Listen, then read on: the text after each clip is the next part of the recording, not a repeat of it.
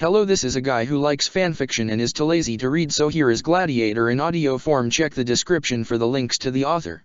Chapter 76, Pairs Tournament 5. Toph worked steadily with the clay she had found by the river bend, molding it skillfully into humanoid shapes.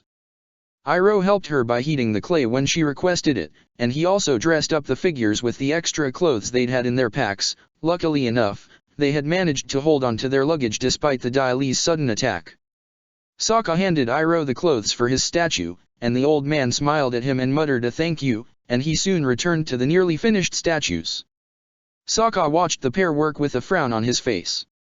Iroh's plan might work out after all, but Sokka wasn't too confident. It would serve to gain them time, but what would they do afterwards? Azula wasn't happy about the plan altogether, but at a lack of a better idea, she had begrudgingly accepted Iroh's suggestion. She was caressing Xian Long's head right now, her gaze fixed on the thin, flowing river before her, and she had taken her seat far from where Iroh and Toph were. She had been reluctant to surrender her spare clothes. She had only slung one of her packs on her shoulder before realizing the Daile were attacking Sokka and Toph, so she had left behind at least two more of her bags. To her utter displeasure, sending Xian Long away now only worsened her already dreadful mood. "Hey," Sokka said, approaching her and looking at her worriedly. "Are you all right?" "I should be the one asking that question," Azula said, lifting her gaze towards him. Sokka's hand instinctively moved towards his neck. His skin was redder where the stones had gripped him, but he was able to breathe properly, despite some lingering pain. "He didn't hurt me too badly," he said, smiling a bit. "You stopped him right before he could break my neck." "I could have been there sooner," Azula replied. "If only Iroh hadn't been asking me about staying at the inn instead of going to the palace." "Don't beat yourself up about it," said Sokka, sitting next to her and giving her an encouraging smile. "You got there right on time, and I managed to hold my own in a fight afterwards, too. So, see? You don't have to worry about me. I'm good." "If you say so," said Azula, sighing and dropping her head on her hand. Seeing Long, his head on her lap, groaned and pressed against her belly, as though trying to appease her. "I'm pretty sure he'll be all right," said Sokka, trying to sound reassuring. "If he flies high enough, the Daile won't manage to reach him." "That still doesn't make me comfortable about this," Azula whispered. "It feels rather stupid to send Xian Long away with 4 clay dolls on his back to mislead the Daile into thinking we're leaving. Why don't we actually leave and forget this ever happened, for starters? It's not our problem, Sokka. We have no obligation to deal with it." "True, we don't," said Sokka, sighing. "But there's the tournament to think of. And, well, it just feels wrong for the two of us to leave them behind just like this." "But I'm not one who cares much about right or wrong, am I?" Azula grumbled. "I know you think they should have told us about this beforehand, but there's not much we can do about it at this point," said Sokka, looking at her sympathetically. "If they had said anything before, we could have headed to the palace straight away," Azula said. "Had we been under Tien's protection, the Daile wouldn't have attempted to attack Toph. Yet for some reason I can't fathom, it seems Iroh's insistence on staying at the inn wasn't just because he wanted to visit Lu Ten's grave, he was doing it to protect his gladiator as well. And instead of protecting her he just put her in more danger by avoiding the palace. Maybe he's afraid Tien will just send Toph back to the Bafang estate," said Sokka, frowning.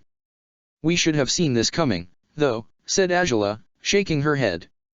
"This is why he flinched when you mentioned the palace before. From the very beginning, he dreaded heading to the palace, even though that was the plan we had laid down from the start.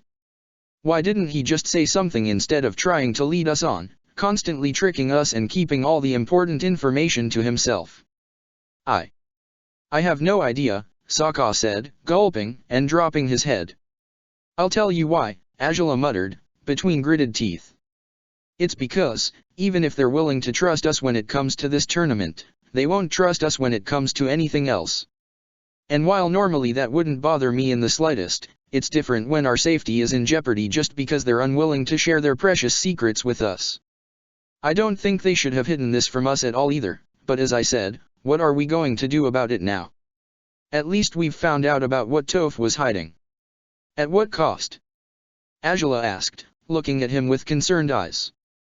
Sokka, had I reached you 1 second later, that agent could have killed you. He had every intention to do so. And now we're stuck in the agrarian zone, not knowing if the Daily will find us before we can start using Xin Long as a fake lead, and not knowing what we'll do after Xin Long takes off either. This grand idea of my uncle's may buy us time, but time for what? Heading back into Ba Sing Se now, as I said, is suicide. And that tournament doesn't matter to me as much as... Sokka looked at her hesitantly as she stopped herself from uttering the rest of that sentence.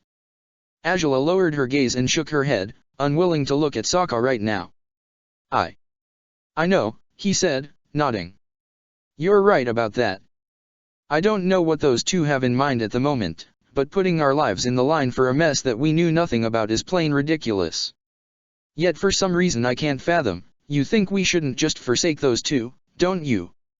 Azula said, raising an inquisitive eyebrow, and Sokka grimaced upon her disapproving frown. I didn't say anything, he muttered, almost coyly, but he sighed in defeat soon enough. I just suppose it'd be best if we all got out of this mess together.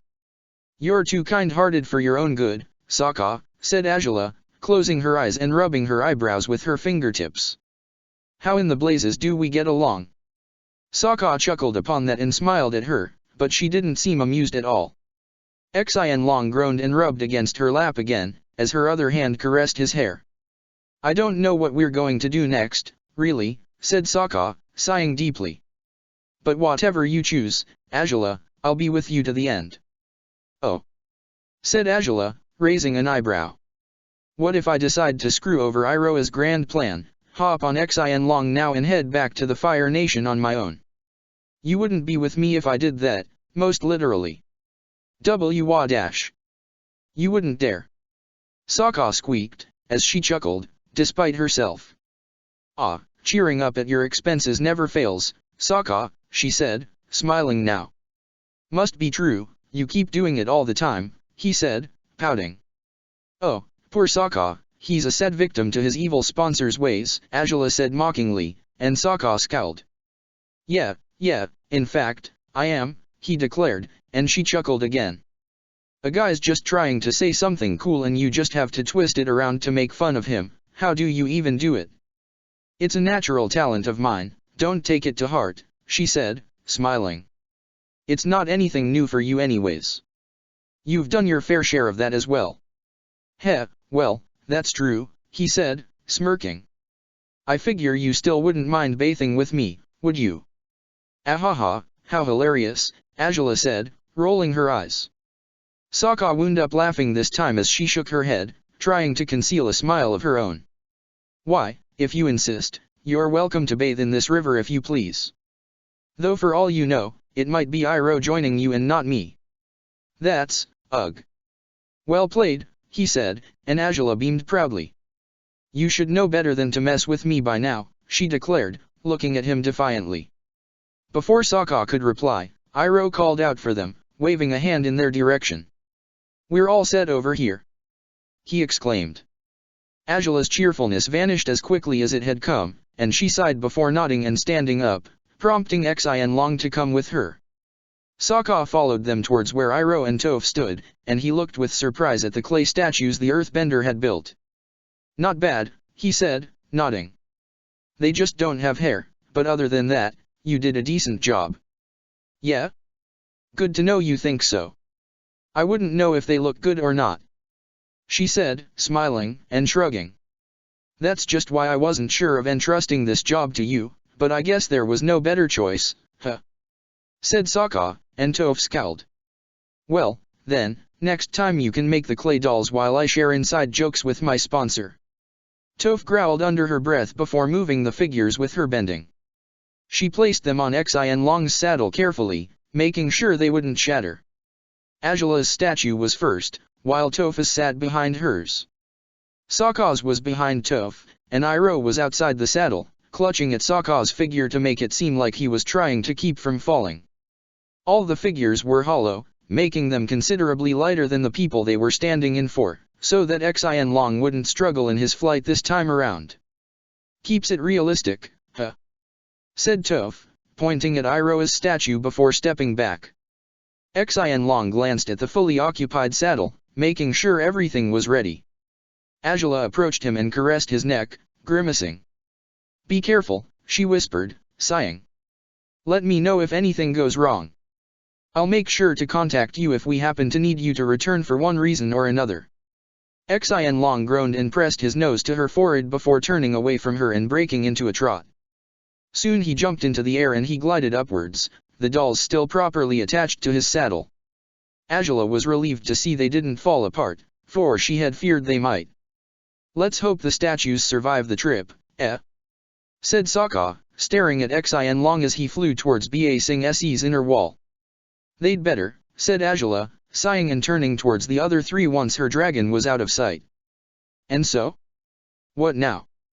"Well, the plan was for the dragon to buy us enough time to decide what to do," said Iroh, his hands linking together above his belly as he stared at the ground before him. "Thanks to him, the Daily will be off our tracks for now. They'll think we're leaving the city altogether because they're after us, and if they truly want Topha's reward, they're bound to follow your dragon." "Are you taking for granted that all the Daily agents will pursue Xianlong?" Azula asked, raising an eyebrow. "For one thing, we don't know their full numbers. They might send only a brigade or two after him while the rest of their forces remain in the city. And for another, they're bound to notice there's something odd about this. Xianlong's flight is steady and easy this time around, most unlike before. You believe they won't find that suspicious?" "Hopefully, it will be too late by the time they do," said Iroh, sighing. "This was the best thing we could do right now, Azula." "Apparently," said Azula, sighing and shaking her head. "But we can't stay here anymore. We need to decide what we'll do now, and we must move out in case they decide to come here to see if we left any leads behind, such as that." Azula pointed at the riverbank, which had been perfectly smooth when they had arrived here. While bending the clay she had required, Toph had left enormous gashes right next to the river. Upon taking notice of this detail, the earthbender stepped forward and pulled the earth together, trying to erase all evidence of what they had been doing by the riverbank. "There. No leads for them to pick up on. Happy now?" Toph said, turning towards Azula. "You're not seriously asking me if I'm happy, are you?" Azula said, glaring at the girl. "Nah, I'm not," said Toph, sighing in defeat. "You're just like your big brother, can't be happy even if you try." "Not when I'm stuck in disasters I didn't bargain for, I'm not," Azula retorted. How about we focus on the important stuff again?" Sokka said, grimacing. "What are we going to do next?" "It's obvious, isn't it?" said Toph, folding her arms over her chest. "We're going back in there. We have a tournament to win. We didn't come all this way just so we could chicken out because some morons are trying to abduct me. If the ruse with the dragon works, they won't realize we're still here. We can just go back inside the inner wall and then—" "You can't be serious," Azula said, staring at Toph in disbelief. "Didn't you hear what I just said? We have absolutely no idea how many Daily agents there are. If they found us once, they're bound to do it again. My only guess is that they found us because of the tournament, so going back to the arena is asking for them to strike at us again as soon as we drop our guard. Well, then, we won't let them catch us with our guard down," Toph said, shrugging. "Really, though, what else are you expecting us to do, Jewel? What better idea do you have than this?" "My better idea is that we head to Lake Laogai, board my barge again and leave before they can come after us," Azula stated, earning herself disbelieving gasps from her new companions. "Leave? You can't possibly mean that," said Iroh, astonished. "Like hell we're going to do that," Toph retorted, opposed to the idea completely. "You can't just give up on the tournament." "Oh, of course I can't," Azula said, rolling her eyes before looking at Toph sternly. "Unless either of you come up with a better idea than this, one that doesn't involve getting any of us killed by those Daily agents, then I'm perfectly willing to forsake the tournament, forget the points and the money and go back to a city where I know I won't be attacked at random by former law enforcement agents. I'm sorry to say I don't care as much about Sokka's record as you care about yours, Bandit." "You don't care about his record, you say?" Toph snarled. Well, that's your problem if you don't, but I sure as hell care about mine. You're not going to drag us away when we have a great chance at winning this thing. Why, I do wonder just how great your chances will be when those guys seize you and lock you down somewhere. Angela said, sarcastically. How about we tone it down a bit, you two? Said Sokka, waving his hands in hopes to catch their attention, but he didn't manage to keep them from bickering this time. Iroh looked as worried as Sokka was, unsure of how to prevent the two girls from fighting. Even then, it'll be way better than by running away like you want us to. Toph retorted. Heck, I always thought you were stuck up and self-involved, but I never pegged you as a coward, to boot. Sokka froze at that, knowing Toph had just stepped into truly dangerous territory after that. Even Iroh realized the girl had gone too far, but Toph didn't seem to care. She just continued to frown defiantly while Angela raised an eyebrow slowly, her expression soon becoming utter indignation. Now that's quite amusing, she said, with that cold voice Sokka knew she only used when she was truly enraged. You're calling me self-involved? You and Iroh have dragged me and Sokka through Ba Sing Se without ever mentioning there would be bounty hunters and Dai Li pursuing you because there's one immense bag of gold waiting for whoever captures you. Not only this, but you also hoped to knock Sokka out in the tournament before this mess began, just because you thought he would get in your way. And, if your story is true, you've been making selfish decision after selfish decision ever since you were a kid, putting yourself in danger just because you think it's fun, and because the consequences of your actions have never reached you. So now, at long last, your great decisions have started to affect other people aside from you, and yet your main concern is your record in the Gladiator League. And yet you have the nerve to say I'm the one who's being self-involved. I'm just saying you could just find a way to solve this instead of just wanting to run away. Toph defended herself, gritting her teeth, but Angela wasn't finished yet. Why, such great advice coming from the girl who has spent about 2 years of her life running away, Angela snapped. You fled from your parents, from everyone who has come after you, and you kept all your juicy secrets to yourself because you were sure I'd never accept this, weren't you? But of course, I must be the coward because I don't want anything to do with a mess that was never supposed to concern me in the first place. So don't you dare call me a coward or say I'm selfish when you're so much worse than I am. Angela shouted, her chest heaving as she glared ferociously at Toph. At the very least I give a damn about Sokka's safety and not just my own. What about you, though? You've been dragging Iroh around, putting him in danger without a care in the world. Have you ever bothered asking him if he's alright with this? Have you ever wondered if maybe you shouldn't impose on him as much as you have? He probably doesn't care, of course, he's Iroh after all, but it still should matter to you. But your one priority has always been you, and you alone. So, do excuse me for having different priorities from yours. I wasn't trying to put anyone in danger, she said, dropping her gaze, her fists clenched and her teeth bared. Little does it matter what your intentions were when you refused to face the result of your actions, Angela retorted.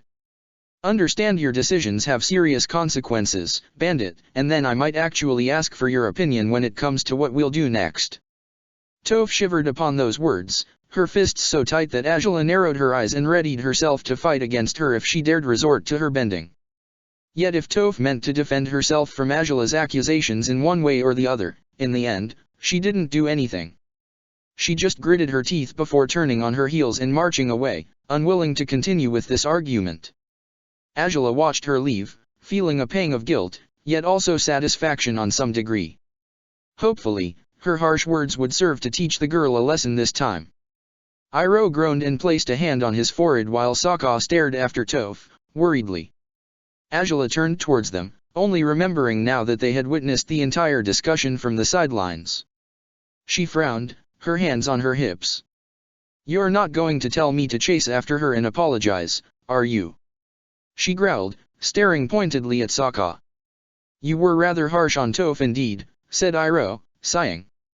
Now we have a brand new problem to deal with, and it wasn't as though we needed more of them, did we? She needed a dose of reality, uncle, and if nobody else was going to give it to her, then I would, Angela stated, firmly. Still, being so direct, who knows what she'll do now? said Iroh. Someone has to go get her, or else. Yeah, you're right, said Sokka, scratching the back of his neck. I guess I can do it while you two wait here. Oh, please, said Azula, rolling her eyes. You expect her to become erratic and leave us behind? You know she can't accomplish her goals without you, Sokka. She won't be participating in that tournament without her sponsor and without her partner, so. That's not really the problem here, said Sokka, looking at Azula earnestly. See. I might be seeing this from the wrong angle, I don't know. But it's not going to work so well for us to be a team only when we're in the arena. I get that we all thought this was just a matter of dealing with each other until the tournament was over, but with this new crisis, all the more reason we should stick together. This is when we should be a team, more than ever. Azula's frown deepened at that. Sokka sighed and placed a hand on her shoulder before walking in the same direction Toph had taken. I'll go get her. Wait here. Azula huffed in irritation and rolled her eyes, walking towards the rock Toph had been sitting on earlier. She shook her head repeatedly, wondering just why nobody else seemed to have any sense of self-preservation here, though if she gave it some thought, it might be because they didn't blame themselves for this mess, while she did. If only she hadn't accepted Iroh's proposal on such a stupid whim, none of this would be happening. I truly am sorry you were dragged into this, Iroh confessed, sighing, and dropping his gaze. Azula glanced towards him, as distrustful as ever. I knew from the start about Toph's situation, she told me about it shortly after she accepted my offer to sponsor her. We hoped it wouldn't continue to chase after her, for nobody had ever tried to seize her while in the Fire Nation. She was actually worried about it when I told her we would come to Ba Sing Se, but I told her to relax. Everything would work out well, I said. Only. I was wrong. Yes, you were, said Azula, sighing heavily. I just can't make sense out of this. You came to Ba Sing Se with Lu Ten in mind, Uncle. That's the reason why you wanted to come all together, isn't it? Well, yes, said Iroh, nodding and taking his seat next to his niece. I believed I had put off visiting his grave for too long. You know I had. Of course I do, said Azula. But maybe you should have thought about this twice if you knew there was such great risk in visiting Lu Ten's grave like this. Toph's situation isn't a matter where you can simply cross your fingers and hope for the best outcome. It was wrong of you to put her in danger as you have just because you wanted to visit Lu Ten. You should have come here on your own instead of dragging Toph here, knowing she could get captured if her identity was ever revealed. I know, said Iroh, nodding. It was wrong of me to act so recklessly, putting not only Toph in danger, but also you and Sokka. And Toph knows we have no right to impose upon you two, but she is rather stubborn, as you noticed. Being a gladiator has been the highlight of her life, and she takes it very seriously. She meant no harm to you two, in fact, I believe she actually looked forward to spending time with you. It's why she was happy to do this when I told her about joining the tournament with Sokka as her partner. But even so, things just happened to develop in the worst possible way, it seems, Azula muttered. And it's really not that hard to see why that is. I guess Sokka is right, to a certain degree, but I don't see how we're supposed to be a team, as he puts it, when there's nothing reminiscent to trust between us. We don't understand each other, and we probably never will. We'll have to learn to do so now, that's all there is to it, said Iroh, sighing. I know we are very different, you and I, and we never grew to like one another. Still, it might be time for us to stop pushing the other away and to try and step into the other's shoes. It's a better time than any, isn't it? I wouldn't know, said Azula, with resignation. So you believe I can trust you, then? You think I can understand both you and the bandit? You could try, said Iroh, smiling weakly at her. We are in the same team, and the same boat. It's better that we try to understand each other, even if we really are as different as we are. It's the only way for us to actually become a team. Well, then, if we're going to understand each other, I have a question for you, said Azula, frowning and looking at him pointedly. Why did you accept to sponsor the bandit once you knew what her story was? Why didn't you ever try to convince her to face her parents? Why, you ask? Said Iroh, surprised. Her parents are waiting for her, have been for at least 2 years now, Angela said. And while she clearly loves being a gladiator, she's done her best to ignore that her parents are desperate to see her again. She's playing the rebel, and you're playing along with her. And why would you do that, uncle? If it so happens that you see her as some sort of replacement for Liu Ten, just as you probably see Zuko, then all the more reason you should understand the position her parents are in. You chased after your son through the spirit world, after all. You should understand their plight. Don't you think they deserve a chance to see their daughter again, to have a proper explanation for her departure? Iroh sighed deeply and dropped his gaze, his eyes looking rather sad now. Angela was taken aback by that reaction, but she didn't take back her questions. Zuko and Toph will never replace Liu Ten, Iroh muttered. Nobody ever will. I care for those two as they are, for who they are. I cannot lie, I do feel a certain fatherly attachment to them, but it isn't the same. Nothing ever will be. Angela swallowed and nodded at that, somewhat relieved to hear Iroh say as much. Liu Ten had always been very special for her, and some of her resentment towards her uncle had spawned because of the way he had started to treat Zuko once his own son had died. Knowing Iroh hadn't been hoping to replace Liu Ten genuinely relieved her. Still, my son died in this very city, Angela, said Iroh, lifting his head and looking at the distant outer wall. He lifted a hand and pointed towards the west. Somewhere in that direction, my son helped tear down Ba Sing Se's defenses by my command. And by my command, he fought with all his strength until a rock smashed his body, killing him instantly. Angela's eyes widened at that. Never before had she heard the details on her cousin's death, and she never expected to hear them from Iroh directly. I didn't see it happen. I wasn't at the front lines that day, well, I hardly ever was, truth to be told, Iroh muttered. I was informed afterwards, and I couldn't believe it. I broke down upon hearing the news. My one and only son, dead in a battle I had dragged him to without even asking him if he wanted to fight in it. What do you mean? Liu Ten always talked about joining the army, about following in your footsteps, said Angela, staring at Iroh in confusion. Yet after he died, I started to wonder if that was truly what he wanted to do in life. If he had other choices, if he was given the opportunity to dedicate his life to whatever he wanted to, would he have chosen to follow me? I sure hope he wouldn't have. My son. I forced him into a life he should have never been part of. I never asked him if he wanted something else, I never thought he would. But what if he did, yet out of respect for me, he decided to follow my wishes? If I had only asked, he might have told me he wanted a different life for himself. I would have accepted that, and that way, he would still be with us now. But I took everything for granted, Angela. And I fear that was what cost him his life. Iroh lifted his gaze now, meeting Angela's. She stared into his eyes, surprised by how clear they were, despite how emotional Iroh was right now. And this is why I won't force Toph to see her parents, because I won't make the same mistake I did with Liu Ten, by not taking her wishes into account and forcing her to do as I see fit. Angela frowned and held his gaze until he sighed and dropped his eyes. Angela rubbed her forehead with her fingertips again, guessing Iroh was right to some degree. She still should face this matter, if you ask me, said Angela. Nobody will be forcing her to do so, but she'd better do it eventually. Parents who are willing to pay any price to see her safely home again surely aren't that bad. At the very least they care enough to want her back with them. That is true, Iroh said, nodding. But it's up to her in the end, said Angela, shrugging. There's nothing we can do about it. Indeed, Iroh agreed, sighing. They sat together on the rock, occasionally speaking, yet both deep in thought. They still had no answers regarding what they'd do, and they had to wait for their gladiator's return before making a decision. As Sokka had put it, it was time for them to truly start acting as the team they were supposed to be.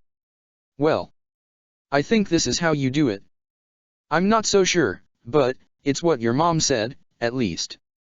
So, let me know if I'm doing it wrong, okay? The baby sitting before him simply chuckled and waved his hands towards him.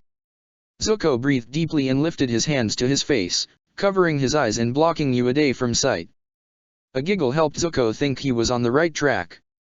Where did he go, now? Where might Uday be? He said, feeling somewhat dumb even though it was fun to play with the child. He moved his hands away from his face and gasped in feigned surprise. Ah! There he is. Ueda laughed loudly at that, his hands gripping his feet as he swung backwards in his amusement. Zuko actually smiled for an instant before his expression turned into concern, as he saw Ueda was bound to lose his balance by rocking on his rear like that. "See careful. You'll hit your head," Zuko squealed, reaching out for him.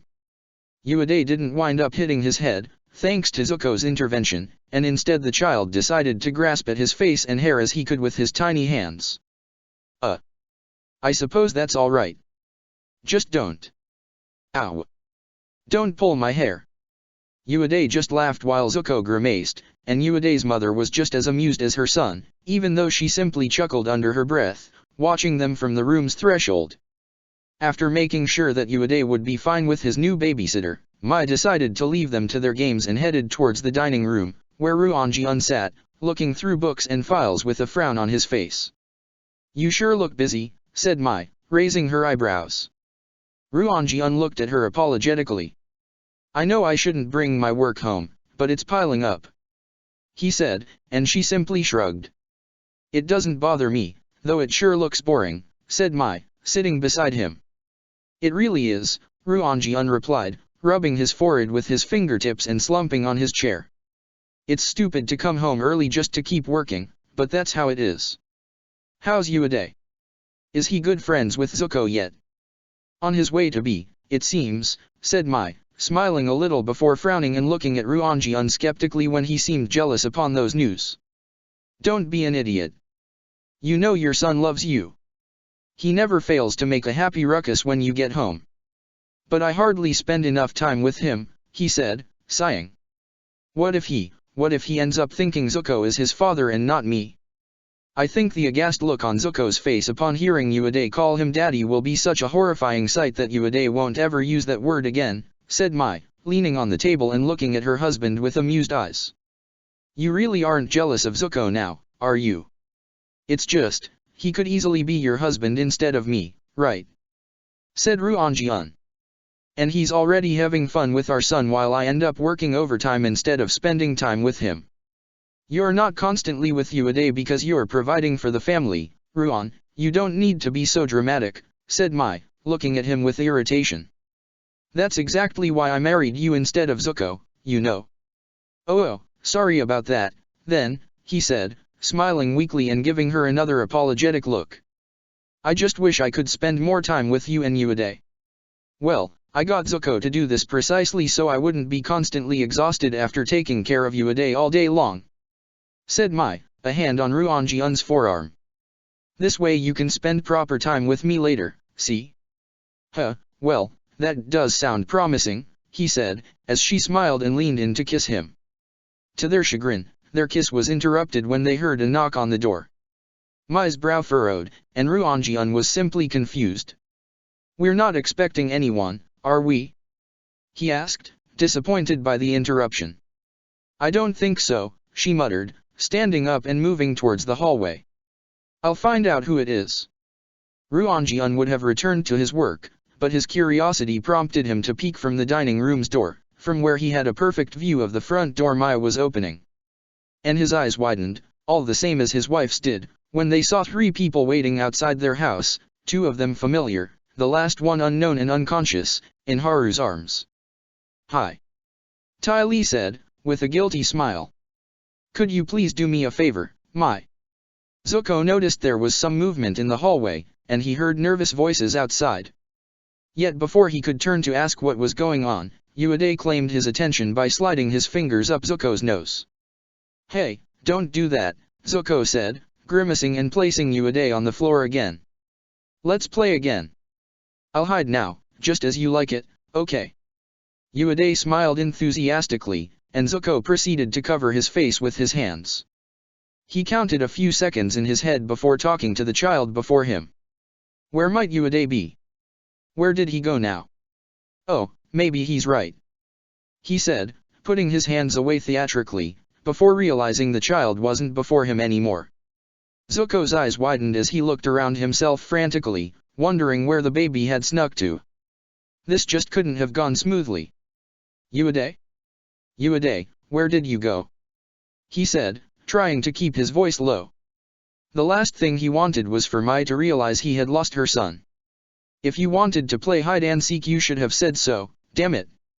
He crawled through the room, still hearing the noises outside, but paying no heed to them when he was in such dire situation. He looked under the furniture, calling Uade's name repeatedly, until he heard a noise from the closet. Zuko jumped towards it, opening the ajar door completely to find Uade underneath some drawers. Zuko raised an eyebrow and the child squealed, making Zuko smile despite himself. You took the game too seriously, Uade.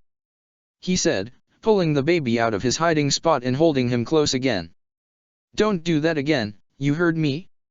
You'll give me a heart attack, your mom will kill me if I lose you. Do you want her to do that? It seemed Uade didn't care much for what Zuko was saying, deciding that pulling his hair again was better than listening to him. Zuko sighed and grimaced. Okay. I need a haircut.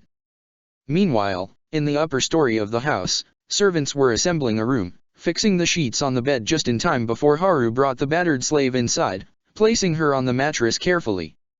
Mai, Ruanjian, and Ty Lee watched him as he lowered her, all of them staring at the girl with worried eyes. I'm sorry I dropped by unannounced like this, Ty Lee told Mai.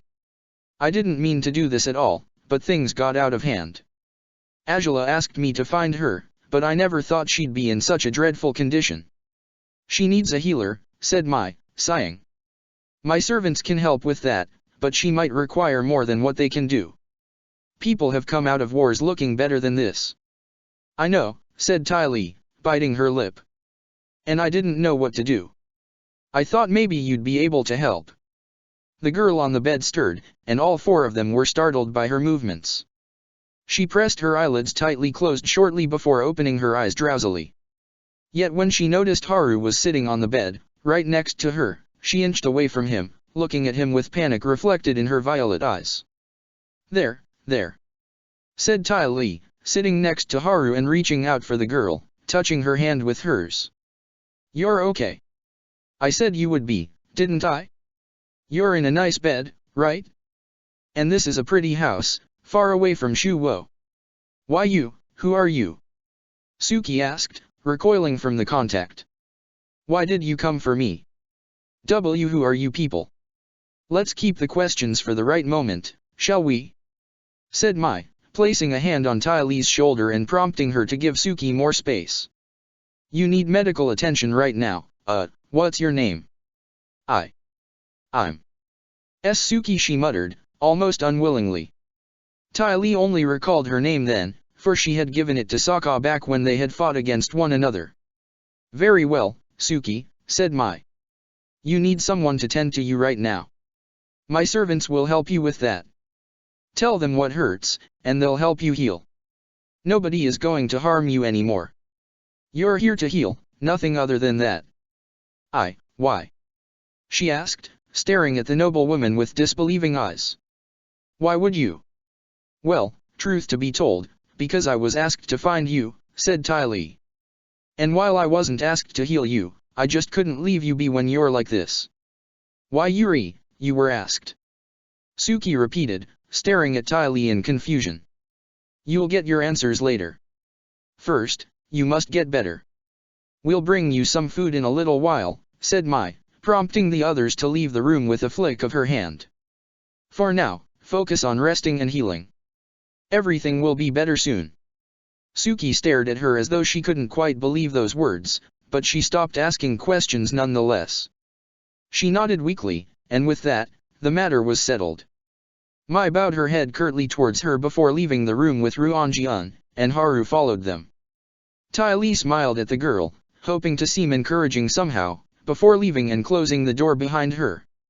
Suki was left by herself with Mai's servants, elderly women who were supposed to tend to her wounds. She wasn't too fond of human contact right now, but she didn't refuse them when they approached to ask her how she felt, and if she had any significant wounds that needed treatment.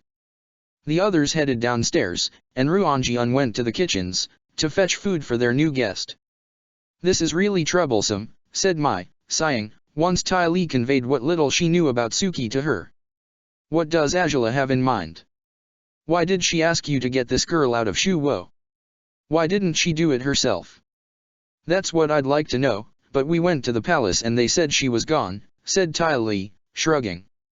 My house isn't equipped to host Suki at the moment, and I have no healers or anyone other than Haru to look after her, and from the looks of it, she doesn't want Haru anywhere near her. She doesn't want anyone to touch her, but she has a certain aversion towards men. I guess it's because of the jerks that were beating her.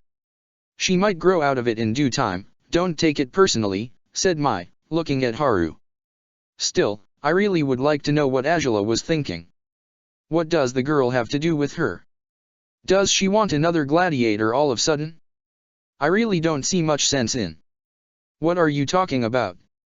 Tai Li was startled when she heard Zuko's voice. She hadn't known he had been here, and seeing him holding Ueda only added to her surprise. Zuko, you were here? She asked, raising an eyebrow. Why are you?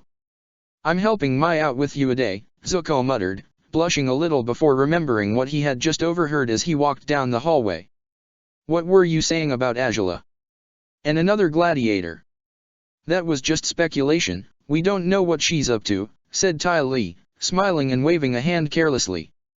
Mai took Ueda from Zuko's arms before answering his questions properly. Angela sent Tai Li to fetch a slave girl in Shuwo. Tai Li meant to bring her back to Angela, but for some reason Angela isn't there. She's in Ba Sing Se, Zuko explained. My uncle told me they had joined some pairs tournament together or so. What? She joined a tournament with him and not me. Tai Li squeaked, devastated. Mai sighed and rolled her eyes. Long story short, the girl needed medical attention and Tai Li couldn't give it to her, so she brought her here. That's it.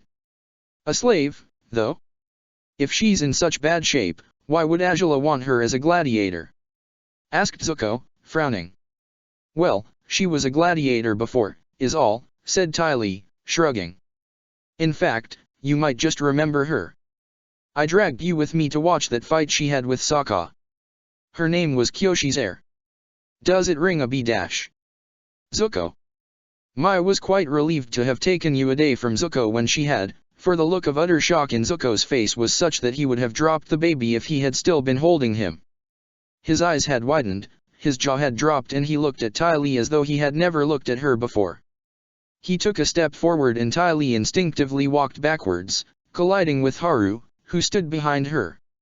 Why you just said, why you didn't mean? He said, lifting a trembling hand towards Tai Li. Kyoshizair?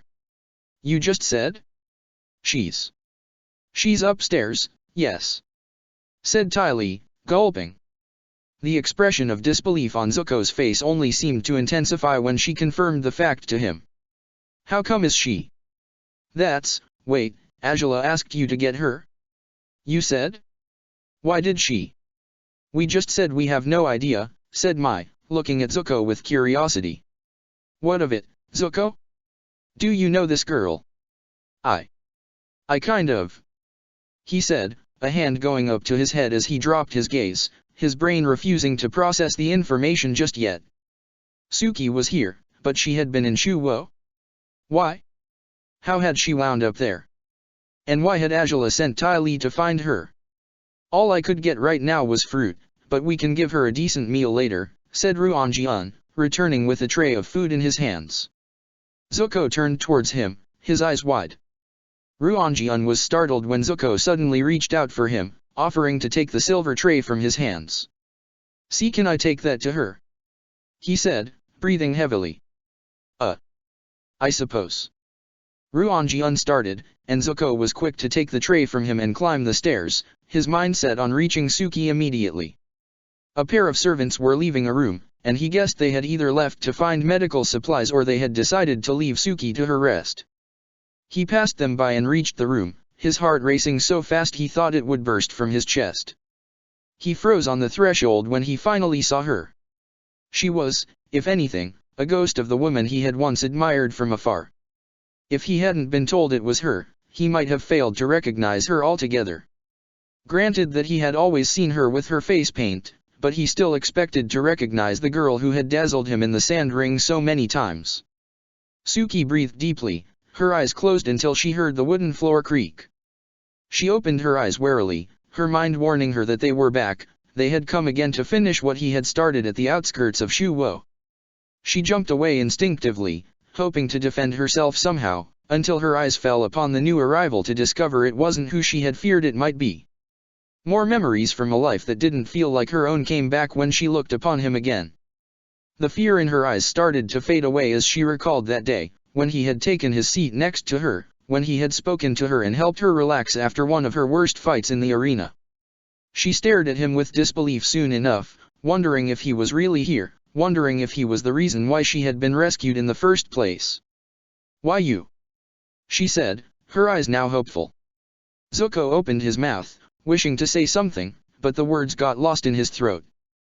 His grip on the tray grew weaker, and his eyes couldn't look away from the girl before him.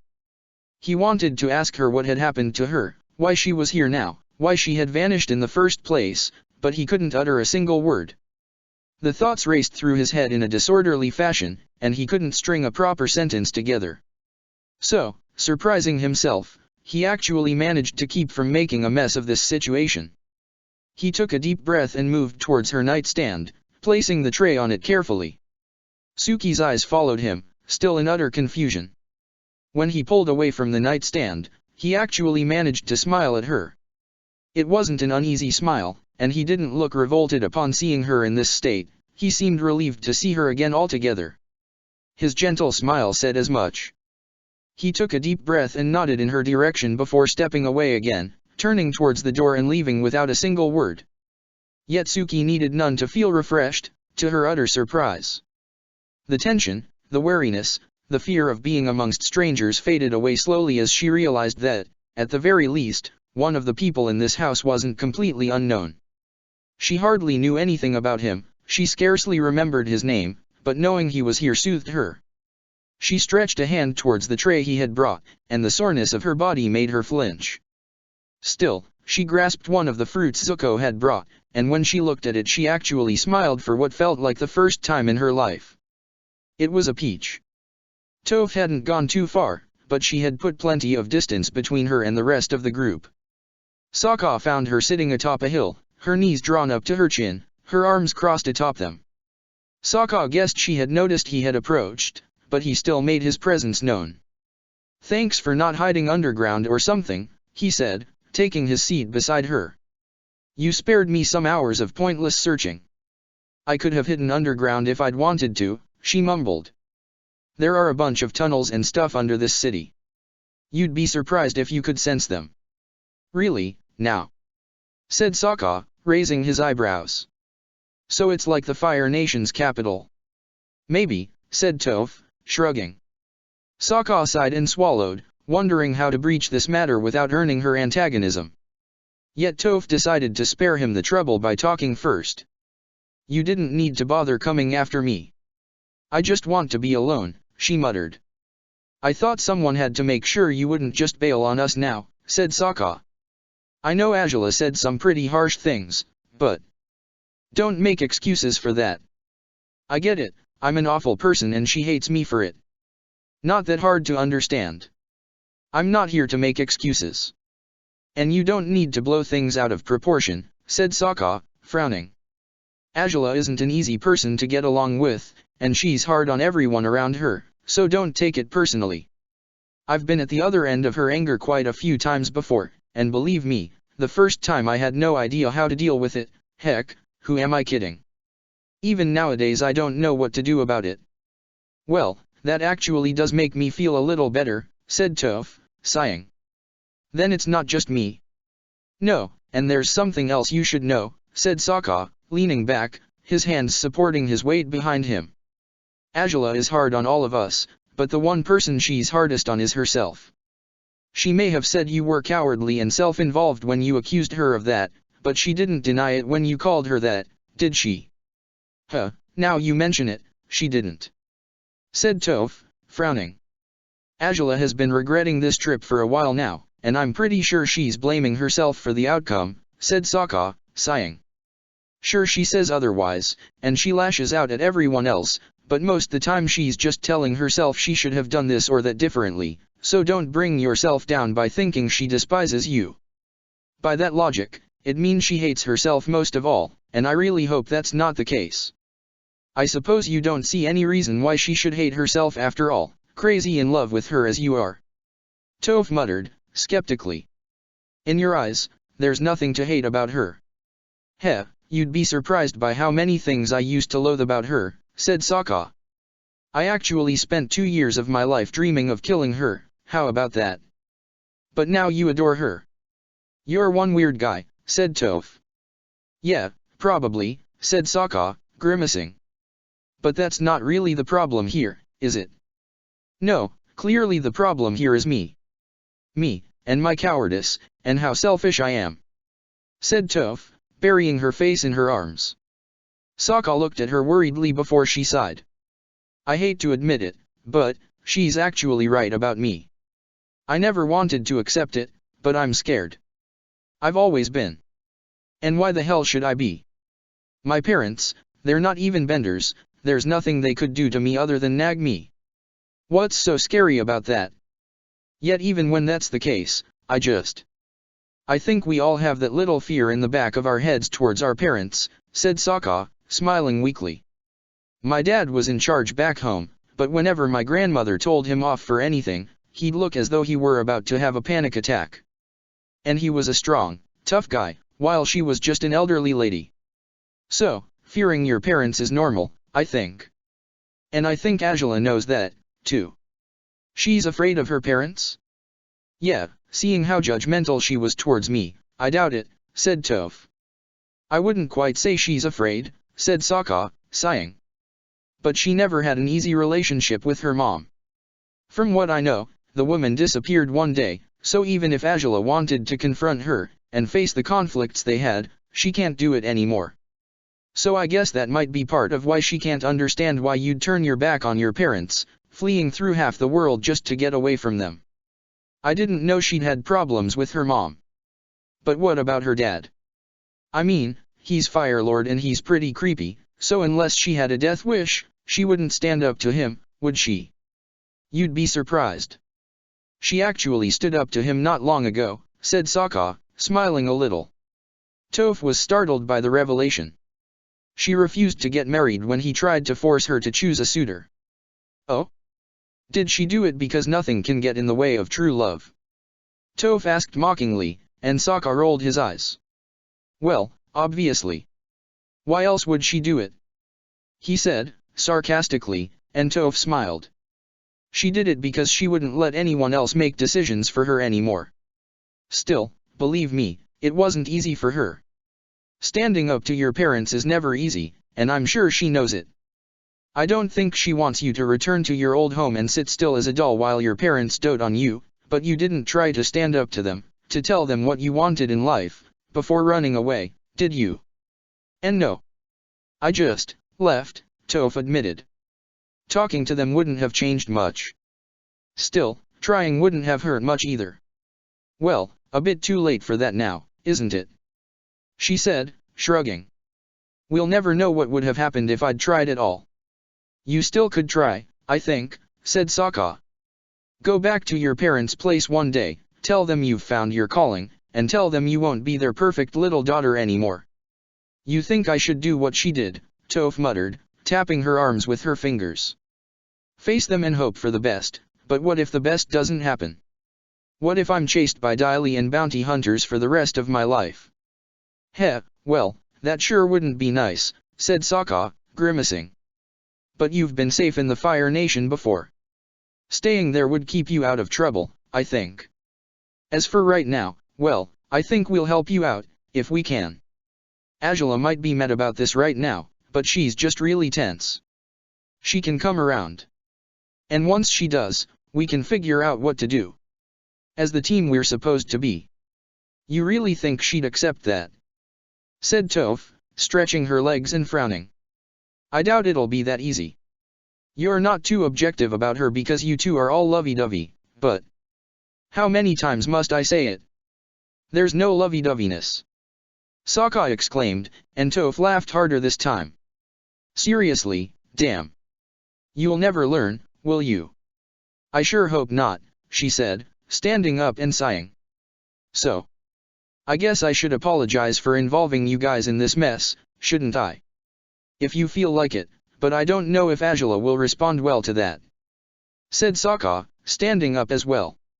You know, at first I couldn't believe that she wouldn't get it, said Toph, her hands in her pockets. I thought she knew just how boring the good life is. I thought she'd understand why I'd left. I think she does understand, said Sokka. But what she probably doesn't understand is why you'd refuse to ever face what you left behind. It seems she torments herself with every decision she makes, so she doesn't know how you can live at ease with yours. And I guess you actually can't, can you? Oh, so now it turns out she's right and I'm wrong? I bet you always think she's right even when she's not, Toph said, shaking her head disapprovingly. Sokka huffed. She's right way more often than not, and believe me, it's pretty damn frustrating, said Sokka, but she is really harsh on people, and our situation is delicate enough for her to lash out at you like that. We're a team right now. All four of us. We only have one another at the moment, and we should stick together because of that. You're probably right, said Toph, sighing. But, you really don't think she hates me? Nah, said Sokka, smiling and patting the girl's head. She's just being her usual, grumpy self when things get out of control. Don't take it to heart. I'll try not to, said Toph, sighing. I think she and I could get along, well, if we stop arguing all the time, that is. Heh, fat chance for that to happen. You'll have to bond over the arguments, said Sokka, chuckling. That's how I did it. Really? Well, since I don't want to fall in love with her, I'll have to find another way to do it. Toph smirked, starting back towards where Iroh and Angela waited. Seriously, what are you, 5? Why can't you just act like a mature person and, ouch. Hey. What was that for? Toph chuckled after punching Sokka's shoulder, a pleased smile on her face as he rubbed his arm while scowling at her. Thanks, Sokka, she said, smiling. He froze and looked at her in confusion before following her. Thanks for. It just seemed better to thank you than to say I was sorry, she said, chuckling. Sokka frowned before making a mental note about that. Maybe he should trade his apologies for gratefulness the next time he hit an impasse with Angela.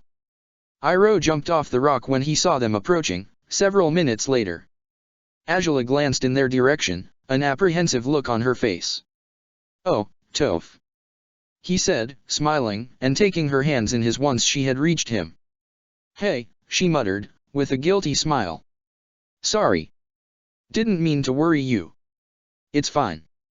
I'm glad you're back, he said, beaming and hugging her. Seriously, Iroh? I was only gone for an hour at most.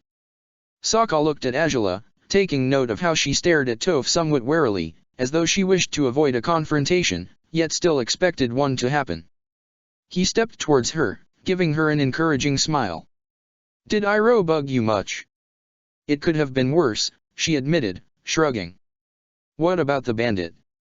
I expected worse, too, said Sokka, smiling. She's really not that bad, she's annoying when she wants to be, of course, but I think. Jewel. Angela raised an eyebrow before turning to face Toph. The girl was standing a few feet away, her head bowed. Yes, bandit. Angela replied, standing up and looking at her warily. Toph froze for a moment, not knowing how to start. She sighed and scratched her head before sighing heavily. I'm not going to force you guys to do whatever I want, alright? She said, somewhat flustered. I just wanted you to know that. Huh? Said Angela, raising an inquisitive eyebrow. Yeah, of course you're baffled by it, said Toph, stubbornly. Well, I don't care if you can't believe it. Even so, I will try to be more considerate towards the rest of you. I know I'm not easy to get along with, and I'm just used to getting everything done on my own. So being in a team, like Sokka puts it. It sounds pretty awful, Angela said, and Toph smiled when the princess finished her sentence. I honestly don't know why he keeps rambling about that. Yeah, me neither, Toph said, and Sokka's eyebrow twitched. Oh, So now you two will bond over bashing me? After all my efforts, that's how it'll work? Sokka asked, indignant. Why, yes. I'm surprised you mind so much, said Azula, smirking at him. Isn't this what you wanted? Sure it is, you're so funny, said Sokka, rolling his eyes as Toph laughed. Still, maybe we can give this team thing a try, she said, shrugging, and turning towards Azula again. If it doesn't work, we can always blame it on him. Good call, said Azula, nodding towards Toph. She wasn't about to say just how relieved she was by not having to argue with the girl again. Whatever Sokka had said to the bandit had served to appease her, all the same as talking to Iroh had helped Azula understand his situation with Toph better. So, we're all good now? Iroh asked, smiling. All problems solved. I doubt it, said Azula, sighing. It's not like we're all magically going to get along from here on, but we all want to get out of this mess, said Sokka, grinning. And we can do it, even if we argue all the way to the very end. Right, but now that you mention it, what are we going to do now? Azula asked, raising an eyebrow. Well, for one thing, you were right, Azula. The Dai Li might come here to look for leads, said Iroh, frowning. So we definitely need to leave now. I don't know where we should go, but we have to get moving. I can feel the foundations of a house not too far from here, Toph said, her toes digging into the dirt. It feels like a farm. I don't sense anything alive nearby, so it's probably empty. Then that should do for now, said Sokka, stroking his stub of beard with a hand. Once we're there, we can establish our plans. And hopefully, get something to eat, said Iroh, grimacing and rubbing his belly as Toph started to lead the way towards the empty farm. Now that's a very good idea, Sokka agreed, nodding enthusiastically. Azula sighed and shook her head, bumping against Sokka intentionally and making him smile as the two of them started after Toph and Iroh. The farm Toph led them to had 2 stories, even though it wasn't particularly large, and it had been abandoned some time ago. There were no animals within, and the last crops had withered a while back. Iroh and Sokka had been horrified to find there was nothing worth eating in the house. Toph decided to honor her gladiator name, and she snuck off into a nearby farm, where she nicked some food. Azula was aghast when she confessed to having stolen the tomato carrots she had found, but Toph said she had left some of Iroh's money as payment for them. Once they had eaten their respective tomato carrot, they sat at the kitchen table, for the dining and kitchen area were one and the same in the small building, and their conversation about what to do began anew. The only way I will accept returning to the arena to fight the rest of the tournament will be if we find a plan where we don't risk falling in the Dai Li's claws, simple as that, Azula established. So, by all means, start coming up with ideas. We don't have all day. Geez, slow down, Spicy, said Toph, grimacing and folding her arms over her chest, her brow furrowed. We've got to think about this carefully. It's no easy feat, entering Ba Sing Se, said Iroh, with an uncomfortable smile. Believe me, reaching the agrarian zone is the easiest part when you're not wanted within the city. Yeah, that might be true, said Sokka, frowning, his hand on his chin. But we won't cross the inner wall to get into Ba Sing Se, will we? No, that would bring too much attention to us, said Azula. If we asked the inner wall guards to lower it for us to enter the city, the remaining Dai Li would notice us. For all we know, some of the earthbenders who work for the Fire Nation nowadays could be members of the Dai Li, or they could be allied with them. Allied with them? Said Sokka, raising an eyebrow at that. An old idea sought to return to him upon that suggestion. So, we can't rely on Ba Sing Se's soldiers, at least. My soldiers, on the other hand, are reliable, said Azula, folding her arms over her chest. We could find support in numbers through them. But they might be in the city already, right? Said Toph. I mean, if the tides weren't that bad anymore, they could have reached the palace by now. And we're as far from the palace as we can be. So, we can't go to them for help easily, can we? True, said Sokka, sighing. We should have stayed in touch with the captain, as we said we would. Maybe he could have come help us if we had. Too late to regret it now, said Azula, sighing. We have nothing to send him a message with while we're stranded in the agrarian zone. So, this means we'll have no backup during our re-entry into the city, nor on our way to the arena. We shouldn't take the train either, said Toph. Earthbending soldiers operate them. If we think guards could be Daily allies, they could be as well. So, it's as if we couldn't enter the city at all. Asked Iroh, sighing. This doesn't look good. Not quite, said Sokka, intertwining his fingers and leaning on the table, deep in thought. I think there actually is a way to get inside, avoiding the Daily in the process. And how's that? Asked Toph, raising an eyebrow. You're the one who gave me the idea, actually, said Sokka, smiling a little. And you're the one who can make it happen, too. Didn't you tell me a while ago that there are tunnels under the city? Toph's blind eyes brightened upon that. She smiled and nodded enthusiastically, surprising both Azula and Iroh. That's right. I sensed them. She said, beaming. I sensed tunnels both in the lower ring, and some by the arena. Sure, the ones in the lower ring felt more like sewers than anything, but they might connect with the ones in the upper ring. Sewers, said Azula, grimacing. We could reach the arena safely, Toph insisted. Even if the Daily also used the tunnels, I could sense them through my earthbending and guide us away from them if they're coming. Above ground there's too many people to know who's who, but below ground I can help us avoid whoever might run into us. It's really going to work. It sounds good, Azula acknowledged, nodding. This allows us to attend the semi-finals, true, but what will we do afterwards? We can only guess the Daily found us through the Gladiator League in the first place. By returning to the arena we will have them on our tails again once they hear you two attended your fight. They'll know Xianlong was just a hoax, and they would search the entire city if necessary to find us. So, we could just come back here, said Toph, shrugging. I suppose traveling there and back again won't be easy this time, because we'll have to go on foot, but you two will have to fight, Toph. How are we to know you will be perfectly uninjured and capable of guiding us through the tunnels after your combat is done? Said Iroh, worriedly. Well, I usually don't end up injured, do I? Said Toph, but Iroh shook his head. It's too risky to return here once the fight is through. We will have to find some means to lie low while in the city. Lie low, or lie protected, said Azula, looking at Iroh for a moment. If Toph is right, my men might be in the palace by now. And the palace is currently occupied by Fire Nation troops, by Tien's men. We may not be able to rely on Ba Sing Se's natives, on the people who might hold some degree of loyalty towards the former king, but we can rely on our people. So, you're saying? Said Toph, her eyes narrowing. I'm saying the safest place we can go to is the Imperial Palace, said Azula, determinedly. The Daily shouldn't act against the governor of the city. That alone would be seen as terrorism, and their organization would be immediately persecuted and terminated for it.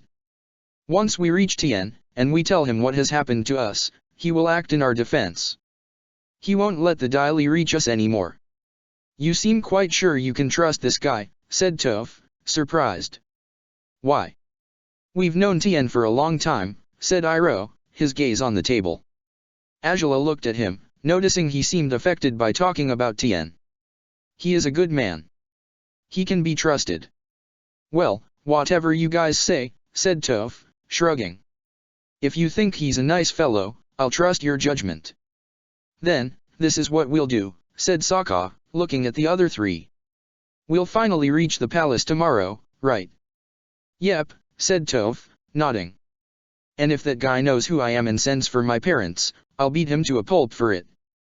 I wonder if you'll be able to, said Azula, raising her eyebrows and nodding towards Sokka. This is our plan, yes. Any questions or objections? Not particularly, said Toph, shrugging. Iroh shook his head, although Azula didn't miss the troubled look on his face. Well then, it's time to get some rest, the princess said, standing up. It seems we'll have one hectic day ahead of us tomorrow. There were only 2 bedrooms in the building, and there was only a single, individual bed in each. Toph withdrew from the contest over the beds immediately, saying she could make an earth tent outside and sleep there. After Toph stated her intentions, Sokka decided he would sleep on the floor, saying the royals should take the beds. Angela had protested, for he had to sleep properly or he would make a mess of tomorrow's fight, but Sokka had declared it wouldn't be right to make an old man sleep on the floor, and doing that to a princess was simply out of the question. Iroh had seemed pleased by that, but Angela still wasn't comfortable with Sokka's decision. Iroh searched the house after their conversation was over, finding old items the farm's former owners had left behind, and amongst them he happened upon several blankets. He picked 4 of them, and offered one to each of his companions. Angela accepted it without much ado, and Sokka took his gratefully, but when he handed one to Toph she almost laughed in his face. "You think I need a blanket?" she said, smirking. "The earth keeps me warm enough. Give it to your niece, or keep it yourself." With that, Iroh headed back to Angela's room, but upon offering the extra blanket she looked at him as though he were crazy. "Where do you think we are, the South Pole?" she asked. "I don't want another blanket. One will be enough. You can keep it. You're old and your joints will hurt if the chill gets to you." Iroh didn't quite appreciate her comment, but he didn't retort. What was he supposed to do, force her to keep the blanket? He sure didn't want it himself, that he could say with certainty. Most the time he sweated through the night, and an additional blanket would only make him hotter still. So his only choice was, "Here. This is for you," Iroh said, dropping the blanket on Sokka's knees as the gladiator settled himself on the hard floor. "Heh? But I don't think I need." "Then give it to Angela," Iroh said, walking away and climbing up the stairs, glad of being rid of the blanket issue by passing it on to Sokka. Sokka raised an eyebrow, holding the blanket for a moment while wondering if he should give it to his sponsor. Maybe she would tell him to keep it, as proud as she always had been, but he still decided to offer it to her. She just might need it, she was used to hotter climates after all. He climbed the stairs towards her room, moving as silently as he could in case she was already asleep. When he tiptoed past the door, he found her shape curled on the bed, a blanket over her body already. Sokka continued to move towards her, willing the floor not to creak, and he got ready to place the extra blanket over her. "I think I already told you, uncle, that I didn't need." Angela started, sitting on the bed brusquely and making Sokka stumble when she spoke so suddenly. Her eyes widened when she realized she wasn't dealing with Iroh. "Wadash! Sokka? What are you doing here?" Iroh gave me this blanket, and then said that if I didn't want it I should hand it to you," he said, standing up and scratching the back of his neck. "I didn't mean to startle you." "The one who got startled was you, actually," said Angela, with a weak smile. "True enough," Sokka conceded, smiling as well. "Then I didn't mean to wake you, if I woke you at all, that is." "You didn't," Angela admitted. "I can't seem to fall asleep." "Really?" Sokka asked, raising an eyebrow and sitting on the edge of the bed. "Too worried about tomorrow?" "Too worried wondering if we'll survive past tomorrow, rather," said Angela, sighing. "Working with those two as we have for the last few hours hasn't been so bad, and I am doing my best to be understanding of both of them. Yet, part of me still wishes we hadn't done this at all." "Can't blame you for that," Sokka conceded. "Hopefully, in a couple of weeks we'll be back home, this whole mess behind us, and who knows? In a few months we might be laughing about it and all. Just as nowadays we laugh about stuff that happened to us before, right? Plenty of things that happened aren't worth laughing about," Angela said, raising her eyebrows. "Oh? I'm sure you've had a kick out of making fun of me for my haiku," he said, and she smiled at that. "Or because of my, unfortunate accidents." "What are you?" "Oh. That," said Angela, her eyes widening as she smiled uncomfortably. "I had forgotten that dragons arouse you until now." "Why you?" "I already told you that wasn't it," Sokka squeaked, but Angela was already laughing, which had been his intent anyways. He rolled his eyes as he waited for her laughter spree to end. "Well, now that I made a fool of myself, as ever, there's something I wanted to tell you." "Huh?" said Angela, her amusement dissipating upon those words as she started to brace herself for the worst confessions Sokka could possibly make right now. "I hadn't quite thought about this for a while, seeing how it happened a lifetime ago, it seems," said Sokka. "But today, when you suggested the Daily could have allies, I had an idea. You did? Angela asked, interested in what he would say now that it seemed it had nothing to do with Kyoshi's heir.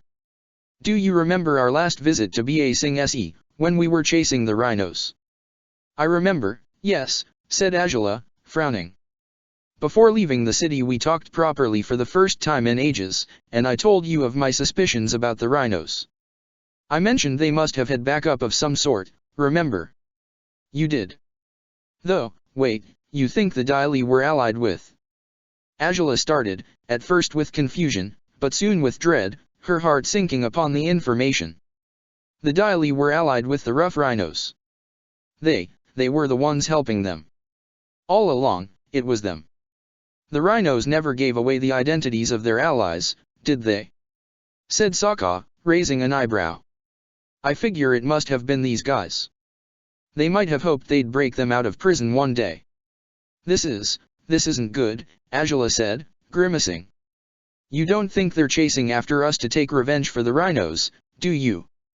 I doubt it, said Sokka, frowning.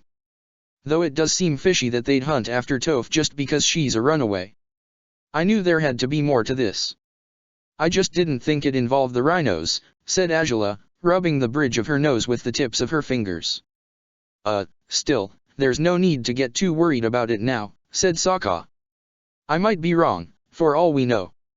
No, I get the feeling you're right, Angela said, looking at Sokka. And it's good you didn't keep it to yourself, unlike how you kept your theories back when we chased down the rhinos in the first place. I figured I had to say something, but I didn't tell you just so you wouldn't sleep at all. Sighed Sokka. You've got that look on your face that says you're going to spend the rest of the night worrying about it. Well, what do you expect? Angela said, raising an eyebrow. This is important, Sokka. It might just mean the Daily and the rhinos had been orchestrating a conspiracy we didn't know about, a conspiracy to take back the Earth Kingdom somehow and... Angela. Sokka said, placing his hands on her shoulders and looking at her earnestly. She froze at that. Just sleep now. You can think about conspiracy theories later. You think I'm crazy, don't you? That I'm looking too far into this, Angela said, raising her eyebrows and making Sokka laugh. You'll see I'm right. I will prove I'm right. I know you will, he said, smiling. You don't know how to hold back when you put your mind to something. Still, you need your rest now. You said you have it hard to sleep in beds that aren't your own, but well. It's better than the floor, Angela muttered, as he dropped his hands again. Yeah, he said, smiling a little. But I'll be fine. It won't be the first time I sleep on the floor, and a wooden floor is better than sleeping by a river in the middle of a forest, right? I suppose, but we could take turns, as we did when we found that village, Angela suggested, shrugging. Would that appease your conscience? He asked, smiling again. Well, then, take the first round on the bed and... Well, aren't you creative, said Angela, rolling her eyes and looking at him skeptically. That was the same idea I had in the forest. You'll let me sleep on the bed the whole night and stick with the floor because you're an idiot. Oh? Well, then, if I'm an idiot for saying that now, weren't you an idiot for staying up all night back then just so that I'd sleep? Sokka asked, smirking.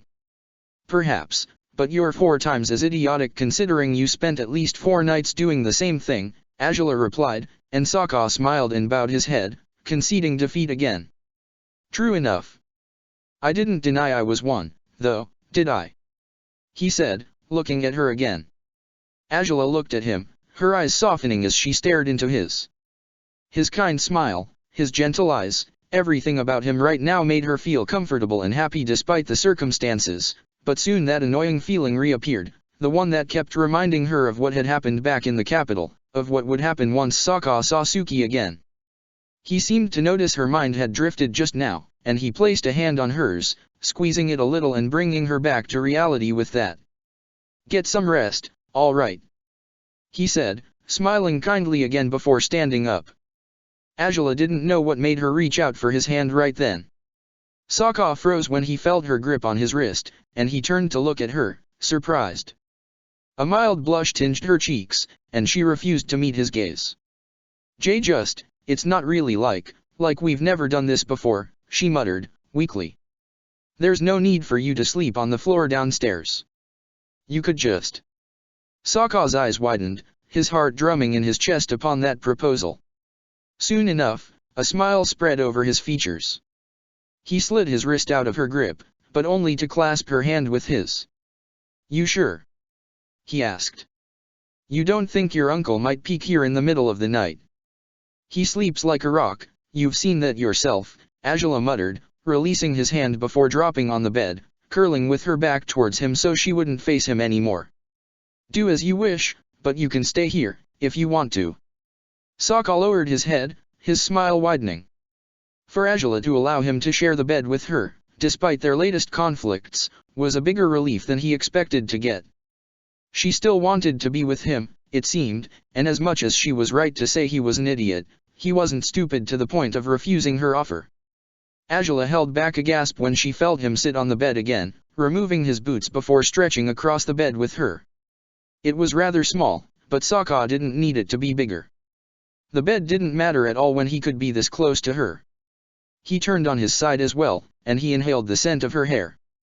He smiled and moved closer, testing his luck, driven by his desire to be near her. His hand found hers again, their fingers intertwining as he pulled her closer. Angela was truly glad she had turned her back on him, for the brightness of her blush right now could have lit up the dark room all by itself. Why had she brought this upon herself? There was something wrong with her, simply. Sharing this bed with him surely wouldn't change a thing in the long run, but she hadn't been able to hold back the urge to be near him again after these long days. She could allow herself a moment of weakness for once, couldn't she? She breathed heavily when she felt his forehead on the nape of her neck, his hand still caressing hers. Thanks, he whispered, and she swallowed hard. Her hand gripped his more tightly, and she turned her head, surprising him. Angela could feel his powerful heartbeat against her back, which allowed her to realize she wasn't the only one anxious right now. And she wasn't the only one doing impulsive things, or else he wouldn't have joined her in bed, but she was the more impulsive one, without a doubt. She closed her eyes and brought their lips together. Sokka responded immediately, passionately kissing her as well as he shifted his position, making it easier for her to reach him. Her free hand caressed his cheek, while his stroked her dark hair. But soon enough, the memory of everything that had ever gone wrong between them came back to Angela's mind at full force. Knowing what great dangers awaited them tomorrow made her wish to make the most of this moment, but remembering what might happen upon returning home made her break off the contact altogether, despite not truly wanting to. Sokka was surprised when she drew back, breathing heavily. But before he could hope to kiss her anew, she turned around. He was disappointed by that, yet he was glad their hands were still together. Again, he settled against her back, holding her as he wished he could hold her every night. Angela sighed and brought their hands up to her mouth. She kissed his fingers softly, despite herself, and she closed her eyes, breathing deeply. His other hand continued to stroke her hair. Night. He whispered, and she didn't respond. Despite how exhilarant she felt, being close to Sokka was soothing enough for Angela to sleep at ease through the night. Sokka slept soundly as well, only waking up occasionally to move closer to her in case they had separated. Even the muffled sound of Iroha's snores in the next room didn't disturb them. Yet their peaceful sleep was interrupted eventually, and in the last way they would have wanted it to happen. Well, you two look real comfortable.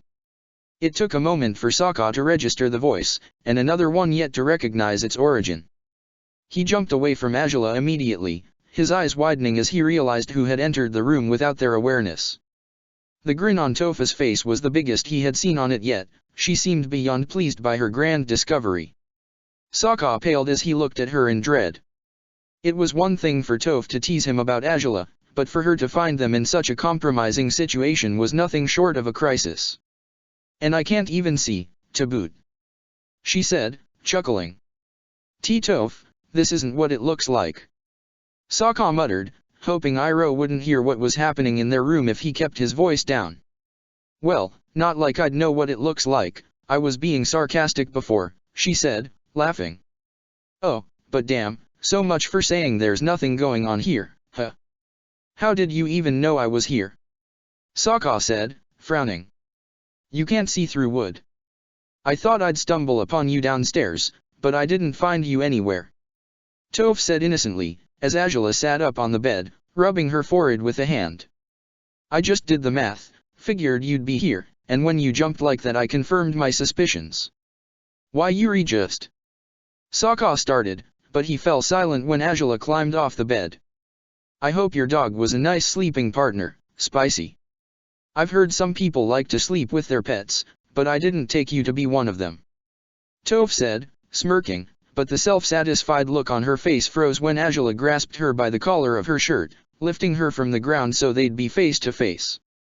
Say a single word of this to my uncle, and your parents, the Daily, the bounty hunters and whatever else might be hunting you down will be the least of your concerns, she said, with a calm voice that conveyed she truly meant that threat. Toph actually smiled again after that, rather amused by Azula's reaction. Well, wow. That actually sounds fun, she said, smirking. Just as fun as flying on the back of a dragon, I'm sure, Azula grunted, and now Toph grimaced. Whoa, no need to take it so far. She said, gulping. I was just teasing, I wasn't serious. Right. Azula said, dropping Toph again and huffing. You'd better not be. Go wake my uncle, then. We need to get going as soon as possible. Whatever you say, boss. Just, don't make me ride that flying crocodile again, said Toph, grimacing, and leaving the room. Sokka sighed and looked at Azula, who was still rubbing her eyes. It was truly impressive to find just how threatening she could be while still being sleepy. You okay? He asked, and she sighed. I will be if she doesn't rat us out, Azula muttered. We need to get ready for the trip now, though. Keep your head focused on that. Sokka nodded and smiled at her, though she kept from returning the grin. He left the room, rushing downstairs quickly to keep Iroh from noticing he had been upstairs, yet there was an unpleasant pressure in his chest after leaving Azula like this. It wasn't as though staying behind to talk about the previous night would be much use, not when they had to take off now, but for some reason, he felt guilty about it. Something just wasn't right. Spending the night beside Azula usually would have him in a cloud of bliss by the next morning, even though he wouldn't be happy about leaving at all, but today he couldn't quite feel that way. Even when they had kissed, when they had slept with their hands intertwined, he knew she was hesitant. She was doubtful. Something was holding her back, and after the things he had said back in the capital, it wasn't that hard to tell what her problem was. Yet the matter remained pending, even though Sokka wished he could do something about it right away. They had quite an ordeal ahead of them now, and they had to focus on making sure the plan they had developed the previous night would succeed. I can sense a tunnel starting right about here, Toph said, once they were outside. She had led them close to the inner wall, just as dawn's lights started appearing on the horizon. Oh, this is going to be nasty, said Iroh, grimacing upon the idea of heading into the city's sewers. Toph raised her hands to bend the earth away, but she dropped them again, turning towards Sokka and Azula, who stood side by side, right behind her and Iroh. Weren't you going to bend that tunnel open, bandit? Azula asked, raising her eyebrows. Yeah, but... I just wanted to say one last thing to you two, she said, smiling. I know you had no obligation to do any of this. You shouldn't have put up with my nonsense, neither of you, in any way, and yet you have. I know it might not mean much, coming from me, but I'm really glad you guys agreed to join me and Iroh in this tournament. I couldn't have asked for better partners in this mess. Heh, I can't quite say the same thing. Azula said, and Sokka looked at her skeptically. Azula. Oh, relax, she said, rolling her eyes before turning towards Toph.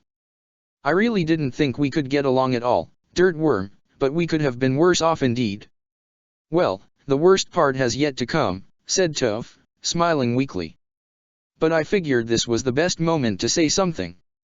I'm glad you appreciate our support, then, Azula said, stepping forward and placing a hand on the girl's shoulder. But we need to get going, don't we? Yep, she said, cracking her knuckles and standing in front of the tunnel she could sense. Stand back, Jewel. Angela did as Toph said, and the earthbender compressed the earth before her, revealing an opening that led to a tunnel below. Angela, Sokka, and Iroh looked at it warily, already disgusted by the stench the tunnel had released. "All right, then," Toph declared, determinedly, leading the way underground. "Let's do this." Chapter 77, Pairs Tournament 6. The captain couldn't have been more disheartened. He had seen this coming to a certain extent, for this had been the story of his life ever since he had become one of Princess Angela's guards, but he had been gullible enough to hope that maybe, just maybe, he would arrive in the Imperial Palace to find she was safe and sound this time. To find that, for once, his job wouldn't be any more difficult than it already was. Naturally, he had been mistaken. The panicked look on Governor Tien's face when the guards asked about the princess spoke for itself, letting them all know, without uttering a word, that Angela's whereabouts were unknown at the moment. Tien had been expecting the princess indeed, but he had assumed she would arrive when her procession did. Discovering otherwise had alarmed him greatly, and he was quick to send soldiers to scan the entire city to find Princess Angela. Some of the royal guards had joined the search, but the captain had stayed behind with a few others, eating lunch in one of the palace's dining halls as he sulked, wondering if he would ever do his job right. Now, don't be so hard on yourself," said Taro, who was sitting next to him as they ate. "You did exactly as she commanded. It's not your fault." "But I should have known better than to listen to her commands when she's being reckless," said Ruishi, sighing heavily. "I should have known. I should have sent one of you with her to make sure she'd be safe. I suppose the Gladiator could have protected her if worst came to worst, but...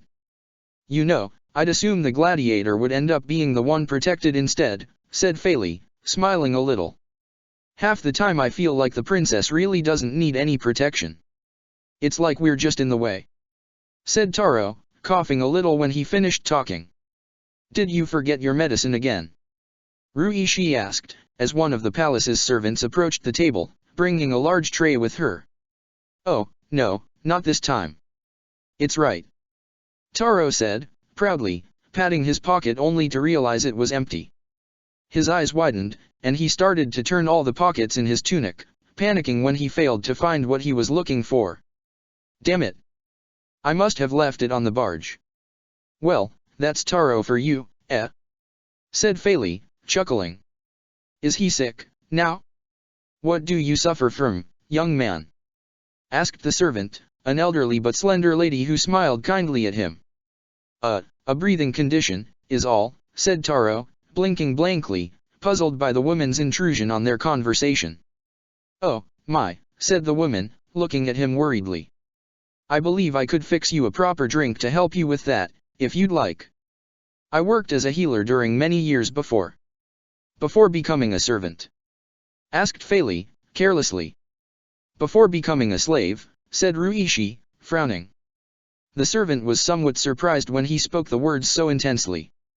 Yet she smiled at him and shrugged, placing her tray on the table the three men were sharing. "That would be correct," she said. "But I will admit, life as a slave isn't so bad when you're a slave whose roast duck is greatly appreciated by the city's governor. I can also work as a healer if need be, and my services are quite appreciated. I'm well fed, I have my own room, my own belongings. It has been easier on me than one would expect." "Well, truth to be told, at your age you shouldn't be working at all," said Fei, and the woman glared at him. "I may be old enough to be your mother, boy, but I still work as hard as anyone. Respect your elders, Fei," Taro exclaimed, looking at his fellow guard with reprobation and earning himself a glare from him. "See, that sort of behavior is exactly why you can't get a girlfriend." "What the? Stop messing with me. That's got nothing to do with anything," Fei exclaimed, jumping to his feet and shaking a fist towards his comrade just as Taro moved away from the table and sprinted towards the hallway. "Get back here, you idiot. You're going to kill yourself if you run like that." Ruishi glared at them and sighed, shaking his head before trying some of the roast duck the old woman had brought them. She was simply watching the other two as they chased each other outside the hall, and she laughed and shook her head before turning towards the captain again. "Do excuse them for their idiotic behavior," said the captain, sighing. "They're royal guards, yet they act as though they were rebellious teenagers whenever the princess isn't nearby. It would seem you're the most serious one of the group, then, said the woman, looking at him curiously as she took her seat across him. Your behavior isn't at all like theirs. I can't be as childish as them when I'm their leader, said Ruishi, shrugging and taking another bite of the duck. I will say, Governor Tien has good taste indeed. I've never had roast duck that tastes quite this good before. I'm glad you're enjoying it. I used to make too much of it back in the day, she said, smiling. My daughter couldn't finish it all by herself. My husband could eat most of it without difficulty, but that was before he was taken from the farming village we used to live in. Ruishi frowned and stared at the woman carefully as she lost herself in thoughts of her past. He analyzed her features to find that he had seen eyes like hers before. Your daughter, said Ruishi, bringing the old woman back to reality with the sound of his voice. She couldn't quite finish your roast duck, you said? Ah, yes. She was the sweetest girl, said the servant, smiling. So even if she was already full, she would still try to eat more to make me happy. I always told her not to push herself, of course, I didn't want her to end up sick. Is she working here with you, perhaps? Ruishi asked, casually. Why do you ask? Said the servant, surprised. Ruishi blushed, despite himself. I guessed she would be a slave too, seeing how you are one. I just hoped that, maybe, you wouldn't have been separated. The princess's Gladiator has a maid of his own, a girl who cooks for him and heals him whenever he gets hurt in battle, and I recently spoke with her about her past. She told me she had been separated from her family, so I hoped that, maybe, you wouldn't have undergone the same fate. Well, that's too bad for her, said the servant, sighing. Many of us were separated from our families, most of us, actually. It happened to me as well. My daughter was still held by slavers when I was taken to Ba Sing Se. I don't know what happened to her. I haven't seen her since. And your husband? Ruishi muttered. He was taken away by soldiers. Yes, the servant said, sighing. It took me quite some time to get used to soldiers after that happened. My first years under the governor's service weren't easy. This palace was full of soldiers, and I hated working for them at first. But they have been kinder than I expected, and even though I still long for the old days, I also appreciate my luck. So many slaves must have it worse than me. I can only hope my daughter has had some luck as well. Perhaps she is working for a nobleman now, who knows? Ruishi smiled at that, despite himself. The servant stared at him, confused. Is something funny? He said, sighing, and looking at her with a smile. Your daughter really is a gentle girl, isn't she? She was, yes. Why do you? And she was also a skilled healer, and a good cook. Said Ruishi, raising an eyebrow. Well, she. I didn't say she was, said the servant, surprised. But, yes, in fact, she. And her name, is her name Song. The servant's eyes widened as she stared at Ruishi with disbelief and hope. Ruishi smiled gently again. The roast duck was my first clue, he said, smiling. She told me once that she hoped you would be cooking some of it for a nobleman, just like what you only just said about her. My Song. You know her? You've talked to her, you. She said, her eyes filled with tears as she stared at him in joyful disbelief. Song is the gladiator's maid, said Ruishi, nodding. And she is living well enough. She worries about you, of course, but... Ruishi was instantly silenced when the woman stood up, walked towards his end of the table and threw her arms around his neck to embrace him tightly. Ruishi's eyes widened and his cheeks flushed again, taken by surprise by the woman's sudden gesture. He couldn't even remember the last time anyone had hugged him. My Song, you know my Song, and she's alive. She's, oh, this is just wonderful, thank you, you wonderful man, you, what's your name? The woman asked, pulling away shortly to look at the captain properly, tears streaming down her eyes. I am Ruishi, he said, awkwardly, almost as if he had forgotten how to pronounce his name due to how surprised he was. Oh, thank you so much, Ruishi.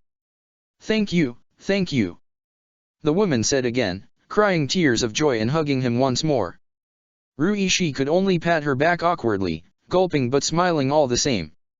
You have no idea what this means to me, oh, my song, she's fine, she's fine. Yes, she really is, said Ruishi, still patting the woman's back, and she laughed and cried more, still holding on to the guard who had delivered her the news she had thought she would never hear. And it looks like the one who got a girlfriend is the captain, eh? Fei Li said, chuckling under his breath as both him and Taro stared at the scene from the dining room's threshold. I didn't know he liked elderly ladies, but to each their own, eh? I wouldn't mind if he's got a girlfriend or not, if only I didn't need my medicine right now, said Taro, coughing again. Fei Li glared at him. You were the one who ran off on his own accord, so don't. A sudden tremor silenced Fei Li in the middle of his scolding of his friend. Both him and Taro stared down the hallway towards the palace's entrance, the area where the vibrations had come from. Song's mother released Ruishi from her grip as well, surprised by the strange event. The captain frowned, confused. That had felt like earthbending. Stay here, he told Song's mother before heading towards the hallway, where Fei Li and Taro waited for him. Oh, thank you again, Ruishi. Thank you. The woman exclaimed once more, smiling happily at him. The captain smiled back and waved goodbye at her before racing down the hallway, followed by Fei Li and a coughing Taro. And Song's mother was left behind, staring at the roast duck's leftovers, wondering just who might eat them now. The Green Gates was bursting with activity yet again, for people from throughout the entire city had come to watch the two semifinals of the tournament. The first fight was already taking place within the sand ring, and the second would begin as soon as the first had ended, yet one of the teams scheduled to fight on the second semi-final hadn't arrived so far. Do you think they'll be late? The boy at the counter asked his twin. It's a bit weird for royals to be late, but it's even weirder that they're not here yet. It's not that weird, the girl replied. They are royals, after all. They can get special treatment whenever they want it. Surely they'll show up here any moment now, without even noticing that they were late in the first place. You think? Because. The boy started, but he fell quiet when the floor underneath them started vibrating. And suddenly the center of the vestibule cracked open. The people on the vestibule panicked, some running off while others began screaming, staring at the hole in dismay and utter confusion. The siblings at the counter jumped back as well, terrified and bewildered. There was no way the fight in the sand ring right now would be intense enough to wreck the rest of the building. And indeed, the crater had nothing to do with the current semi-final combat, as everyone discovered when a girl, covered in dirt and dressed in filthy green clothes, crawled out of the hole she had created with her earthbending. An old man followed her, coughing and looking beyond relieved to finally see daylight again, and after him came a dark-haired woman, who helped a dark-skinned man out of the hole. The three of them were covered in dirt as well, and they looked rather worn out after spending hours on end walking through underground tunnels. Fresh air, at last, Iroh said, almost tearful. The journey through the city's sewers had been beyond unpleasant for the entire group. The twins' eyes widened as they realized just who these four sudden arrivals were. The rest of the people in the vestibule had a harder time recognizing them. Not many of them could tell who these filthy people were, let alone why they had decided to make an entrance through the ground instead of taking the doors. Whoops, seems like we made quite the scene. Get out of there quick, Iroh, Toph said, stretching her arms as she got ready to close the hole again. We don't want to make a bigger fuss than this. Why did you bring us out through the vestibule, of all places, bandit? Asked Azula, grimacing while Sokka grimaced next to her, surrounding his stomach with an arm. Can we get something to eat before charging into battle? He was asking Azula, pulling her sleeve. Sorry, Spicy, said Toph, closing the hole. She also placed back the tiles she had blown away when she had created the crater. The floor was mismatched by the time everything was in place again, but Toph assumed that would be irrelevant in the long run. I just figured we had to register at the counter, and I thought this way we would save up some time. Save up time and, in the process, earn all the attention we wanted to avoid. Just brilliant, said Azula, sarcastically. And no, Sokka, I doubt we can get anything to eat. But I'm tired and hungry, and so are you. We'll have to put up with our needs for the time being, Iroh said, sadly. We will have a proper meal in the palace, I'm sure. Heh, hard to believe, said Sokka, pouting as Toph blended the tiles together in order to make the floor completely smooth again. Azula and Iroh headed towards the counters, finding the two siblings staring at them in disbelief. Sokka and Toph lagged behind, the former still upset over his empty stomach while the latter made sure she had fixed the crater properly.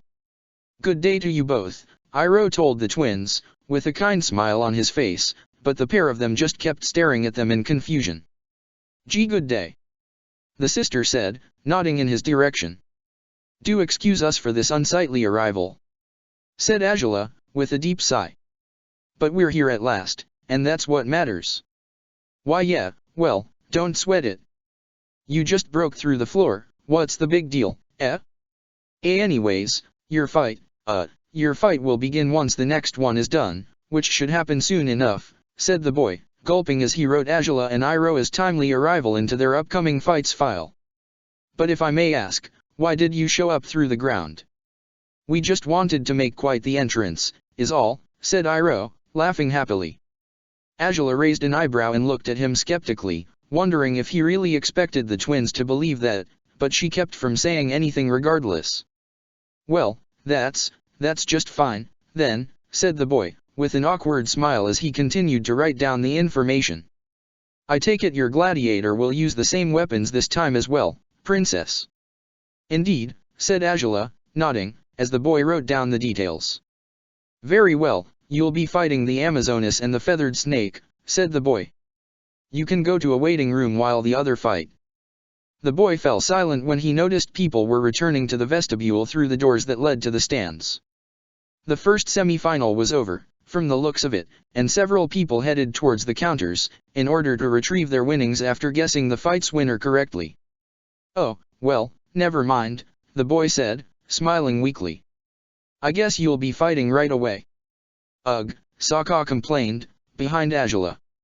So I really won't get any food, then. You've endured and even won a few fights with an empty stomach, said Azula, sighing. So you'll just have to put up with it. Ugh. We really didn't think this plan through as much as we should have, Sokka complained. Come on, then, said Toph, jerking her head towards the stairs. The faster we're done with this fight, the sooner we'll reach the palace. What she said, Iroh nodded, and he waved goodbye at the boy behind the counter. See you later, I hope. Sure, said the kid, as he bowed before the two royals. But just before Azula turned to leave, to follow the other three to the stairs, she caught wind of what a crass man was saying to the girl behind the counter. Come on, now, pay up. I placed 1,000 on the Savage Hook and the Iron Rain, and they just won. Azula froze on her footsteps and looked at him with a frown on her face. The man was waiting for his money eagerly, a line of people waiting behind him, but despite how hasty he was, he still had enough sense to notice someone was watching him. He looked at Azula with confusion and surprise, failing to recognize her due to her unkempt appearance after the trip through Ba Sing Se's underground tunnels. The Savage Hook, you said? She asked, turning towards the boy from the counter again. The Savage Hook is in the finals. Apparently, said the boy, gulping. We have to be officially informed at the counter of the fight's result, but if he says so, then he must have won. Indeed, he won, exclaimed an old man in the line, waving a cane over his head. And I'm here to collect my money too, so hurry up, girl. Why, you know the procedures, you just have to be patient, the girl said, nervously. Azula stood in place, staring at the line of people in front of her. The Savage Hook. The Savage Hook was in the pairs tournament. The memory of Sokka's fight against him returned to her, and through it she also remembered the hook's unpleasant sponsor. If the Savage Hook was involved in the tournament, then maybe there were even more layers to this riddle than she had imagined at first. Azula? Hey. Sokka's voice brought her back to reality, and she walked away from the counters without another word. Her companions were staring at her with confusion as she approached them at the foot of the stairs. One flight led up to the upper floors of the arena, just as it was in the Grand Royal Dome, while the one next to it would lead below, to the standby rooms. Is everything okay? Sokka asked her, frowning. Is anything ever okay? Azula replied, raising her eyebrows and sighing heavily. Never mind. Just focus on your fight, and focus on getting it done as fast as possible. We'll do that, said Toph, nodding. You two should be ready to leave as soon as it's over, don't dawdle.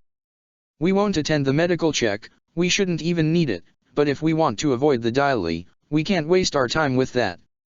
Indeed, we cannot, said Iroh, nodding. Good luck to the pair of you. I'm sure you'll do fine today. Let's hope, said Sokka, sighing. Come on, then. Let's get this over with. Azula watched both him and Toph head downstairs, a frown on her face. She'd had an uneasy feeling from the very start, but her unease had only increased after this latest discovery. The Savage Hook had given Sokka one of his worst fights ever, and the Savage Hook's sponsor just so happened to be the former Grand Secretariat of Ba Sing Se, the leader of the Daily. And while he had lost his first title, the second one might have never been revoked from him. Azula, Iroh called her, heading upstairs already. Let's go. Right, she said, nodding, and following him, a heavy frown on her face. Toph looked quite nervous, it seemed to Sokka, as she kept twitching at every little sound and vibration she caught. He would have smiled encouragingly and told her to relax, for they had this fight in the bag, as ever, but he didn't feel too confident either, despite himself. He sighed heavily and patted the girl's back, at which she flinched. Come on now, he said. We can do this. If we've survived all along, we can get by this time as well. I'm not so worried about the fight, to be honest, said Toph, frowning. What if the Daily hear we're here? What if they jump on us in the middle of the fight? Well, if that happens it'll be because you jinxed it, said Sokka, shrugging carelessly and earning himself another punch, this time on the elbow. Ow. Hey. Hell, the Jewel really must like you, if she puts up with comments like those all the time, she said, with a smirk that wasn't entirely heartfelt, and Sokka noticed it. It seemed she was trying to fight back her nervousness by picking on him. Sokka smiled as well and shrugged carelessly, to Toph's surprise. I'm a pretty lucky guy if that's the case, then.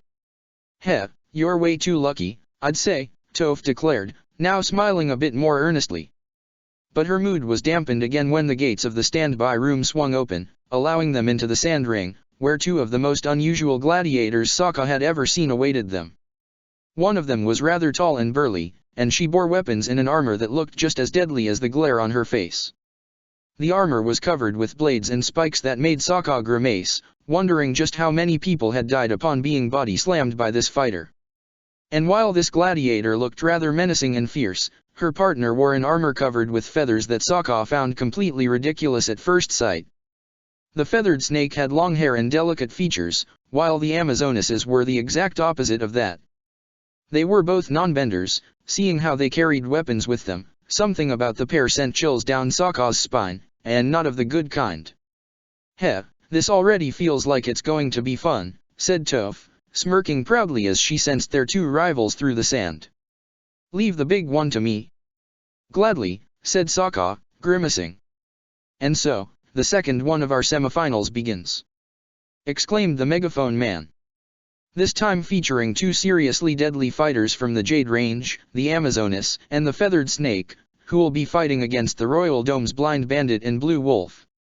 Who will make it past this fight and into the finals to face the Iron Rain and the Savage Hook? Wait. What? Sokka said, his eyes widening at the second gladiator the announcer mentioned. What's the big deal? Said Toph, frowning. Come on, dummy, focus. It's just, yeah, sorry. I'll focus, said Sokka, gulping.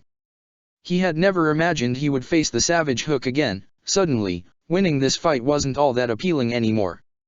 So get ready, gladiators, and fight.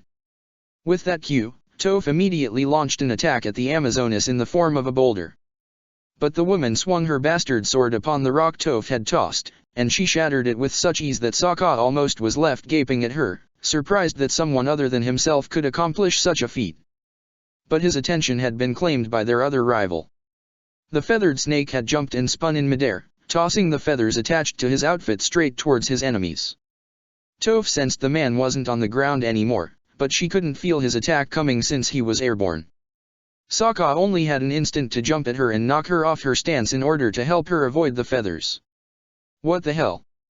Get off me!" Toph exclaimed, as Sokka stood up and pulled her with him again. "That guy fights with projectiles, Toph," Sokka exclaimed, grimacing. "And if he's got a name such as that one, it's probably because they're poisoned or something creepy like that. We have to do something about him or else." Another attack of feathers stopped him from talking, but this time Toph sensed it. She brought forth a wall to defend them, and the feathers were caught by the sand. She continued to bend the sand as a tall wave, and she used it to push the two fighters away from them with a powerful move. "Poisoned, you said? Crap, is that even allowed?" she asked, panicking slightly. "I've never heard otherwise," said Sokka, gulping and withdrawing his two predilect weapons from their respective scabbards. "We have to take him out first, Toph. His outfit is covered in feathers, so we'll have to knock him out or else." "Gotcha," she said, nodding and bolting forward, set on taking out the slender fighter now. Yet it was easier said than done. The Amazoness tore through the sand wall through brute strength, bringing her companion along with her. Once she had cut through the sand, she flung her sword at Toph. The girl, racing towards her foes as she was, couldn't possibly stop to take a stance in order to defend herself from the weapon. Upon seeing this, Sokka threw his boomerang as fast as he could, and fortunately, it hit the sword and knocked it off course just before it could strike Toph. The blind bandit struck her arms forward, and a pillar of earth struck the Amazoness's breastplate, but it only served to push her back shortly. The attack failed to damage the opponent at all. Toph gritted her teeth, confused by how difficult it was to fight against this woman.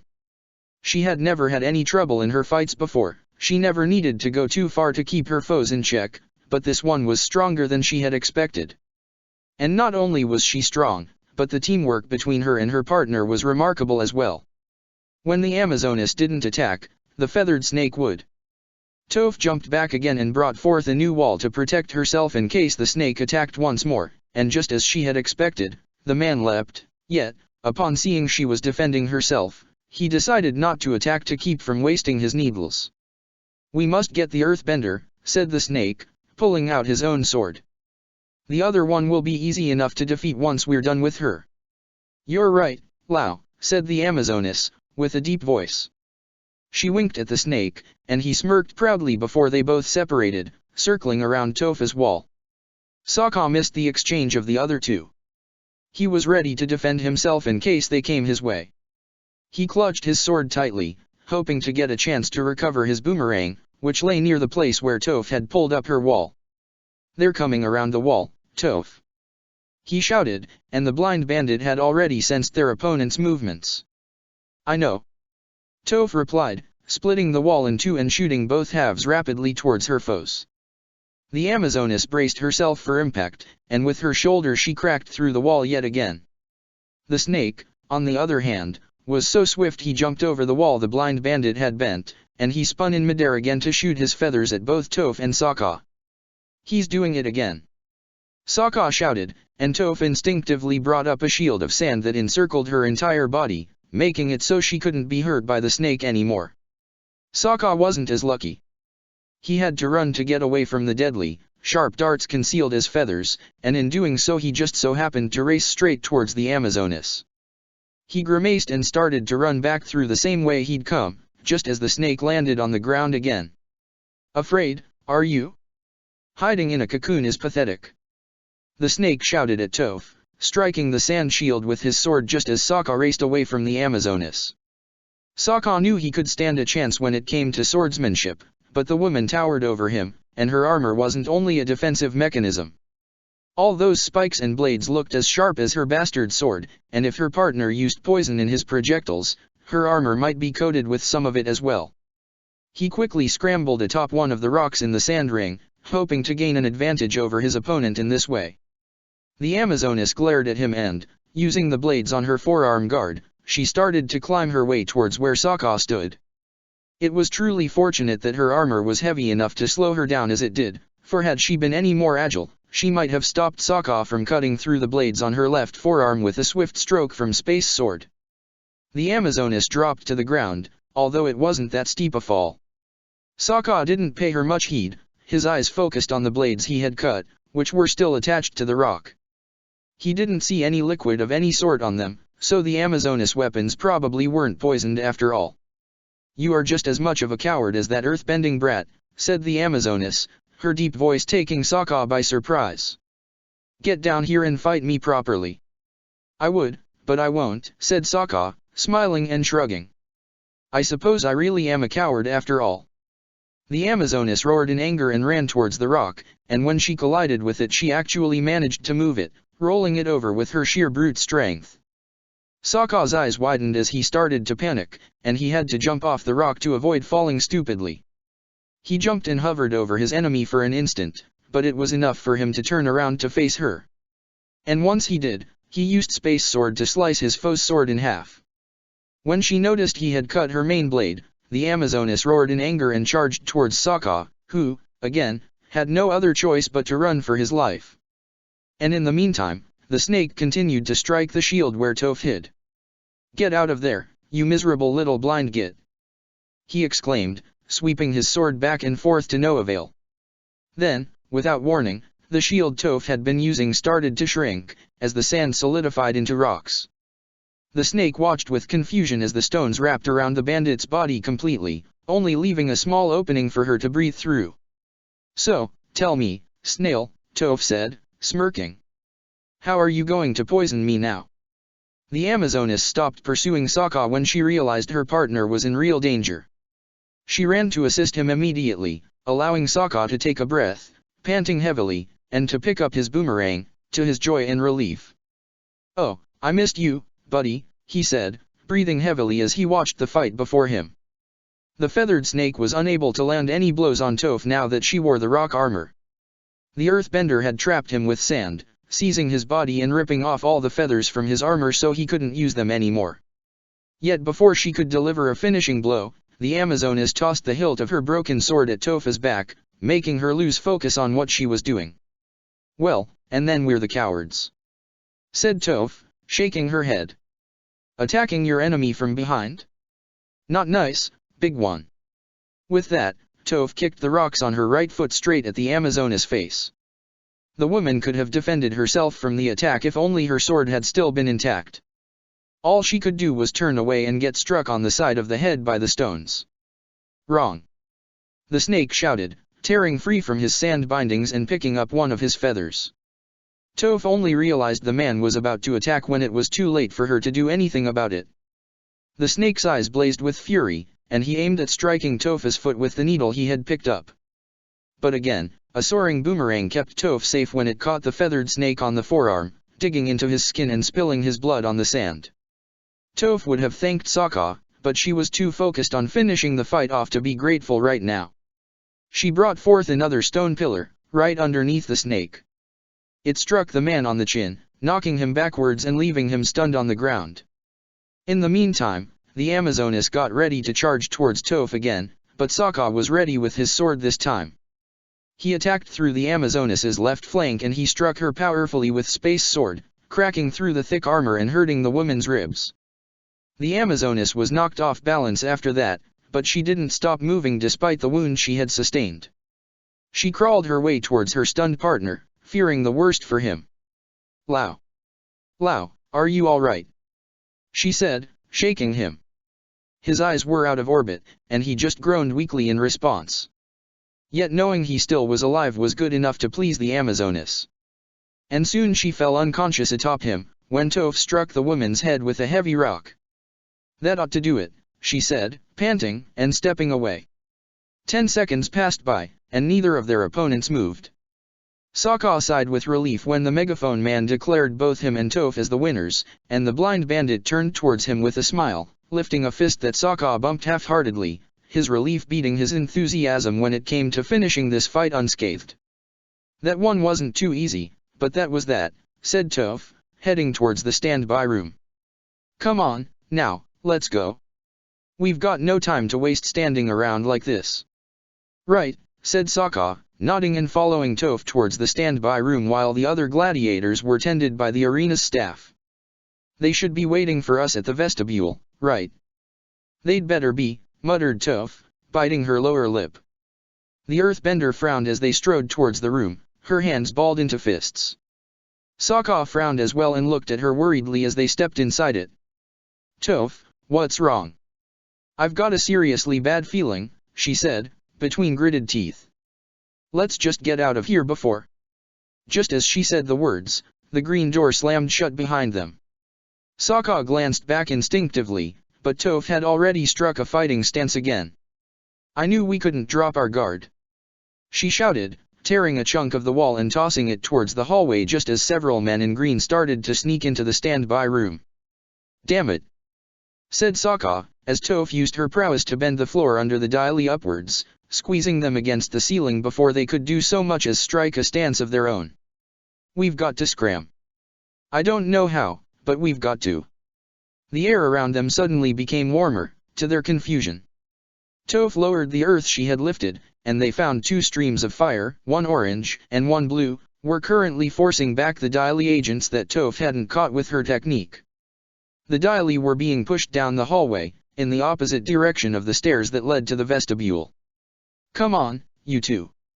Iroh exclaimed from the hallway, yelling at them. They've found us. We've got to go, now. Go where? Toph yelled, stepping over the unconscious Daily in the standby room as she made her way towards the sponsors. We can't stick to the plan if they've already found us. We can still try. Azula replied, jumping and performing a wheel of fire in midair. The attack struck one of the Daily on the chest, knocking him breathless and rendering him unable to keep fighting. Let's go. Sokka nodded and obeyed immediately, and Toph followed him, uneasy. As the other three raced the steps up the hall, to the vestibule again, Toph stopped and collapsed the hallway on itself, keeping the few agents that were still conscious from chasing after them. What are you doing, Toph? Iroh asked, staring back at her. They'll have a harder time following us if they've got to get through this rubble first. True, but come on, quickly. Iroh urged her, and Toph nodded, racing upstairs along with him.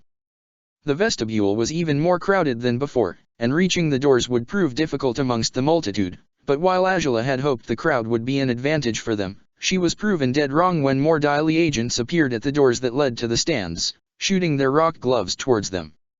Damn it! Azula grunted, jumping and kicking at one of the gloves powerfully as the people near her screamed upon being caught in the crossfire. Azula!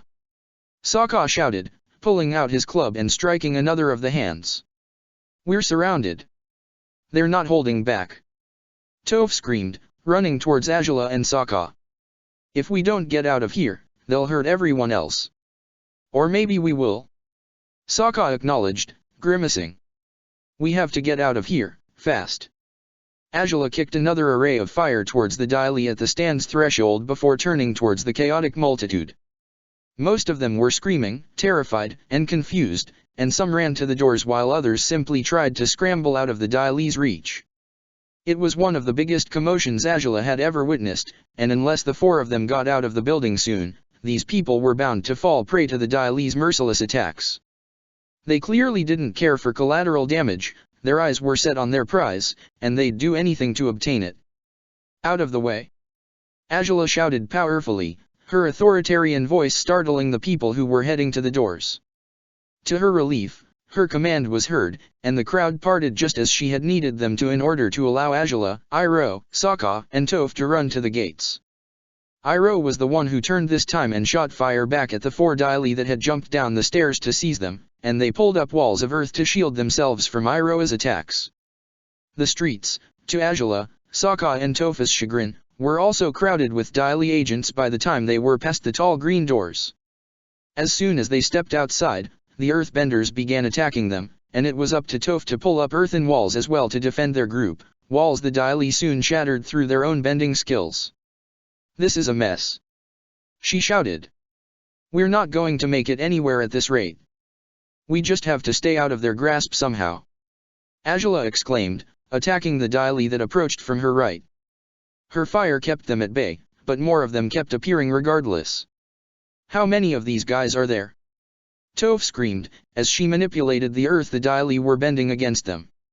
She used the rocks on their hands to break their bones, delivering some serious damage at last, but it hardly seemed to make a difference. For as soon as one agent fell, two more appeared out of nowhere to take his place. "They're coming!" Iroh yelled. He had been defending the group from the Daily that were still inside the building, yet it seemed the ones they had defeated at the standby room were conscious again and had resumed their pursuit. "Damn it, just Toph, shoot us up again!" Sokka yelled, and Toph frowned. "What for? Do you have some sort of flying dog that will save us this time or something?" "Xin Long isn't nearby, Sokka!" Azula shouted, unleashing a bolt of lightning towards one of the Daily. "He won't be able to." "I know, but we need to shake these guys off," said Sokka. "And there's something else we can ride if we just get the right boost."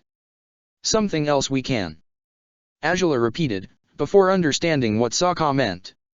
Upon lifting her gaze she found one of the train's tall railings was not too far from where they stood. The train wasn't nearby at the moment, so it was their best option. "Toph! Toph, do it! The train! The TR dash! Oh, fuck it, you two are insane!" Toph exclaimed, and with a strong stomp on the ground, the earth underneath Azula, Iroh, Sokka, and Toph shot upwards diagonally, hurling them towards the train's railing. They darted through the air, the wind buffeting their faces as their bodies followed the trajectory Toph had roughly calculated. Yet they landed, somewhat painfully, on the train tracks she had been aiming for. Iroh fell on his back, and he groaned when his head hit against the rim of the railings. Azula dropped on her knees instead, her tall boots protecting her from taking a worse blow. Toph managed to land on her feet, to her own surprise and relief.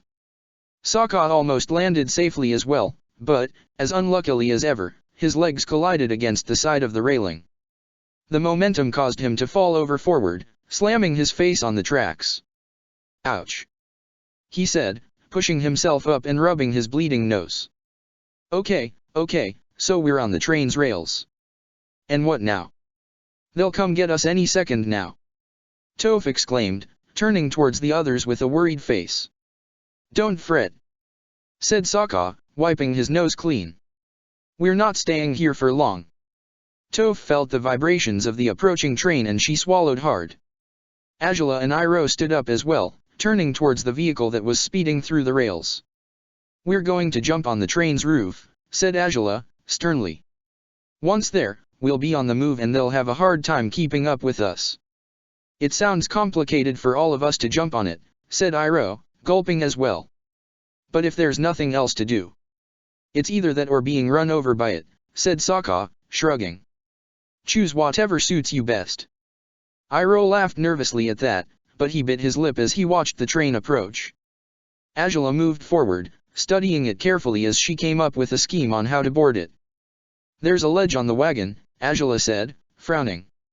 "There will be no need to jump too high to hop onto it. Toph, Uncle, the two of you will ride on the ledge. Sokka and I, will jump on the roof." Wait, what?" Sokka asked, his eyes widening. "Toph can't use her earthbending to hurl herself atop the train," Azula said, looking at him sternly. "If she did, she'd deform the train's tracks, the train could be derailed because of that, rendering this entire endeavor useless. Iroh can't jump high enough to reach the top of the wagon, and there's not enough room on that ledge for all four of us. Get it yet?" "Ugh, all right, point taken," said Sokka, gulping and stepping forward as well. "This'd better work. We'll pull you two up after we're on board," Azula told Iroh and Toph, turning towards them briefly. "Make sure to get on that ledge, all right?" "Got it," said Toph, grimacing and readying herself to jump. Iroh swallowed hard again, wiping his sweaty palms on his clothes. "Let's do this," said Azula, turning forward again, and Sokka nodded. They both ran, Azula dashing before him for she wasn't as exhausted as Sokka was. She jumped first, boosting herself with fire to reach the wagon's roof with ease, and Sokka followed, using all his strength to jump as high as he could. They landed on the roof, as planned, but the momentum made them roll across it, and they struggled to hold on somehow. Meanwhile, Toph and Iroh hopped on the ledge as well, and they were currently pressed completely to the outside of the train, the speed of the vehicle ensuring they wouldn't fall off it despite the ledge was so small they could hardly stand on it. Sokka crawled on the roof, the wind making it almost impossible for him to stand up properly. He looked towards Azula to find she was clutching at the rim of the wagon, the only way she had managed to keep from falling off. From where she was, she could glance down to the streets, and she grimaced when she saw the Daily, tiny green specks down below, chasing after the train. They weren't fast enough to catch up to them, but they still trailed after the vehicle relentlessly. They're still after us! Azula exclaimed, her words blown away so fast that Sokka didn't catch what she said. Azula! He shouted, stretching a hand towards her to pull her to the center of the wagon. She grimaced and reached out for him with some difficulty. Soon enough her hand clasped his, and he helped her crawl towards where he was. Together, they crept towards the front of the train, where Toph and Iroh were still pressed to the wall. Hey! Sokka exclaimed, earning their attention. Took you long enough. Toph shouted, struggling to talk as well. Sokka looked back at Azula, grimacing as the wind threatened to blow them off the train altogether. He struggled to get on all fours, and she soon followed his lead. I'm going to grab you, Sokka told her, and you'll pull those two up. The two of them? Azula asked, staring at him in disbelief. Well, one at a time, Sokka replied, matter-of-factly.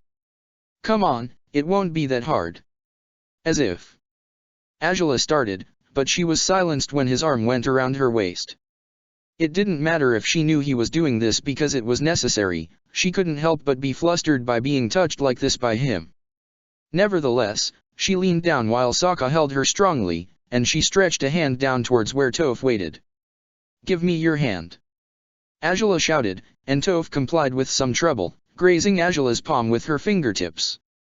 The princess squeezed Toph's hand hard and pulled up with all her strength, and the earthbender held back a groan as she was lifted onto the roof. Both Azula and Sokka sat up as they brought her above, and Toph panted once she was with them, a displeased grimace on her face. Whoever had the great idea of putting us on this train will pay once we're done with this, Toph growled, bitterly. Before the other two could so much as say a word to her, she slammed a hand on the wagon to elevate the ledge where Iroh had been left by himself, in order to lift the man up to the roof with them. Iroh was surprised by what Toph had done, but he seemed pleased he wouldn't have to be pulled as she had been. He crawled up next to the rest of them while the other two just stared at Toph accusingly. Why didn't you do that in the first place? Sokka squeaked. I didn't think about it until just now, Toph said, as they all crawled to the center of the wagon, still struggling to stay on the train's roof. We're still being pursued by the Daily, Azula shouted. I just saw them chasing after us. Damn it, Sokka grunted. Is this the train that goes to the palace? I don't think so, Iroh replied, grimacing and pointing at a building behind Sokka. Sokka turned and looked at the Imperial Palace, disheartened. They were moving in the exact opposite direction they should be headed to. Their luck had been so awful so far that he could have laughed about it if only the fierce wind had allowed him a chance to do so. What are we going to do? Toph asked, grimacing. If we keep going in this direction. For all we know, the Daily could catch up to the soldiers operating the train when we reach the next station, Azula said loudly, struggling to speak despite the roaring wind. And if that happens, we won't have any means to get away from the Daily anymore. And we'll put everyone in that station at risk if we just lead the Daily there, Sokka added, gritting his teeth. We have to think of something else right now. There has to be a way. Is Xian Long really that far away? He's not going to make it back in a matter of minutes, that's for certain, replied Azula. We can't count on the dragon, we've got to do something else, Toph exclaimed. There has to be something. There might be, Azula said, shaking her head so her hair wouldn't bat against her face. I think I have an idea. What is it? Asked Iroh, looking at her with despair. Azula looked at him, knowing he was probably the only one who would agree with her plan once she'd conveyed it. We have to split up, she declared, and as she expected, both gladiators stared at her as though she had lost her wits. What the hell? What's that going to accomplish? Toph exclaimed, looking at her in disbelief. They're after you, aren't they? Angela shouted. They didn't come after me and Iroh while we were in the arena, they just headed downstairs to find you two. By splitting up we could mislead them, and if we succeed at that you'll have the opportunity to reach the palace. Once you're safe, far from their reach, they won't have any reason to chase after the rest of us anymore. Angela, that's crazy. Sokka exclaimed. That's only going to work if the rest of us manage to bait them away from Toph somehow. And how the hell would we accomplish that? It can be done. Angela replied, with determination. Uncle, you'll jump off the train and make a run for the palace. You're in good enough shape to run there, aren't you? I hope so. Iroh said, gulping. Avoid following the train tracks, that way you won't be likely to run into the Daily. You'll fetch the guards and soldiers, and you'll inform them of the situation. Angela shouted. Sokka, Toph, you two will drop at the next station. Toph can make a hole so you two can take the tunnels again. Do your best to reach the palace from underneath. It worked once, it can work again. But then what about you? Toph asked, worriedly. As for me, I'm the bait, Angela said, and Sokka refused instantly. What the hell? No. Sokka yelled. I can do it. Angela replied, staring at him with determination. I can leave a trail for them to follow, and at the very least I'll get a large number of them off your backs. But where's the point in doing that?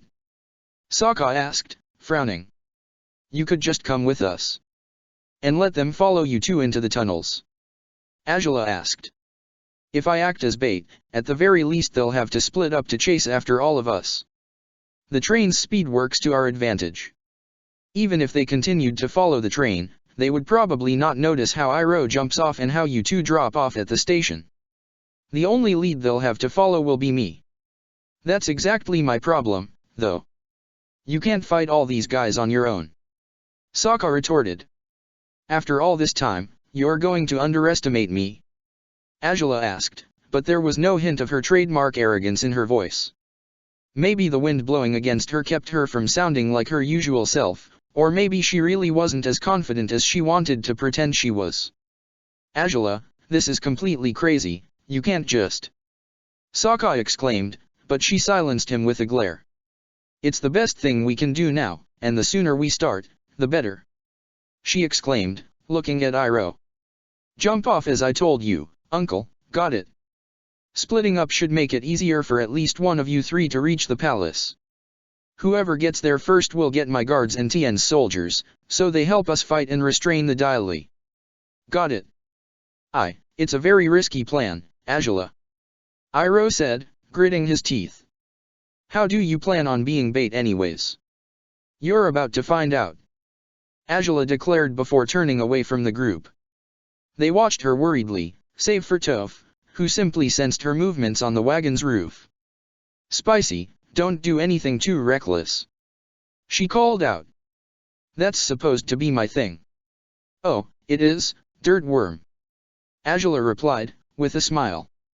But if you dare do anything reckless this time around, I'll kill you when I see you again. Heh. I wish I could say that right back, but I'm not going to see you at all, am I? Toph exclaimed, trying to lighten up the situation somehow. Angela actually was amused by that comment as she took her position at the edge of the wagon. Sokka looked at her worriedly, half of him wanting to tell her not to follow this plan while the other half urged him to go with her. Angela glanced back at him and gave him a confident smile this time. Angela. Sokka said, grimacing.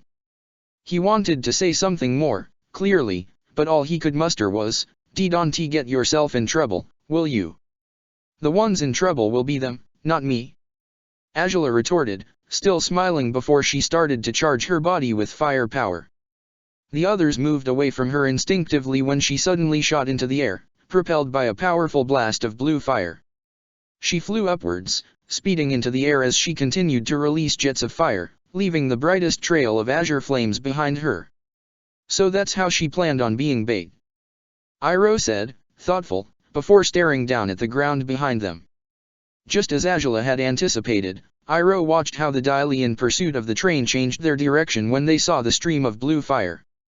It was so dense that they couldn't tell if Angela was flying by herself or if she had taken her companions with her. Iroh sighed deeply before leaning over the edge of the wagon, knowing it would be best if he did as Angela had told him. The drop wouldn't be too heavy, but Iroh still calculated to fall on a group of bushes down below. He glanced towards Sokka and Toph, the former still staring after his sponsor. "This is my stop, then," he shouted. "Make for the palace, you two," as Angela said. "Be careful, all right?" Toph shouted, grimacing as she turned towards him. "I don't like the idea of you running around like that. You think I'll lose my way or wander into a tea shop?" Iroh asked, before laughing. "I won't be so careless today, my friend." "You'd better not be," Toph screamed, and Iroh looked at her worriedly, understanding through her voice tone just how conflicted she was by this entire situation. "We'll be fine, Toph," he said. "You told me so, didn't you? Just before we reached Ba Sing Se. And how the hell was I supposed to know this would happen back when we were still on that ship?" Toph retorted, and Iroh laughed. "We'll make it, so you were right, Toph," exclaimed Iroh. "We can do this, all four of us." "Iroh," Toph said, biting her lip. The old man waved at Sokka, who stared at him in disbelief as well before Iroh dropped at last, landing just on the spot he had meant to. He bounced off the bush and rubbed his buttocks, having poked his bottom with the branches. He watched the train speed away, and he frowned with determination before climbing off the bush. "And now, to the palace," he declared, following Angela's advice and running far from the train's railing, hoping to avoid the Daily agents that might still be in pursuit of the train. "Damn it," Toph muttered, back on the roof of the train's first wagon. "This is just..." Sokka looked at her worriedly, moving towards her with difficulty and patting her shoulder. "Come on, don't act like it's hopeless," said Sokka. "Those two can take care of themselves, you'll see." "Of course they can, but this isn't right," Toph shouted, dropping her head. "The sponsors fighting for the gladiators? What sort of twisted logic is this? They're giving us a chance to get away unharmed by putting themselves in danger.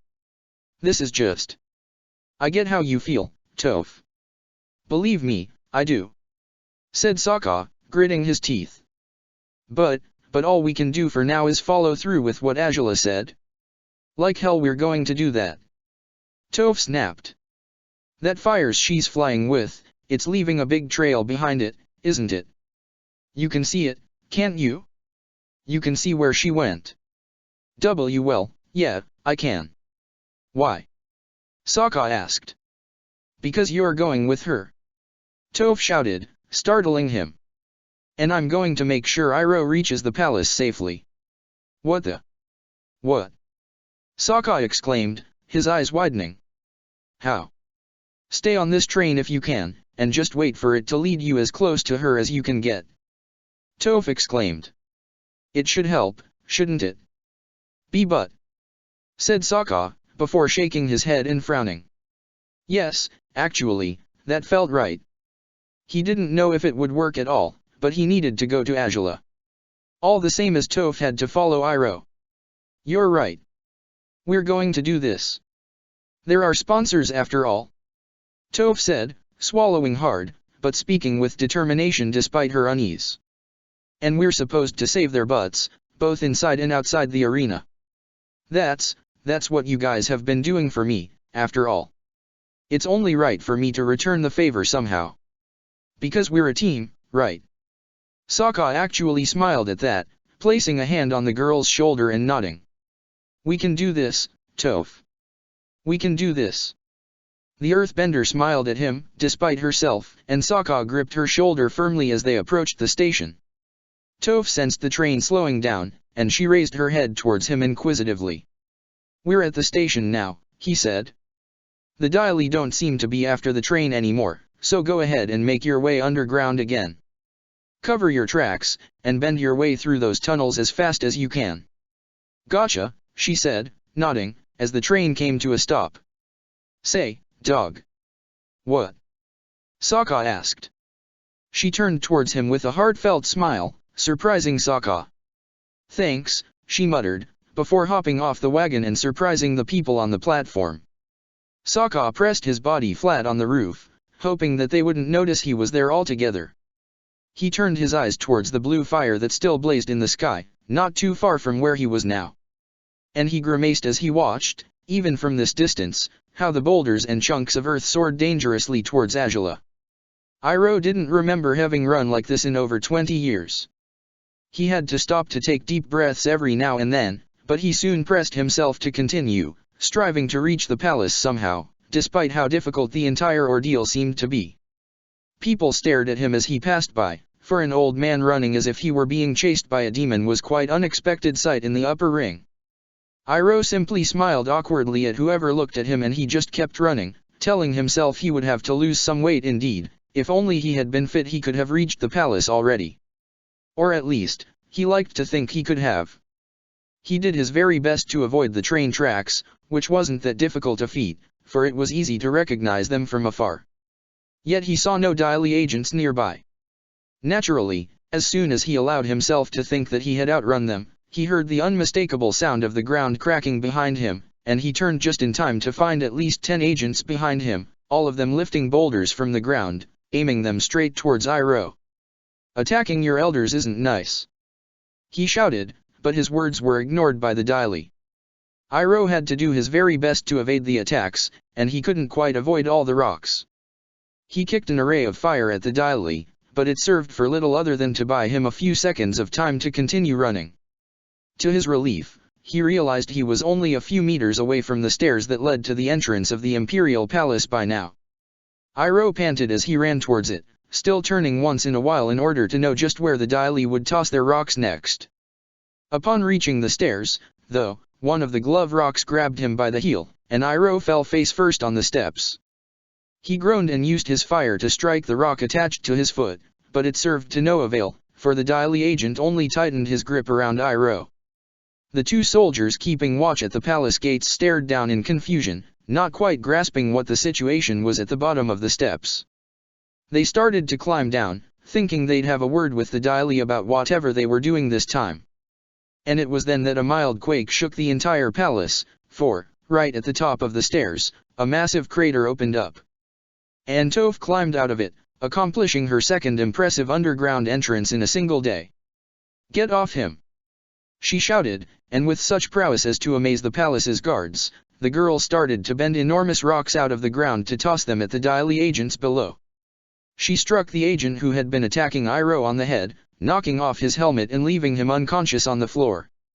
The soldiers stared at her in utter disbelief, until one of them stopped and realized who these two people were. The princess was supposed to stay in the palace since several days ago, and one of her companions was her uncle, while the other was an incredibly skilled earthbending girl. "It's the princess's companions," he yelled at the other one. "We have to help them." Well, if you say so," said his partner, gulping as they both raced down the stairs towards where Iroh lay, rubbing his aching foot. Iroh still managed to kick a few fireballs with his uninjured foot, but he hardly needed to defend himself at all. Toph was raining an array of rocks upon the Daily, and whenever they attacked her in return she would manage to manipulate the earth they had bent and turn their attacks right back at them. Iroh was truly relieved when the two soldiers arrived to help him. They surrounded him with their arms and helped him up, and now, with his weight between them, they raced up again. Toph continued to attack from the higher ground, avoiding hitting Iroh and the soldiers as she shot more and more rocks, and suddenly there was fire raining down on the Daily as well.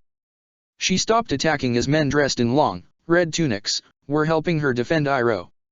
She raised an eyebrow as she recognized the presence of the nearest one. "Was it the captain of Azula's guards? Were you the one who caused that tremor just now?" he asked, jumping in midair and kicking a powerful stream of fire towards the Daily, who had to back down upon the fierce attack. "I guess so," Toph replied, before returning to attacking the Daily along with the royal guards that were helping her. The Daily backed down, disappointed by their failure. If only they had managed to seize the old man to use him as a hostage, that way they still could have succeeded on their scheme partially, and they could have caught the earthbender too if she had come fetch her sponsor. But she had been smart enough to fight from the palace's premises. "Don't you dare attack me or my friends ever again!" Toph shouted, just as the soldiers that were carrying Iroh finished running up the stairs. And with her fearsome war roar, Toph bent the stairs, breaking them off the ground and tilting them forward, making them fall slowly on the spot the Daily agents had been standing on. The earthbenders scrambled in the most unsightly manner, accepting defeat despite clearly not wanting to. Toph breathed heavily, wiping the sweat off her brow before turning towards Iroh, who was smiling at her, despite the pain on his foot. "You are truly fearsome, Toph," he said, smiling. "Thank you. It was the least I could do for you," she replied, smiling back and placing a hand on his shoulder. "That's all good, but if I may inquire, just where is the princess?" Rui she asked, looking at them with despair. "Well," Toph said, and Iroh frowned, looking at her. "Where's Sokka, too?" he asked. "Wasn't he supposed to come with you?" "Well, we actually talked later and decided that." Toph started, but another strange phenomenon interrupted the conversation. The roof of one of the palace's buildings suddenly collapsed with a loud cracking sound, startling everyone in the courtyard. They turned towards where the sound had come from, and Iroh stared at it in confusion as he watched the bricks come apart. He had the distinct feeling that, for a fleeting moment, there had been a blaze of blue fire by the edge of that destroyed green roof. Flying over Ba Sing Se wasn't as easy as Azula had hoped it would be. She definitely needed to give the skill much more practice in case situations like this one happened again, but in all honesty, she couldn't possibly have foreseen this turn of events. She was paranoid at times, more often than she was willing to admit, but there was no way she could have imagined an entire association of earthbenders would chase after her in Ba Sing Se. Keeping her arms and legs stretched while she poured all her fire power from them proved a difficult feat when she had to sustain the flight for as long as she could. She gritted her teeth and struggled to evade the rocks the Daily tossed in her direction, for steering wasn't all that simple either. There had to be an easier technique for flight than this, and if there wasn't, she'd develop it herself. But she was burning out her reserves of energy, and she'd have a hard time fighting against the Daily, unless she changed her trajectory towards the palace and forgot about fighting against them altogether. She discarded the idea as soon as she came up with it. If the other three were going to reach the palace as safely as possible, she had to distract as many of the Daily as she could. Leading them back there would make this entire ordeal pointless. But eventually she couldn't quite carry on anymore.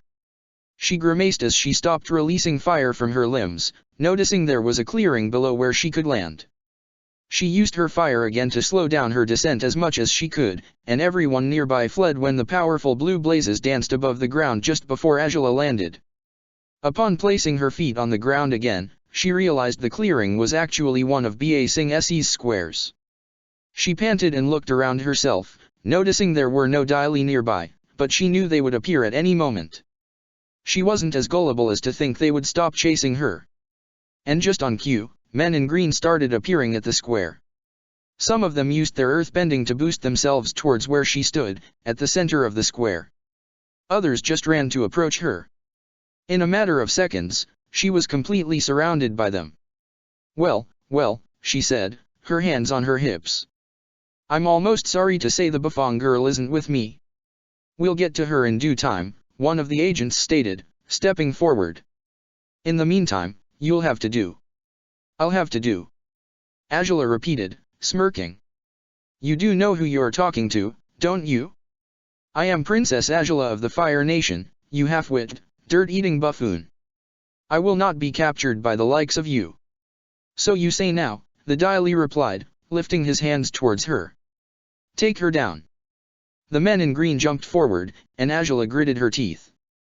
The flight had left her even more exhausted than she already had been, but that didn't mean she was going to surrender without fighting back. The one who had been shouting commands was the first one to fall when she used her hands to produce a wheel of fire that he couldn't fight back against. It struck him straight on the chest just before he could defend himself with earth. Azula smirked when he fell and continued to fight the next ones, flowing from each fire-bending stance to the next as she performed every movement with precision, trying to be as efficient as she could while striking every earthbender with her fire. Evading their attacks was no easy feat when they attacked her at once, but her fire proved strong enough to tear through their rocks at most cases. If only the Daily had attacked one at a time, she surely would have thwarted them with ease, but they knew just how to use their superior numbers to their advantage. Angela could hardly defend herself while attacked from 3 different angles at once. She had to produce shields of condensed flames to fight back against the earth the Daily shot towards her, but the more energy she spent, the more difficult it became to continue fighting. Her stamina was usually something to behold, but resistance alone wouldn't help her defeat her foes this time. She jumped to avoid being struck by the earth columns one of the agents brought up under her feet, and she turned in time to find one of the Daily was aiming at shooting one of his earth gloves at her. Angela shot a fistful of flames at him, but before her fire could reach him, something else struck the man on the back of the head, knocking off his helmet with the impact. Angela's fire caught his hair, burning his scalp and making him scream as he scrambled to find a way to recover from such a nasty injury, but Angela wasn't staring at him. Her eyes were set on the blue boomerang that flew back past the Daily's formation right after knocking the helmet off that agent's head. "Sokka!" she shouted, aghast. Her call was answered by an attempt at a war cry, and she watched how some of the Daily changed their objective upon being attacked by him.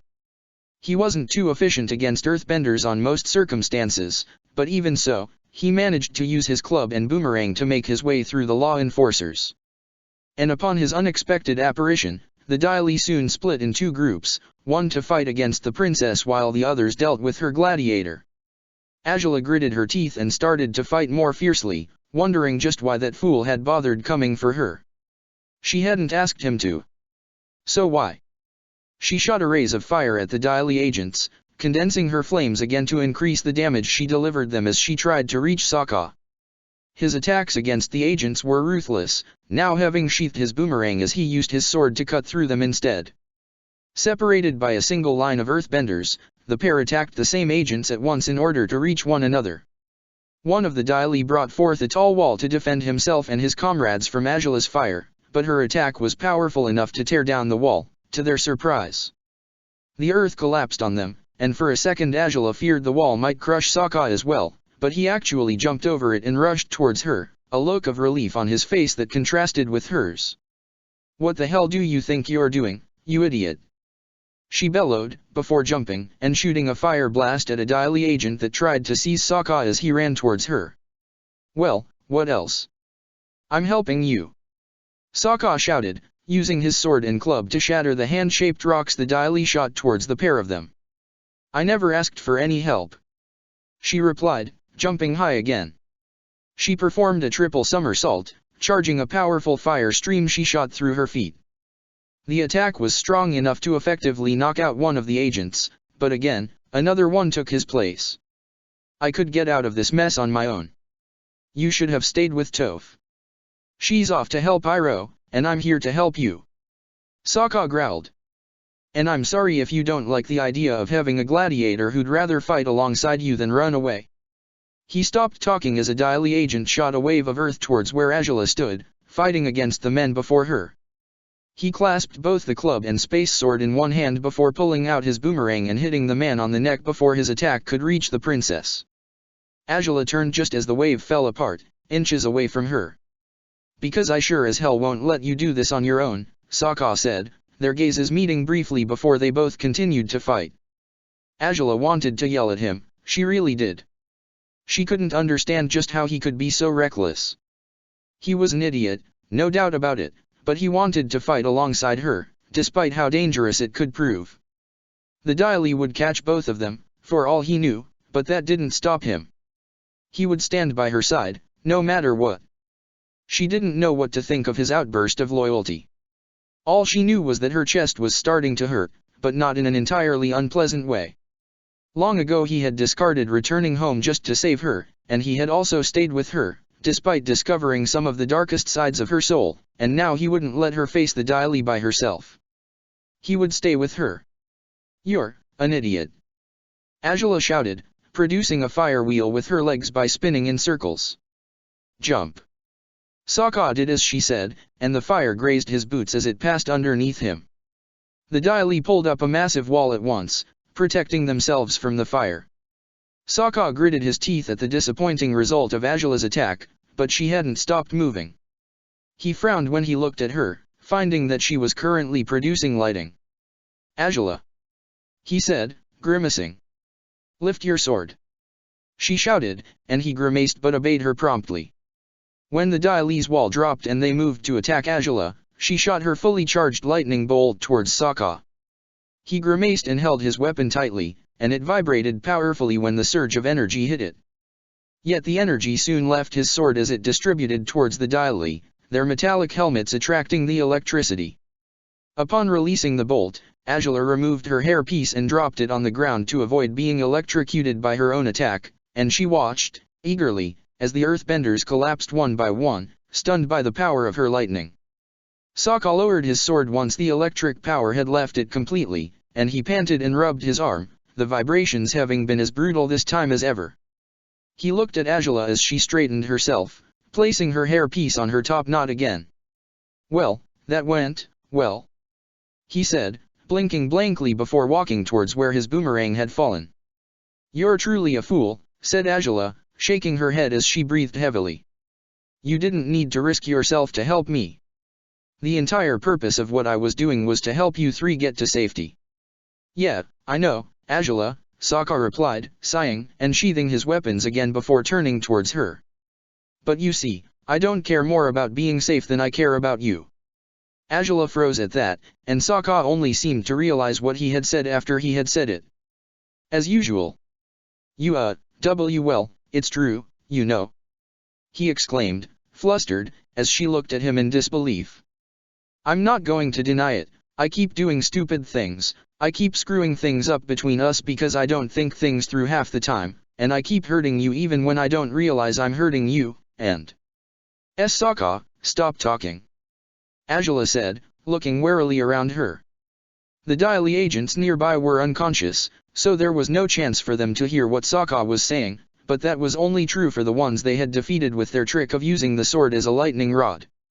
Because, only a couple of blocks away from where Sokka and Azula were, another group of men in green were running straight towards where they stood. "No, I'm not going to stop," Sokka said, determinedly, his back turned towards where the Dialese were coming from.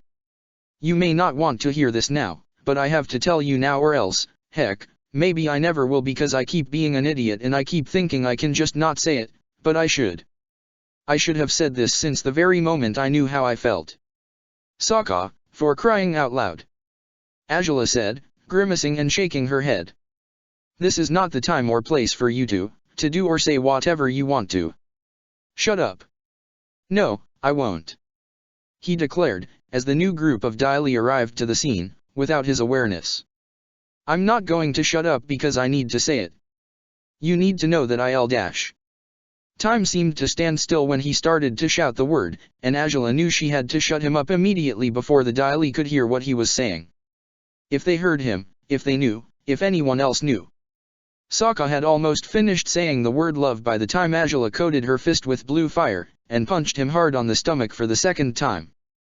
Her hand hurt awfully when she came into contact with his armor, but the fire power helped both to protect her from getting badly injured by the metal and to deliver proper damage to him. Sokka's eyes widened as he received the unexpected blow and ended up bending over her arm, losing his breath and falling on her shoulder, gasping for breath. And just as the princess had planned it, his words were completely lost in the moment. Azula," he squeaked, yet he frowned in confusion as she turned around and placed him on her back, so his arms would surround her neck. "Azula, hold on tight," she growled, and that he did when she used her fire power, again, to propel the pair of them into the skies, away from the Dialese that stared at them in utter confusion after witnessing how the princess had punched her own gladiator. Sokka would have shrieked if only he'd had any air in his lungs to shout with. He clutched at her tightly with both his arms and legs, looking down at the square they had been on, which became smaller and smaller while they rose through the sky. The wind buffeted their faces yet again, and Azula made sure to continue rising so they could stay as far from the Dialese's reach as possible. Her arms and legs shook, already having been subjected to too much strain in a single day, but she forced herself to carry on. She couldn't falter now, not when he was with her. "Azula," he managed to say into her ear at last, weakly. "This is Insane. Probably. Angela replied, looking around herself as she tried to figure out their bearings. Once she found the palace, she aimed towards it, hoping Iroh and Toph would be there already. The Daily couldn't still pursue them once they were safely inside it, Angela hoped, and this was the full extent of what she could do for them already. She needed to keep Sokka safe, too, and this was the only way to do it. So she continued to fuel herself upwards and onwards, her eyes set on the palace. "We're going too fast." Sokka gasped, gripping her tightly. "If I slow down, we won't get there at all," she replied, grimacing. "I can hardly keep this up anymore." "Angela," Sokka muttered, looking at her worriedly. As they crossed the upper ring from above, they were finally close to the palace, but they were too high. Dropping from such a distance could be the death of them. Angela grimaced and stopped propelling them, and she turned in midair to adjust her flight. Sokka continued to hold on to her, dreading the fall even when Angela started to use her fire to fight against the power of gravity, but her power was growing weaker. She didn't have enough strength to slow down their descent as she meant to. "We're going to crash," Sokka exclaimed, grimacing. Angela sent a wave of fire down through her limbs, trying to charge her technique before releasing the flames, but while it did slow them this time, she couldn't hold it for too long.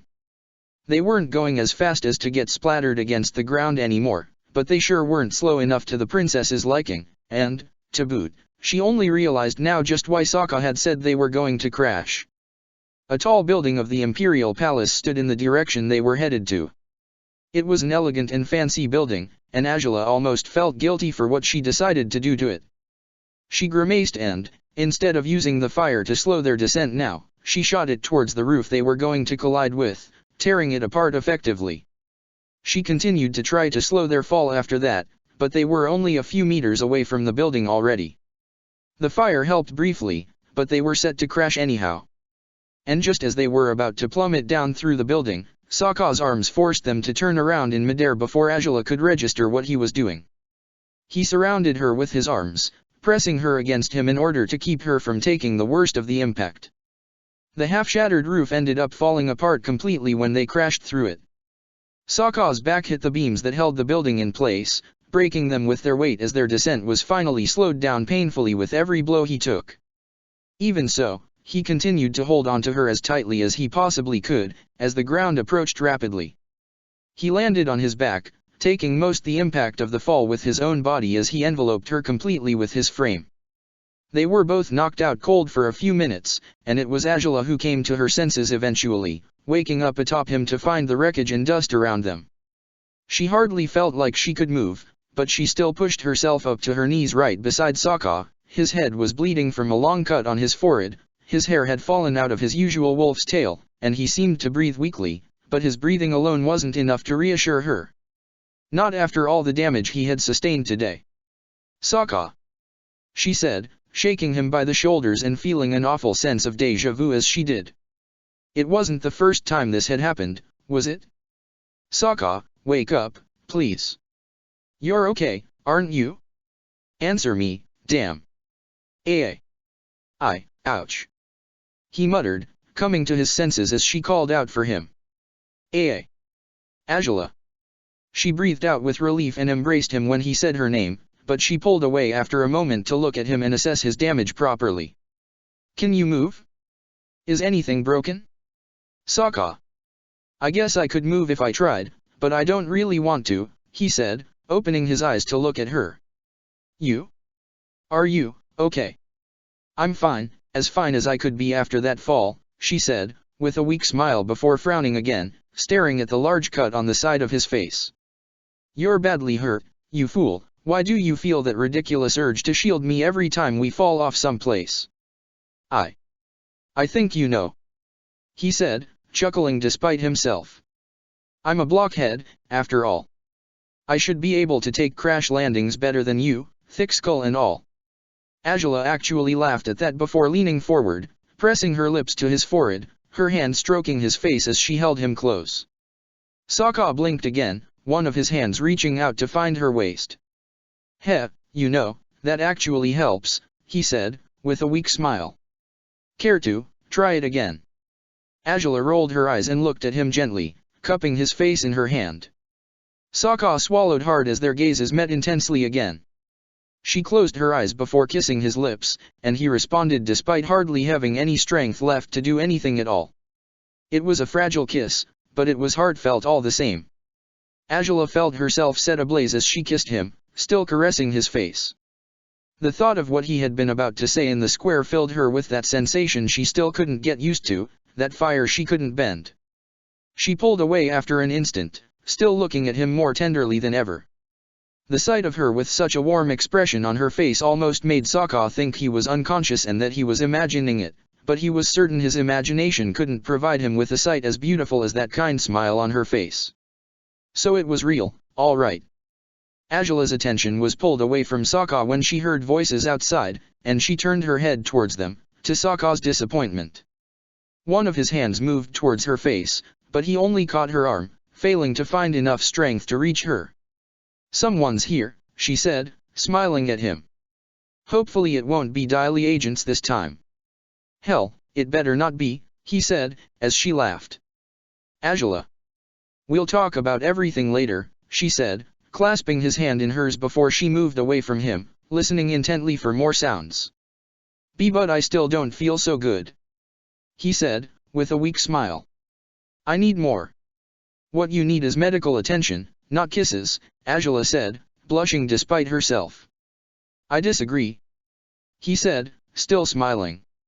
Angela rolled her eyes but looked at him with a smile of her own.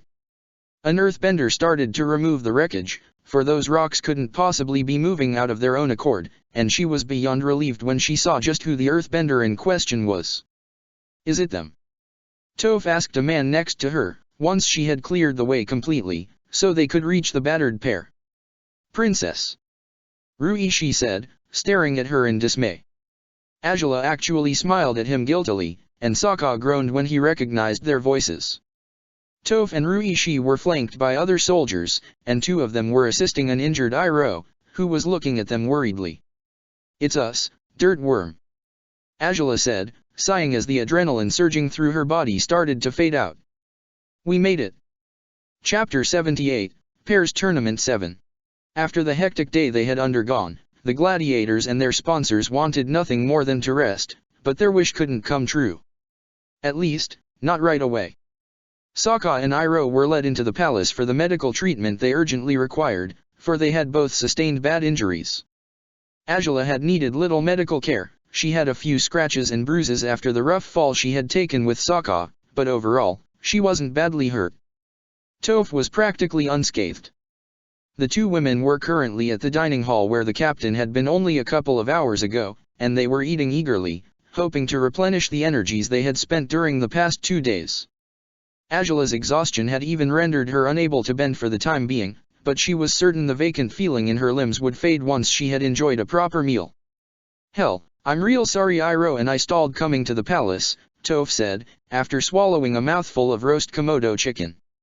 "And I already was sorry before tasting this food, but now I feel worse about it." "You're lucky I'm so tired, or else I would be making you feel even sorrier about it right now," Angela said, before picking up a loaf of bread and taking a powerful bite out of it. "Yeah, I figured," said Toph, giving her a weak smile. "It sure would be no fun fighting you right now, tired as you are." "Only right now?" Angela asked, raising an eyebrow. "Here I thought you'd stop being so eager to fight me after everything I've done for you." Wait, that's not what I meant," Toph said, chuckling. "I don't want to fight you, or Sokka, as in, to destroy you guys anymore. I mean, I never really wanted to do that to you, but I won't lie, I did look forward to beating your gladiator to a pulp again someday." "Swell," said Angela, bitterly. "But I just don't see you two as my enemies anymore," she confessed. "Before, you guys were my rivals. You still were when this trip started. But now I'll have a hard time thinking about you guys as our opponents after the tournament's over. It's been a wild ride, but my opinion about you two has changed a lot in the process. I guess I'm trying to say that, well, you like us now, don't you?" Angela said, smirking. "Amusing. Can't quite say I feel the same way, but I suppose I'm flattered, to some degree." Yeah, well, it'd be weird if you felt the same way, Toph admitted, chuckling. I caused way too much trouble for you guys, but I'm glad you didn't give up on me and Iroh despite that. It's weird that you didn't, I think. I never expected you to be so selfless. Selfless? Azula repeated, raising an eyebrow. I actually was anything but selfless with the choices I made during this trip. Huh? What do you mean? Toph inquired, before gobbling a pair of dumplings. Oh, nothing you'd understand, said Azula, shaking her head. You are very fortunate indeed, Dirt Worm, and you'd better keep it in mind. From here on, you owe me a very large favor. Be ready to pay it up whenever I deem it necessary.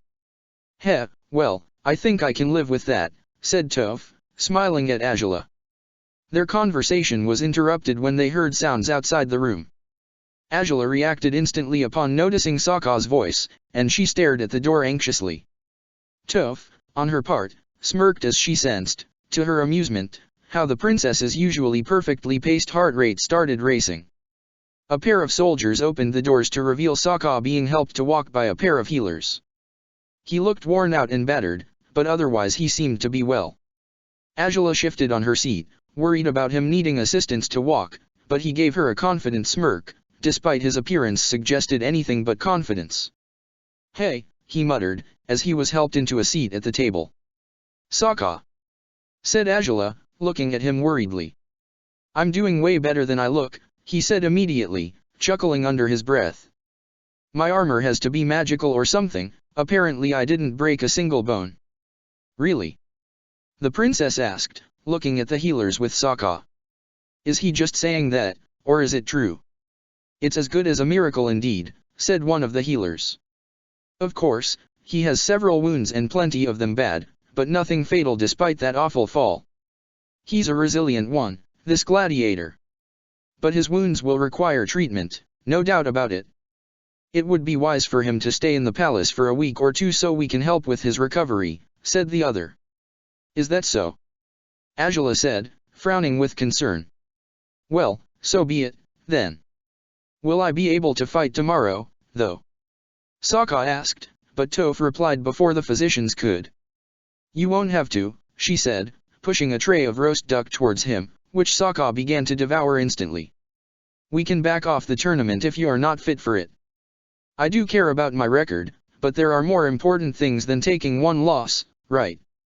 It's good to know you've come to that conclusion, Azula said, looking at the blind girl with curiosity. But we howled I've up, though dash. Sokka mumbled, with a full mouth. Despite how sympathetic she felt towards him at the moment, Azula couldn't help but grimace with disgust at the sight. Sokka swallowed quickly when he saw the look on her face. I think I can walk on my own, despite what these guys say. I'm just real tired and I need both food and sleep, but I think I'll be better by tomorrow. You should be, but you still shouldn't push yourself too far, Azula said, and Toph nodded. If you do join the fight, though, I'll be okay with doing all the work, she said, before smiling. When this began I was mad because I thought you guys were just trying to use me to win the tournament, and now I've got no problem with kicking the butts of both our last opponents all by myself. You two ruined me, really.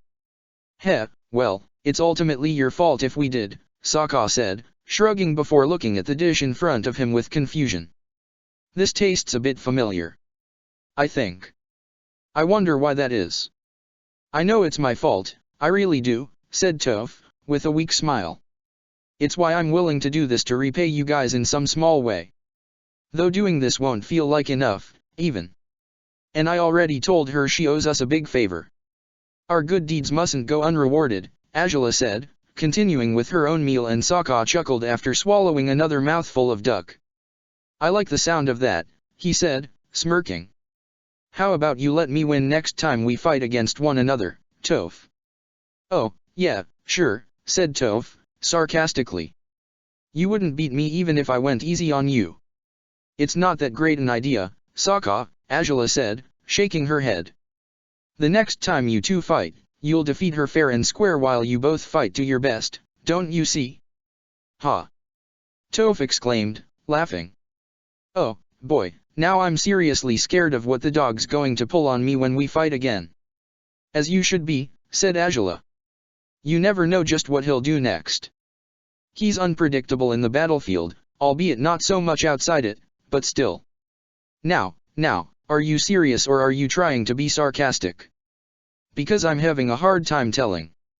Toph said, raising an eyebrow. Oh, my.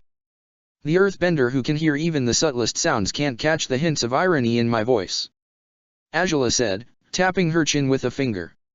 Why, nope, I didn't catch it, said Toph, beaming. Maybe it's my ears, or maybe it's because you actually have no idea how to convey sarcasm? Ladies, said Sokka, pushing away the now empty tray he had gobbled down quickly while the other two spoke. You're both going to have to try way harder than that if you're really trying to be sarcastic. That doesn't even start to cut it. Oh, said Angela, raising an eyebrow. Since when are you some sort of sarcasm professional, if I may ask? Why, since forever, princess. Sokka exclaimed, proudly. After all, sarcasm is my specialty. Toph's jaw dropped upon hearing that ridiculous joke, and if she had been able to stare at Sokka, she sure would have done as much to convey just how utterly bewildered she was over what he had just said. Yet she was even more surprised when the girl next to her chortled with laughter for an instant before covering her mouth with a hand, looking rather embarrassed again. Wait a second, you're actually amused by that? Toph exclaimed, aghast. Damn it, Jewel. What's wrong with your sense of humor? Angela just shook her head, covering her face with a hand while Sokka smiled happily. He hadn't quite expected the joke to amuse either one of them, for he had just wanted to stop their bickering.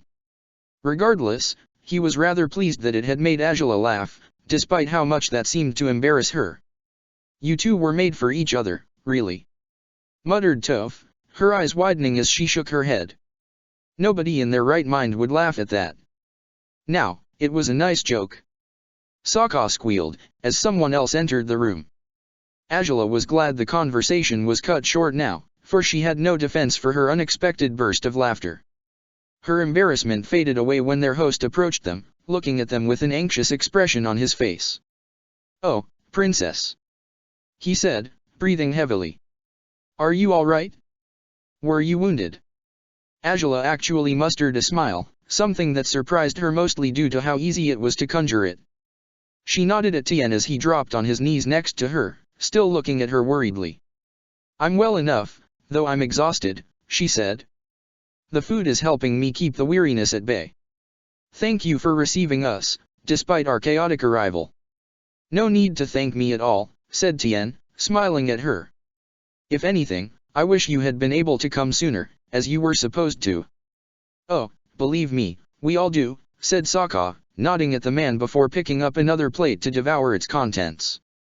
You don't look so good, said Tien, grimacing as he gazed upon the numerous bandages and wounds the gladiator sported.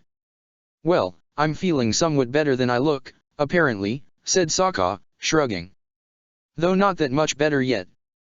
Still, I'm alive and that's what matters most, right? Good to know you're looking at the bright side of things, said Tien, smiling. We'll watch over you guys from now on, though. We won't let anyone else harm you. We would appreciate that, said Angela. About the daily. Yes, said Tien, grimacing. Angela had relayed the accounts of her story to Ruishi, who had explained everything to Ba Sing Se's governor. The daily, indeed. I knew I should have abolished them as soon as I took office, but the potential consequences it would unleash prevented me from doing it. A group of skilled, elite earthbenders with a thirst for revenge could have easily spurred an uprising in the city. I can't blame you for thinking so, said Angela. It was rather likely. But they're no longer the law enforcers of Ba Sing Se, are they? No, they aren't. While I allowed them to remain as a group, I still took their jobs away from them. I believed the idea of the daily lingering only in name might lead to their disbandment eventually. They aren't funded by the government anymore, they have no official role in the city either, so I guessed their members might drift away from the group in order to find a new purpose. Well, clearly, that didn't happen, said Angela, sighing. Nevertheless, they fell short on their mission to capture Toph. We're here now, we're safe, and I suppose we can count on your protection from here on, Governor. Of course, said Tien, smiling. My soldiers, and your guards, will escort you if you decide to attend your fight tomorrow. I might even accompany you myself, if you'd agree to that. The Daily won't harm you ever again, you have my word. And I shall keep you to it, said Angela, nodding towards him. Nevertheless, we haven't decided what we'll do tomorrow.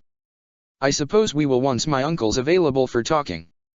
Tien's eyes widened a little at that, and he lowered his gaze before nodding. Of course. The physicians should be done with him soon, hopefully, he said. Hopefully, repeated Angela. You sound unsure, though. Is he all right? Oh, I wouldn't know.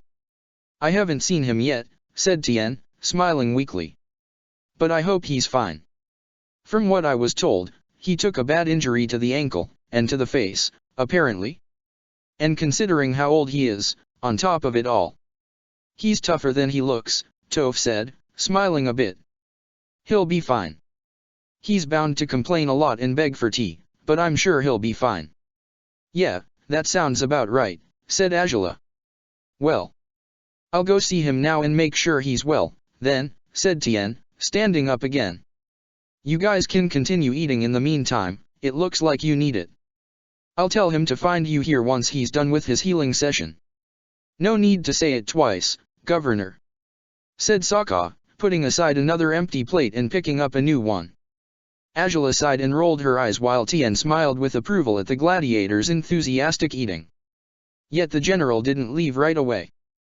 He stared at Angela for a moment, his hand on his clean-shaved chin. Princess, he said, thoughtful, and Angela stopped scowling at Sokka to turn towards him. Yes. You left in quite a hurry the last time you were here, said Tien. I found out why later on, of course, though back then it was rather perplexing. Nevertheless, we stored everything your guards left behind when they took off hastily to find you. Oh, said Angela, raising her eyebrows. Is that so? It's not much, said Tien, shrugging, but there are a few things I figure belonged to you or your gladiator, and there were also some that I sure hope belonged to either of you too. Many of my servants said it might have been the work of spirits, but I'd like to think otherwise. Huh? Said Angela, confused. What exactly are you talking about, General? Well, sometime after you were gone, we happened upon lots of loose papers in this room of the palace, said Tien. Papers with poetry written on them. Sokka had been gobbling down noodles when he heard those words and he almost choked on his food. It took Angela a moment to make the connection once she saw the panicked look on Sokka's face. Oh, haiku poetry, you mean? Said Angela, smirking. Ah, yes. Then they really were yours? Tien asked, relieved. That's good news. Here we thought we had some dead poet's ghost stalking the palace. Oh, I'm sure a dead poet would write better ones, said Angela, her malicious amusement increasing as she watched Sokka blush and grimace. Well, they weren't so bad if you ask me, said Tien, shrugging. But my wife does say I have no sense for art, so my opinion's not worth much, is it? Anyways, we also found one poem in the room you had stayed at, Princess. It's why I guessed you might have had something to do with it. Well, indeed, you had it right, Governor, said Angela, smiling happily. Those poems are all my property, yes they are. Where might I find them? Ah, I'll have a servant return them to you at haste, said Tien, smiling as well. Oh, you have no idea how relieved I am to find out it's not a spirit. Anyways, I'll talk to the servant and then I'll go check on General Iroh. Please do, said Angela, nodding. Tien bowed before her and gave them a smile before leaving the room. The smirk still lingered on Angela's face while Sokka looked like he wanted to disappear in thin air, given how embarrassed he was. Heh, said Toph, dropping to the side and supporting her head with a hand as she stretched over the floor. And what's this funny haiku matter now, Jewel? Angela, for crying out loud, don't retrieve them, said Sokka, looking at her in horror. They're pathetic. If you're getting them back, it should only be to burn them. Ah, and miss out on the amusing, horror-struck look on your face as I read every last one of them. said Angela, raising her eyebrows while still smirking. Not a chance. I'm keeping them forever and I'll blackmail you with them until I find no further amusement in doing so. Which isn't going to happen anytime soon, of course. Oh, come on, Angela. Sokka squeaked, growing more flustered. What's going on? Toph asked, tapping the table with her free hand. You see, bandit. Angela started, and Sokka's jaw dropped, for he couldn't believe she'd actually explained this to Toph. I visited this very palace some time ago with the fool I call my Gladiator. And back then I was rather mad at him for several reasons I don't want to disclose, so I kept ditching him whenever I could, and I did that on a certain day when I traveled through this city. When I came back to the palace, I found him passed out inside a random room, with a pile of poems scattered around him. And? Toph asked, smirking as well. She was delighted by how distressed Sokka was by this situation. And I was quite surprised to pick up this particular poem which seemed to be an attempt to flatter me in all the cheesiest ways possible. Said Angela, at which Toph started laughing, while Sokka buried his face in his hands. Are you serious? He wrote poetry about you. Oh, he sure did, said Angela, proudly. And it's probably the worst poetry I've ever read, but at the very least he made an effort, right? Ah, for crying out loud, I know it was bad but that's exactly why I'm telling you not to fetch them. Sokka squealed. It was a stupid thing to do, okay. I know it. So just forget about them, will you? Not going to happen, Angela said, happily. I'm getting them back, and I'll read them aloud whenever I see fit, so that the world knows just how bad your taste for poetry is. It's the right thing to do, Sokka. The right thing to do would be to bury them at the core of the planet and forget they existed altogether. Sokka exclaimed. If you bury them I'm going to fetch them, said Toph, smiling. And then I'll ask the jewel to read them aloud for me. Gladly. They'll amuse you, I just know it, said Angela, as the girl beside her laughed loudly. Sokka grumbled and shook his head, avoiding eye contact with Angela again. The princess couldn't help but continue smiling, staring at the gladiator while Toph continued to laugh next to her. Truth to be told, she wasn't about to parade the content of Sokka's poems as she claimed she would, but teasing him about them had felt just right at the moment. The entire situation felt right by now, actually. She was quite surprised to find that it did, considering in whose company she was. And it wasn't because she was in Ba Sing Se's imperial palace at last, or because she was eating great food again. She knew the actual reason why she felt as comfortable as she did. During her last visit to the palace she would have never even dreamt of sitting here, laughing along with the blind bandit while Sokka groaned in embarrassment. She would have never believed something of the sort could ever come to happen. But, to her surprise, she was quite glad that it had. Iroha's ankle was sprained, a type of injury he had been well acquainted with during his youth. He had been as cooperative as he could be while the healers tended to him, despite the pain he was enduring, and his efforts had been rewarded with a cup of steaming tea that brought a smile to his face as soon as he saw it. Ah, just what I needed, he said happily, sipping the drink. The physicians had left him by himself for the time being, because they were fetching the crutches he would need to use for several weeks. Apparently, due to his old age, it wasn't a good idea for him to use crutches, but Iroha had refused to take the wheelchair he had been offered. Despite how different he was from most the members of his family, Iroha still had the streak of the pride that characterized the Fire Nation's royal family. A gentle knock at the door brought his attention away from his tea, and he raised an eyebrow as he waited for whoever was outside to enter the room. You can come in, whoever it is, said Iroha, curious to find out who his visitor was. He almost dropped the tea on his lap when the door swung open to reveal Tien behind it. They both stared at each other silently, Tien's hand resting on the doorknob still while Iroha felt the air in the room become heavier. He swallowed hard as he looked at the man before him, who was returned his gaze with guilt-ridden eyes. Eventually, Tien managed to smile, albeit weakly. It's been a while, General, he said, sadly. Oh, it truly has, said Iroha, blinking a few times before smiling back. You seem bigger, or maybe I'm just smaller, eh? Neither thing, I think, said Tien, shaking his head. Then my memory is faulty, said Iroha, chuckling softly before dropping his gaze. But it has been far too long, eh? 14 years. Yeah, more or less, said Tien, nodding now. Well, it is good to see you after all this time, said Iroh, glancing up at him again. I heard many things about you while traveling with Zuko, and even more once I was back in the capital. Is it true you got married? Yes, said Tien, blushing a little. I did indeed. Her name is Jin. I actually met her in a tea shop. Did you, now? Said Iroh, amused. That is wonderful.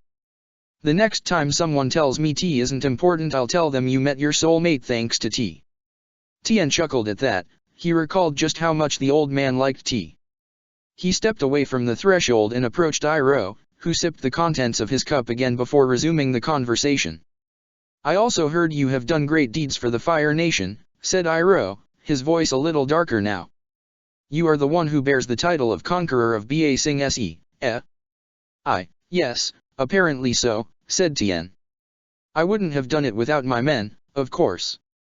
It was no easy feat, but...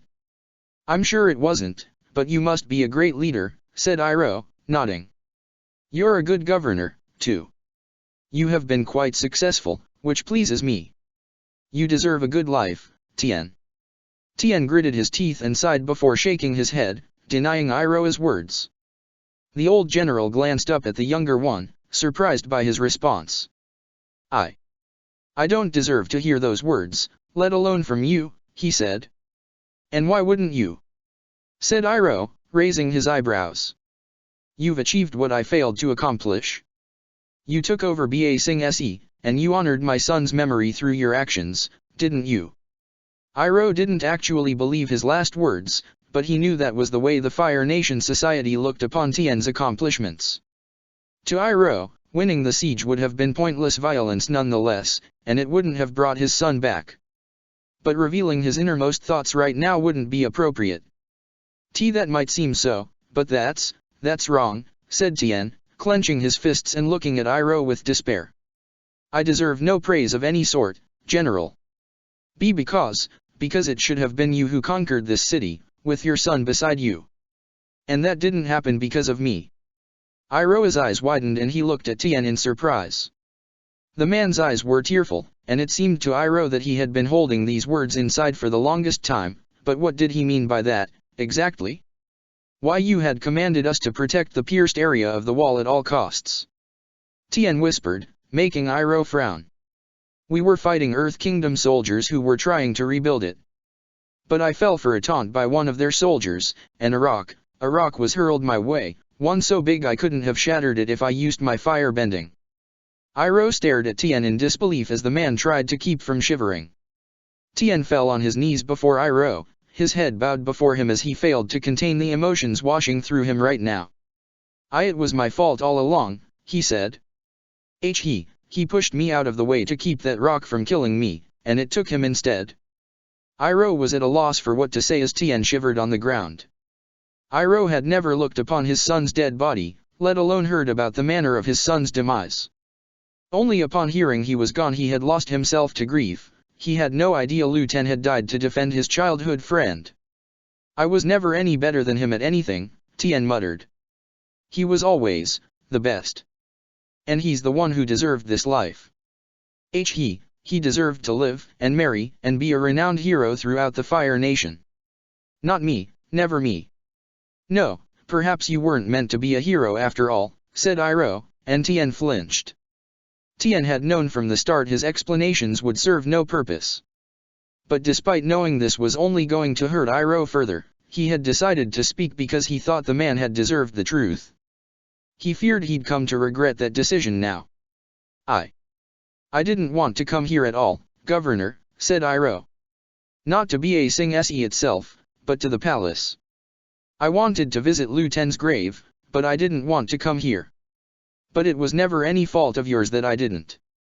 Truth to be told, I didn't have the courage to show myself before you until it was my very last option. The courage. Tien repeated, raising his head again. He was astonished to find there was a kindly, but sad, smile on Iroh's face. Tien looked at him in utter confusion as the man continued talking. You were Lu Ten's best friend, said Iroh. And you honored his memory in a better way than I ever could. You moved on, Tien. You fought on for the cause Lu Ten had believed in. You are the governor now of the city where his remains lie, and you accomplished all this while I succumbed to my misery. I chased after what I thought was his spirit in my desperate attempts to bring him back, only to discover I had to let go of him. Reviving the dead wasn't an option. But even though I knew it, I lost myself to that pointless endeavor. And even after I finally understood the wrong of my actions, I still couldn't find my rightful path. I thought I would by helping someone else, maybe. And meanwhile, Tien, you did everything I never could. Heh, you even met the woman you'd marry in a tea house. Just how marvelous is that? Well, if you say so, said Tien, with a weak smile now despite the tears on his eyes. I blamed myself for Lu Ten's death for a long time, Tien. Iroh said. And if I must be honest, I still do. Despite what you just shared, I still think it was ultimately me who brought Lu Ten to his untimely death. But if I had been more careful, maybe he wouldn't have been. Oh, maybe not that day, surely, said Iroh, dropping his gaze. But the war had yet to be won. He might have died any day, Tien. He just so happened to do it by saving his best friend. Well, he shouldn't have, said Tien, gritting his teeth. He deserved this. He did, and I'm sure you know it. Now, said Iroh, smiling and extending a hand towards Tien. You don't think Lu Ten would want you saying that, would you? He'd likely be angry if he thought you're not satisfied with your life. I'm more than satisfied, said Tien. In fact, I feel it's too good for me to deserve it. Well, think of it as Lu Ten's life, then, said Iroh. He gave up his life for the cause he believed in, for his nation. Now he lives on in all those who knew him and loved him, you, Zuko, Azula, me, all of us will remember Lu Ten, Tien. And he gifted you with the life he sacrificed. His time is now your time. So make good use of it, will you? Well, I shouldn't need to say that, for you already have. Tien stared at Iroh in dread when he realized the old man was crying softly now. He moved towards the stretcher where Iroh had been sitting and he surrounded the man's shoulders with an arm. Iroh chuckled and patted him on the chest, grateful for his support. Lu Ten, he would be proud of you, he said. And I'm sure he'd be proud of you too, Tien replied, sighing. You said you hadn't wanted to see me, and I was ashamed of seeing you as well. I thought you'd hate me for being the reason why your son is gone. Oh, I do not resent you, my boy, said Iroh, chuckling. Not at all. My son, he was quite a selfless one.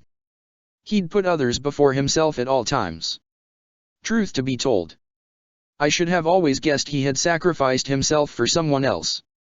It's just like him, it really is. Yeah, that was him indeed, said Tien, as Iroh's tears started to soak his clothes. For what it's worth, though. I thank you, Tien, said Iroh. I'm actually relieved to know the truth. And I'm also sorry.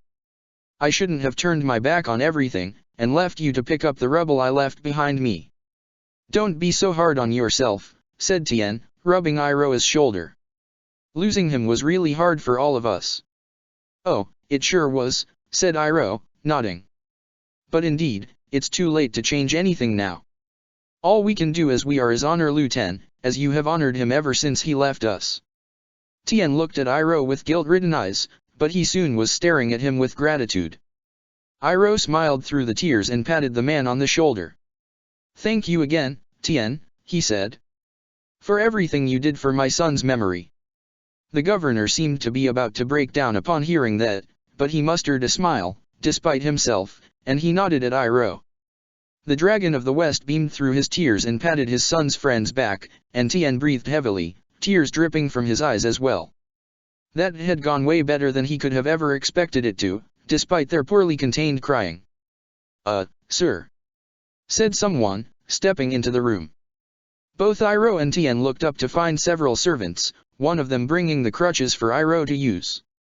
Iroh finished his tea hastily before giving them a grateful smile, and Tien wiped his eyes before turning towards the one who had spoken to him. Yes. We have only just received news of a new arrival in the city, said the servant, overlooking how shaken up his master seemed to be. A nobleman and his wife came into Ba Sing Se just today, and apparently they want a word with you. Oh. Said Tien, raising an eyebrow. And who might they be? I think the names I got were Poppy and Lao, but I could be mistaken. Said the servant, scratching his head. A rattle behind Tien surprised everyone present in the room. Iroh had been maneuvering to stand up with his crutches, but when he heard those two names he had dropped them on the ground and stared at the servant in horror. Excuse me, could you repeat what you just said?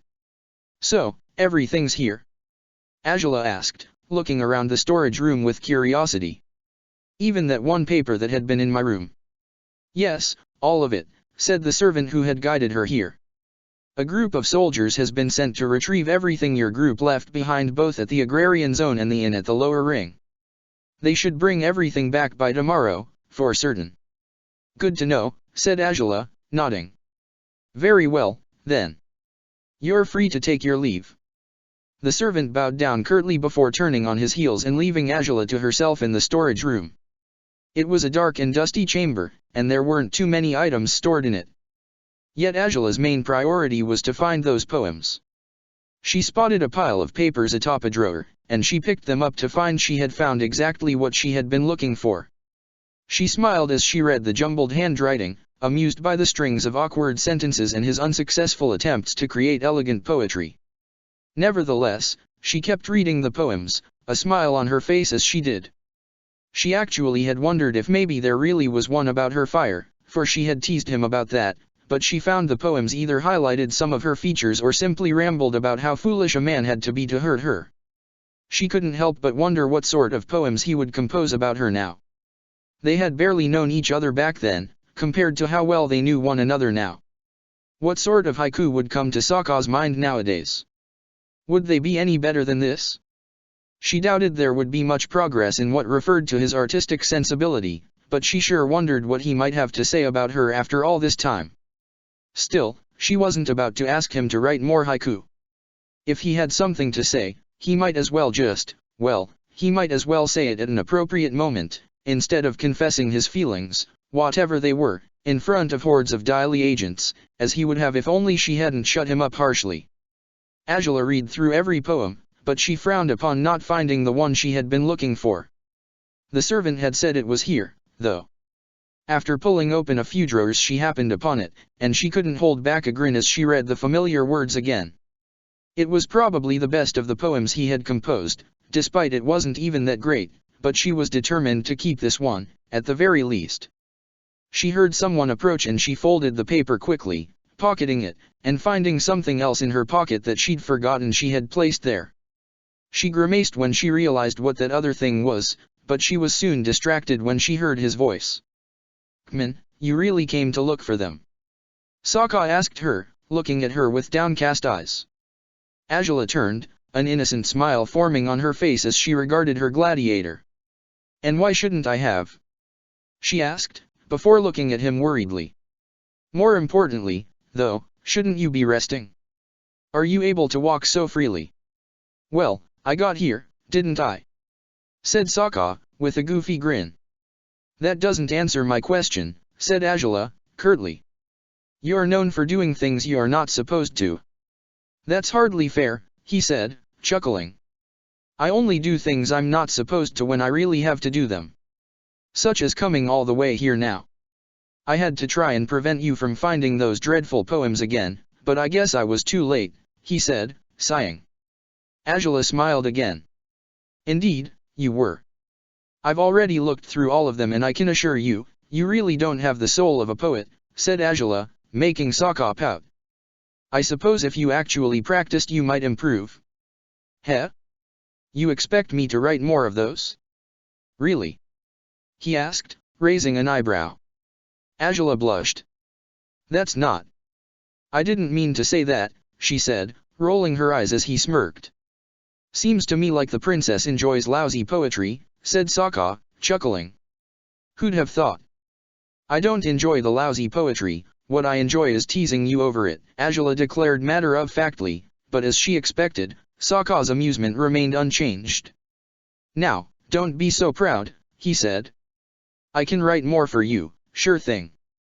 By all means, humor me, said Angela, smirking. I'll have a blast reading through your embarrassing verses once again whenever you like. Well, maybe I won't do it after all, Sokka said, gulping and looking at her warily. He had thought he had the better of her this time, but she had turned the tables again without any difficulties. Just as could be expected from Angela. Still, you really aren't making too much of an effort to be here, are you? She asked, looking at him worriedly. I feel a lot better after eating, he said, smiling. And truth to be told, I figured we ought to talk without Toph nearby. Angela bit her lip and looked at him warily, yet also eagerly. Was he going to finish what he had said earlier? You know, I get the situation was pretty dire, but you really didn't have to punch me like that, he said, pouting again. Angela froze and stared at him in disbelief, an eyebrow twitching. It threw me back to our first meeting, and that's not something I enjoy recalling, mind you. Oh, certainly, said Angela, smiling again, despite herself. Still, I thought the armor had protected you from the fire. Well, sure, but it still hurt. Sokka exclaimed. You plummeted through the skies into the roof of a building headfirst to protect me, and yet my simple punch hurt you more. Angela said, looking at him inquisitively. Why's that? Because, well, you know why, Sokka said, blushing a little as well. Besides, the roof thing, I did it willingly. The punch caught me unawares. It sure shouldn't have, said Angela, folding her arms over her chest. You needed a punch of reality, most literally. I figured it was better for me to give it to you than for the Daily to do it. Heh, how awfully kind of you, said Sokka, looking at her skeptically, and Angela smirked again. Still, I actually am sorry it had to come to that, said Angela, sighing and stepping towards him. I confess I didn't plan on punching you like that ever again, but this time it hurt me as well, most unlike when we first met. Believe it or not, that doesn't make me feel much better, said Sokka, smiling as she stopped right in front of him. Angela sighed and looked at his battered body with concern. Sokka raised an eyebrow and cleared his throat, at which she looked up at his face again. Something the matter? He asked. You just should get more rest, said Angela, sighing. You look worse than you have in a very long time, and that's saying a lot. I probably ought to take a nap or two, sure, said Sokka, chuckling. But I'm feeling better than I look, really. Truth to be told, I don't think feeling better than you look is good enough, though, said Angela, sternly. Sokka frowned. I don't know if we'll attend tomorrow's fight, but the idea doesn't appeal to me in the slightest. If only your opponent was anyone but the Savage Hook. Well, I'm way stronger than I was when I first fought him, said Sokka. I've come a long way since. And I won't be alone. Toph did say she was willing to do most the work this time if she had to. Which sounds wonderful, but I don't think I need to remind you that the Hook won't be alone either, said Angela. I don't know anything about his companion, but it's easy to assume he'll be quite strong if Long Feng chose him as the Hook's partner. Long who? Said Sokka, blinking blankly. Angela sighed heavily. The Savage Hook's sponsor. A very unpleasant man, and one who might be more dangerous than I took him for when we first fought the Hook. Why? Asked Sokka, surprised. Who is he? He used to be Ba Sing Se's Grand Secretariat back when the Earth Kingdom still stood. He was using the former King Ki as his puppet and controlling the entire city through him. He proved to have shaky loyalties, which convinced the Fire Nation's leaders that he couldn't be trusted. He was revoked from his position by the time Tien took office. He managed to keep his goods and most his fortune, though, and he might have kept something else, too. What are you talking about? Said Sokka, raising his eyebrows.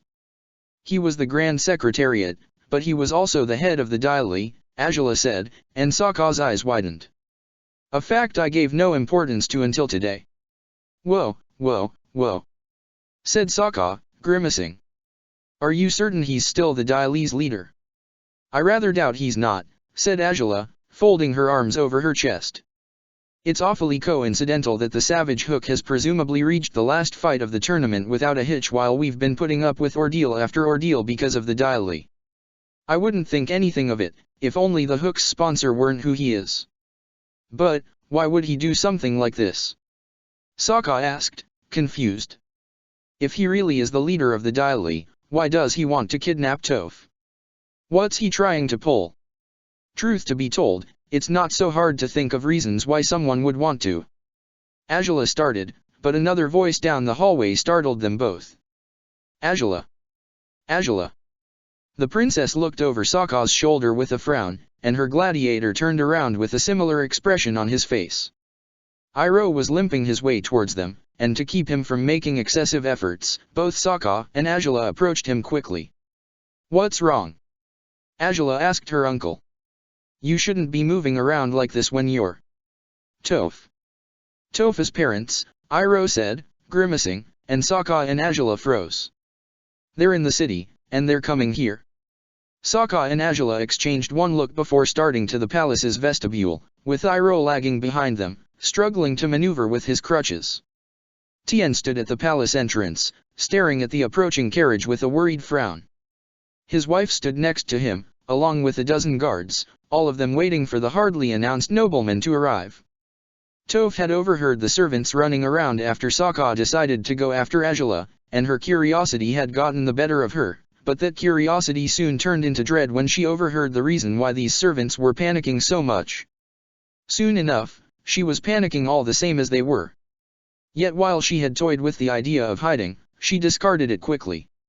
Her argument with the Fire Nation princess returned to her, the one where she had forced Toph to realize she was running away from a past she shouldn't run from. And while Toph was naturally afraid of her parents, the only figures of authority she had ever respected and listened to in her whole life, she decided she wouldn't be afraid of them anymore. She had no reason to be. She was the strongest earthbender in the world, after all. She was currently standing behind the soldiers, her head lowered, her fists clenched. She would face her parents for the first time in over 2 years, and she intended to do it the proper way. The carriage came to a halt before the steps that led up to the palace's main building, and a man and a woman climbed off the vehicle, both dressed up far too elegantly compared to most travelers, high-born as they were. The man was the first to make for the steps, looking at the governor with hopeful eyes as he climbed his way towards him. Governor Tien, sir, it is such a pleasure to see you again, he said, smiling. Tien nodded towards him. It's a pleasure to see you as well, Mr. Bafong. If only I'd had some warning of your visit I would have prepared a proper welcome for you and your wife. Do excuse us, of course, said Lao. We didn't mean to come so suddenly either. But we received a messenger hawk a few days ago, and me and my wife decided to make haste to get here as soon as possible. Governor, we've heard the most terrible thing, said Poppy Bafong, walking behind her husband. Our daughter, she was seen fighting in the Gladiator arena. Why your daughter? Tien repeated, frowning. How is that possible? She escaped home a few years ago, said Lao, as they finally reached the top of the steps. And we have failed to get her back ever since. She's blind, sir, she needs us. Poppy exclaimed, looking at Tien with despair. She's somewhere within the city, she has to be. So sorry to break it to you, but you're not going to find that hopeless, needy daughter you're looking for in this city. Poppy and Lao froze when they heard that voice. Tien stepped back and turned towards where Toph stood, arms crossed over her chest, head held high as she tapped an arm with a finger, her blind eyes hidden behind her disorderly bangs and her heavy frown. Poppy looked as though she would pass out of relief and horror at once when she looked upon her daughter. Lao's jaw dropped as he stared at her. And Toph simply scowled, almost snarling at them. The soldiers who had been standing before Toph also moved away, allowing her to face her parents directly. And Toph meant to do as much. Not what you expected to find, huh? She said, gritting her teeth. Can't say it bugs me if that's the case. Toph. Poppy said, tears on her eyes. Oh, Toph, you're a mess? Oh, sure I am, said Toph. As you can see, the pretty girl in the dresses and the proper hairdos is gone, Mom. The little responsible brat who learned all her lessons and went to bed at the right time doesn't exist anymore. I'm not that girl. I never was. Oh, Toph, please," said Lao, grimacing, and reaching out towards her. A pillar of earth that rose before him stopped him on his tracks. Lao stumbled back and looked at his daughter in disbelief when he realized she had conjured the rock. Surprised the helpless blind girl can do that? "Heck, you should have seen me fighting Daily agents earlier," she said, smirking. "You should see me in the arena, beating every single opponent they send my way without breaking a sweat." "Oh, but as it turns out, you're not going to see that at all. Neither of you ever wanted to see me for who I truly am. Neither of you care to see what I can do, you refuse to acknowledge that I can take care of myself. And yet you have the nerve to say I'm the blind one." Sokka, Azula, and the limping Iroh arrived at the scene then, and they froze as they watched what was happening at the palace's entrance. "I'm not weak. I'm not helpless," Toph bellowed.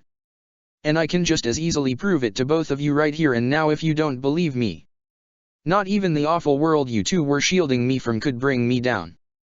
I've survived without your help, I've made friends and I've become stronger than I ever thought I'd be. I've found my own path, and I want to follow it, no matter what gets in my way.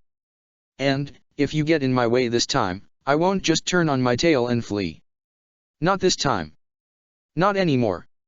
I have no reason to be afraid of you two. I never did. I'm the strongest earthbender in the world. And nothing's going to hold me back, from here onwards. I want to be free to be who I am without thinking. Without thinking that I'm just a disappointment and a failure in your eyes." It took Toph a moment to understand why she was incapable of saying another word, despite still having plenty of things to convey to her parents. But she was choked up. She was crying, and she hardly knew why. "Toph, but you're..."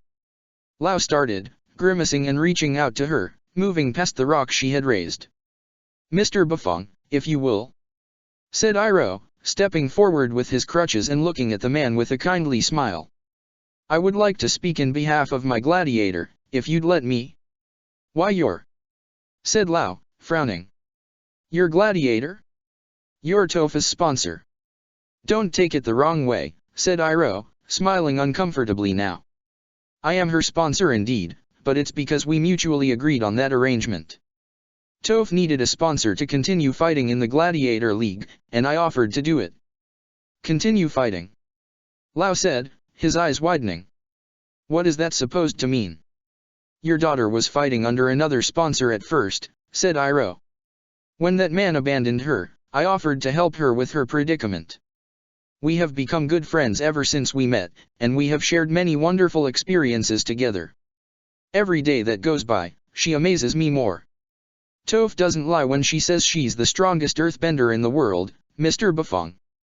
She has yet to lose a fight in the Gladiator League, and she usually comes unscathed from most of them. Your daughter, she's nothing short of extraordinary. And if you don't believe him, believe me," said Sokka, with crossed arms. "Your daughter could have killed me when we first crossed paths, and look at me. I'm a tall, strong guy, aren't I? You, just a moment now, who are all of you?" Lao asked, confused. "I'm Sokka, or the Blue Wolf. Azula here is my sponsor," he said, pointing at Azula. "And the old man here is Iroh." Lao frowned at first before all color drained from his face. His wife, still behind him, covered her mouth with her hands as she also realized the real identities of the two sponsors. "And your daughter over there is the blind bandit," Sokka stated proudly, at which Toph sniffed and wiped her nose with the back of her hand. "Toph has made my days far brighter than they had been in a long time," Iroh said. "And thus I understand why you'd want her back so badly. Yet, it probably says a lot that your daughter would rather leave her nation and fend off bounty hunters than to confront you two," Azula said, as cuttingly as ever. Sokka looked at her warily, warning her with his eyes not to say anything too hurtful. "She's truly prodigious, and she's not at all the kind of girl who would love the high-class life. Which you would have known if only you had accepted your daughter for who she really is instead of forcing her to fulfill your standards of what a good child should be like." Toph turned towards Azula, astounded by her harsh defense of her. The princess stepped forward, her menacing eyes softening somewhat now. Still, it's not too late to see where you went wrong, is it? She told the Bufongs. It's not too late to be the parents she deserves. You clearly care enough about her to chase after her through the Earth Kingdom, so why not change your way of treating her? How about you actually welcome her into your lives and start to appreciate her for who she truly is? Lao and Poppy Bufong stood in place as they stared at the princess in both awe and fear. Toph, next to Angela, actually managed to muster a smile at that. Thanks, spicy. She whispered, and Angela only flickered her gaze towards her once before focusing on her parents again. Well? She asked, an eyebrow raised. After a pause that felt much longer than it actually was, Lao finally moved again. And Toph didn't threaten him this time. She simply stood where she was, trying not to shiver as she feared what her father would do or say now. For all these years. Lao said, his eyes set on his daughter. For all this time, your mother and I have been beside ourselves with worry. We thought you had been abducted at first, then we guessed you had run away and gotten lost in the process. We had hoped you might be looking for your way back home. Toph gritted her teeth and bit back more tears. Her fists were clenched and her head was bowed again now, as she tried to hide her vulnerable side from her parents. But as it turns out, our helpless little girl, he said, with a sad smile now. Our helpless little girl doesn't need us anymore. Toph's eyes widened. She almost felt the blood freeze on her veins as she lifted her head again, tears leaving her eyes freely now. If all they said is true, if all you said is true, Toph. Lao said, looking at her sadly. Then perhaps we really have no right to hold you back.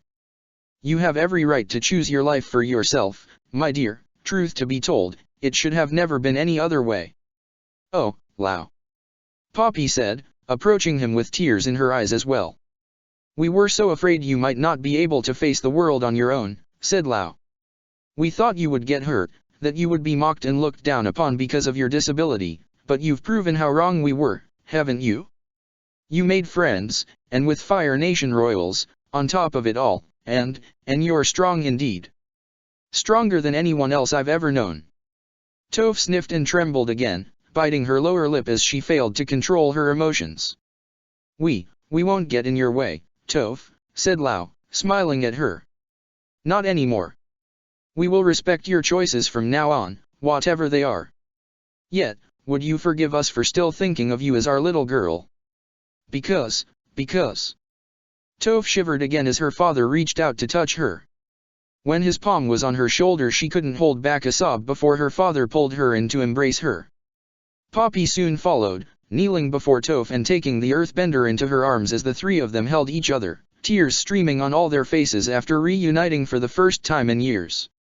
Well, that went better than I expected it to, Sokka whispered at Angela, who looked at him with a crooked eyebrow while Iroh smiled. It did indeed, he said, nodding. They are good people, the Bufongs. It's good to know they are, Angela agreed, finally breathing out in relief. So, I take it the chase is over? Sokka asked, raising an eyebrow. Now that her parents got here. I wouldn't be so sure of that just yet. The princess replied, frowning. Tien had watched the scene silently, feeling completely out of place in the midst of this reunion. He glanced at Iroh with inquisitive eyes, and the old man gave him a guilty smile. I'll explain later, he said to the governor, who simply chuckled and nodded. Over dinner, I take it, he said. Sokka's eyes brightened when he heard the word dinner, and Angela rolled her eyes but chuckled at his reaction. As ever, the thought of food could make him burst with excitement. Despite the teary reunion, Toph's mood soon brightened as she spoke to her parents about everything she had experienced while outside the Bufong estate. Iroh took to explaining matters to Tien as well, and both the governor and his wife listened intently at the man's story. Meanwhile, Angela tried to advise Sokka on how to eat in a proper manner instead of gobbling food down hastily, yet despite her coaching, his manners hadn't improved much by the time dinner was served. See, this is exactly why I'll never believe you when you claim to be a prince, she said, using an extra plate on the table to shield herself from his unsightly eating. Oh, gammon. IJ's tasty. He exclaimed, grinning at her. Angela grimaced at the sight and resolved not to look at him until the meal was over with. When Xin Fu bailed on me, Iroh showed up out of nowhere and offered to sponsor me, Toph said, smiling. After that, I became his gladiator and things started looking up for me. It sure looks like it, said Poppy, giggling. Here we thought you had been living in the worst conditions, and it turns out you were in the Fire Lord's home all along. Hee hee, yeah, said Toph, chuckling as well. I do thank you deeply, General Iroh, said Lao, bowing his head before the old man. You have taken good care of our daughter. Oh, hardly, said Iroh, waving a hand carelessly. She has taken care of herself all along. Indeed, when my uncle tries to take care of her, he gives her too much tea and that doesn't end so well, Angela said, at which Toph laughed again. Yeah, that was one nasty incident, but it won't happen again. You have my word. She declared. You're here for a pairs tournament, then? Lao asked. A neighbor from Jailing attended it as well, with his son as his partner. Ah, yes, said Angela, nodding. The ones we fought on our first round. Indeed, they were the ones who told us Toph was here, said Poppy, smiling. We came at haste, even paying some sandbenders to bring us across the desert safely. Sandbenders? Toph said, surprised. Whoa. I met a few of them when I took off, and they weren't the kind of people I'd expect my parents to hitch a ride with. We had no choice if we were to find you, did we? Poppy asked, caressing her daughter's cheek. Parents do anything for their children, Toph. I thought you already knew that. Angela watched the exchange and dropped her gaze to her half-empty plate. The blind bandit truly was lucky, having parents who fought so hard to find her again.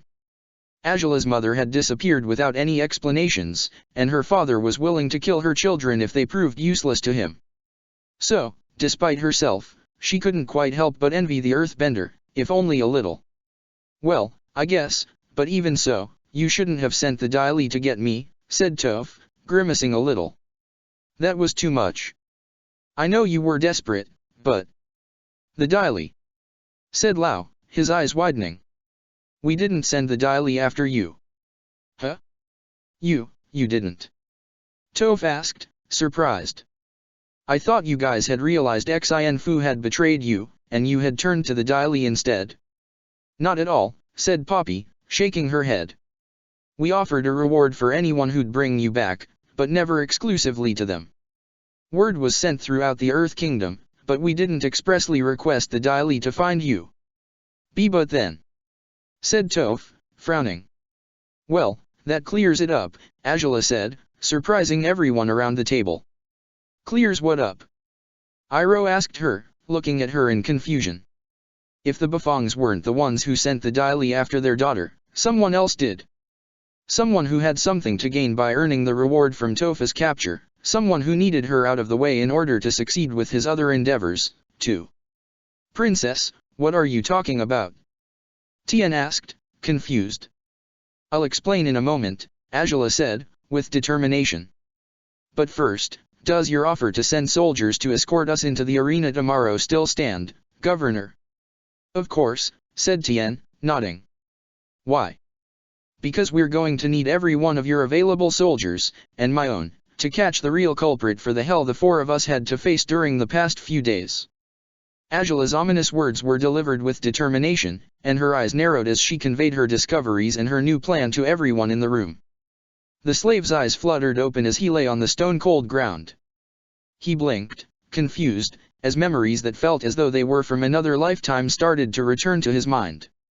His name, his dead family, his dead friends, grief and anger started to fill him, and he would have screamed in frustration if only someone hadn't grabbed his face and forced him to look straight into his eyes.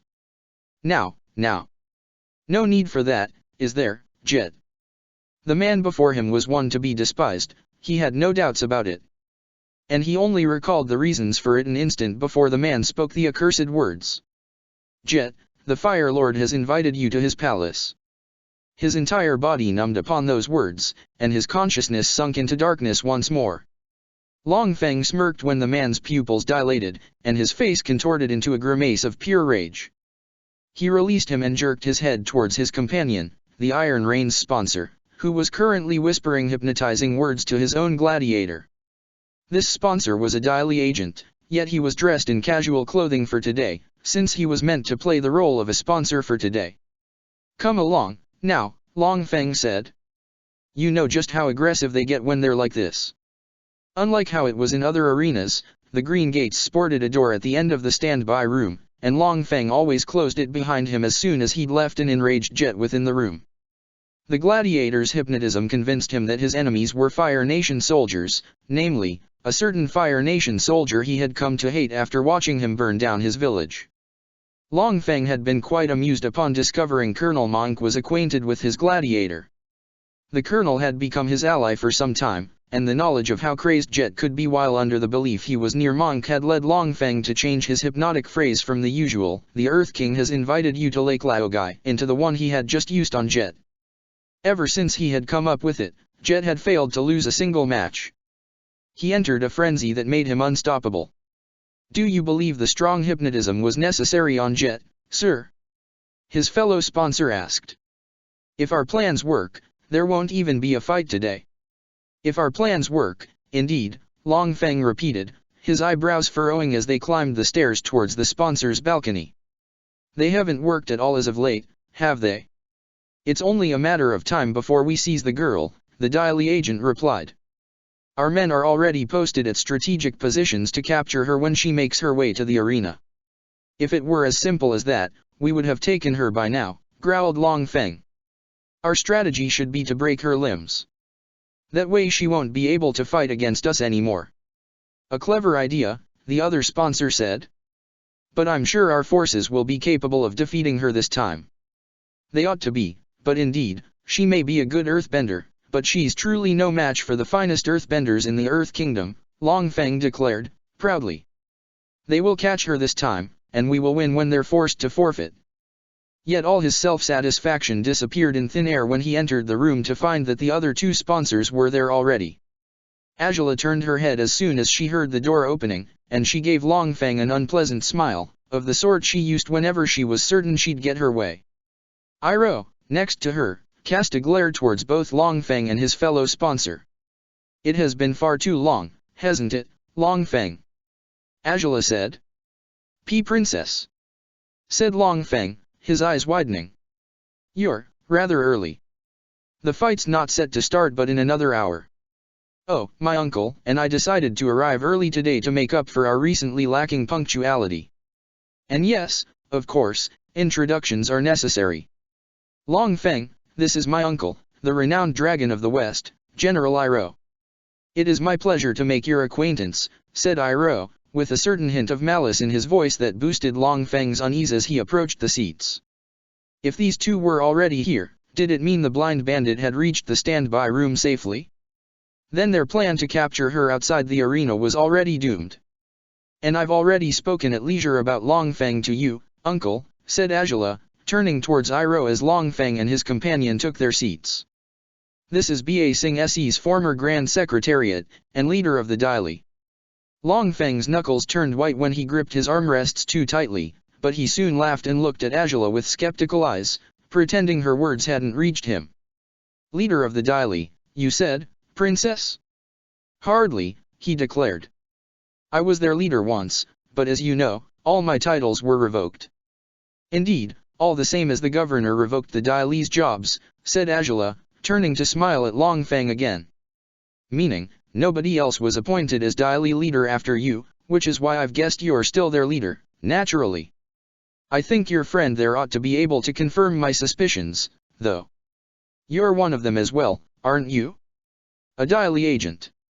The man next to Long Feng hardly reacted, but Angela could sense how tense he had become when she had addressed him. "Princess, please," said Long Feng, chuckling. "What on earth are you trying to imply?" "Oh, don't get me wrong," Angela said, turning towards the sand ring. "I'm not implying anything. I'm simply stating the obvious. You are the leader of the Daily, which means you're responsible for the persecution me and my fellow teammates were subjects to during the past 2 days." "Persecution? You were? Are you truly going to act innocent now, Long Feng?" Angela asked, raising her eyebrows and looking at him with derision. "It doesn't suit you at all. There's a reason why nobody relied on you after you switched sides as often as you did. Your performance is unbelievable, and not in the good sense. You can't fool anyone, not even yourself. And I assure you, you're not about to fool me. Nor me, for that matter," said Iroh, frowning. "So you might as well stop pretending, Long Feng. Everyone here knows my niece is speaking the truth." Long Feng froze for a moment before huffing and shaking his head. "You have absolutely no evidence to back up what you've just stated." "Oh, we have no evidence indeed," said Azula. "But we will have all we need eventually. For starters, all the Daily agents you'd have brought with you, the ones you'd have tasked with capturing Toph, will have either run away by now or been restrained by Fire Nation soldiers. It's rather unlikely that every single one of them will manage to keep their mouths shut, don't you believe?" Long Feng scowled at that, and he felt the urge to take off immediately. If his allies had been compromised, he ought to flee, but Azula wasn't finished yet. "And I'm certain I'll find hard evidence anyways to prove I'm right about the deception you were attempting to pull, Long Feng," Azula said. "I'm not fully certain where, but I'm sure it's there, waiting for us to find it in some secret hideout of yours." "Are you, now?" he asked, his hands resting on his lap. "Do tell, then, what am I trying to accomplish by seizing your blind gladiator, General Iroh?" Hey, speak to my niece about that," said Iroh. "She's the one who came up with the theory. And if you need me to answer your question," said Azula. "It took me a while to make sense out of why you'd want to capture Toph. It makes sense for you to do it to retrieve the rewards money from her parents, yet it also makes sense for you to do it for your gladiator's well-being, since she's quite the force to be reckoned with. Your fighter narrowly survived fighting my gladiator once, so with the bandit as his partner, the odds were against your hook. Nevertheless, there's another reason, earning the money for being the tournament's champion." "Oh, please," said Long Feng, rolling his eyes. "Do you think I'm so greedy, truly?" "No, I didn't think you were," Azula admitted. "You were most willing to relinquish your money when my gladiator almost murdered yours. You actually seemed to enjoy the butchery that day, and the money seemed the least of your concerns. You proved to be more cold-blooded upon witnessing the carnage than many high-born sponsors I've seen. When I thought about that, I started to piece the puzzle together. And what did you discover, then? That you're not greedy. Your true desire, Long Feng, is power," Azula declared. "It's quite easy to see your whole history in your eyes, you know. You were born with nothing, so you've had to struggle and connive as you clawed your way into power. Yet while having such a humble background, you're crueler to slaves than plenty of high-born men I've met. Was the struggle so hard that you ended up developing some form of psychosis, perhaps? You strike me as a bit of a sadist, actually. Are you one? How can you accuse me of such a thing?" Long Feng growled, and Azula chuckled. "Oh, of course not. Surely I'm wrong. The pleasure doesn't come from seeing people in pain. The pleasure comes from being the one with enough power to cause pain to whomever you see fit. Only, you actually don't have that much power anymore, do you?" Long Feng gritted his teeth and Azula glared at him sideways. "After you were unmasked by the end of the war, you lost everything you'd fought for. And you did everything you could to regain it, but the easiest way to enter the Fire Nation's circles of trust would be by buying your way into it, am I right? That's what many Earth Kingdom noblemen did to keep their titles. So you thought you could do the same. You could buy your way into Governor Tien's service, and you'd use your Daily agents to overthrow his government when the opportunity arose. Because you would have meant to overthrow him in the long run, of course. He's not a puppet you could use to your liking, as the former King Ki was.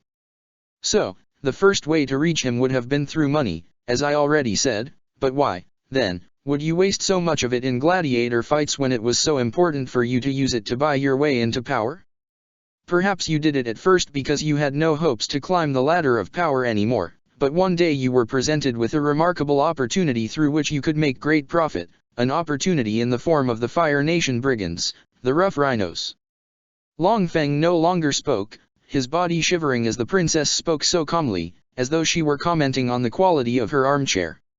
As though she had no doubts she was speaking the truth, and why should she have them?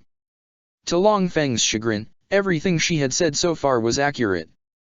The rhinos pillaged and looted throughout the entire continent for a few months, and while that just seemed reckless behavior on their part at first, we soon realized the rough rhinos were acting in this way because there was something backing them up. Someone was supporting them, providing them with shelter and aiding them if they required any assistance to rid themselves of Fire Nation soldiers. And who would these mysterious allies be other than Daily agents? Eyed Long Feng with interest to find the man's brow was covered in sweat. He couldn't help but smirk upon that sight.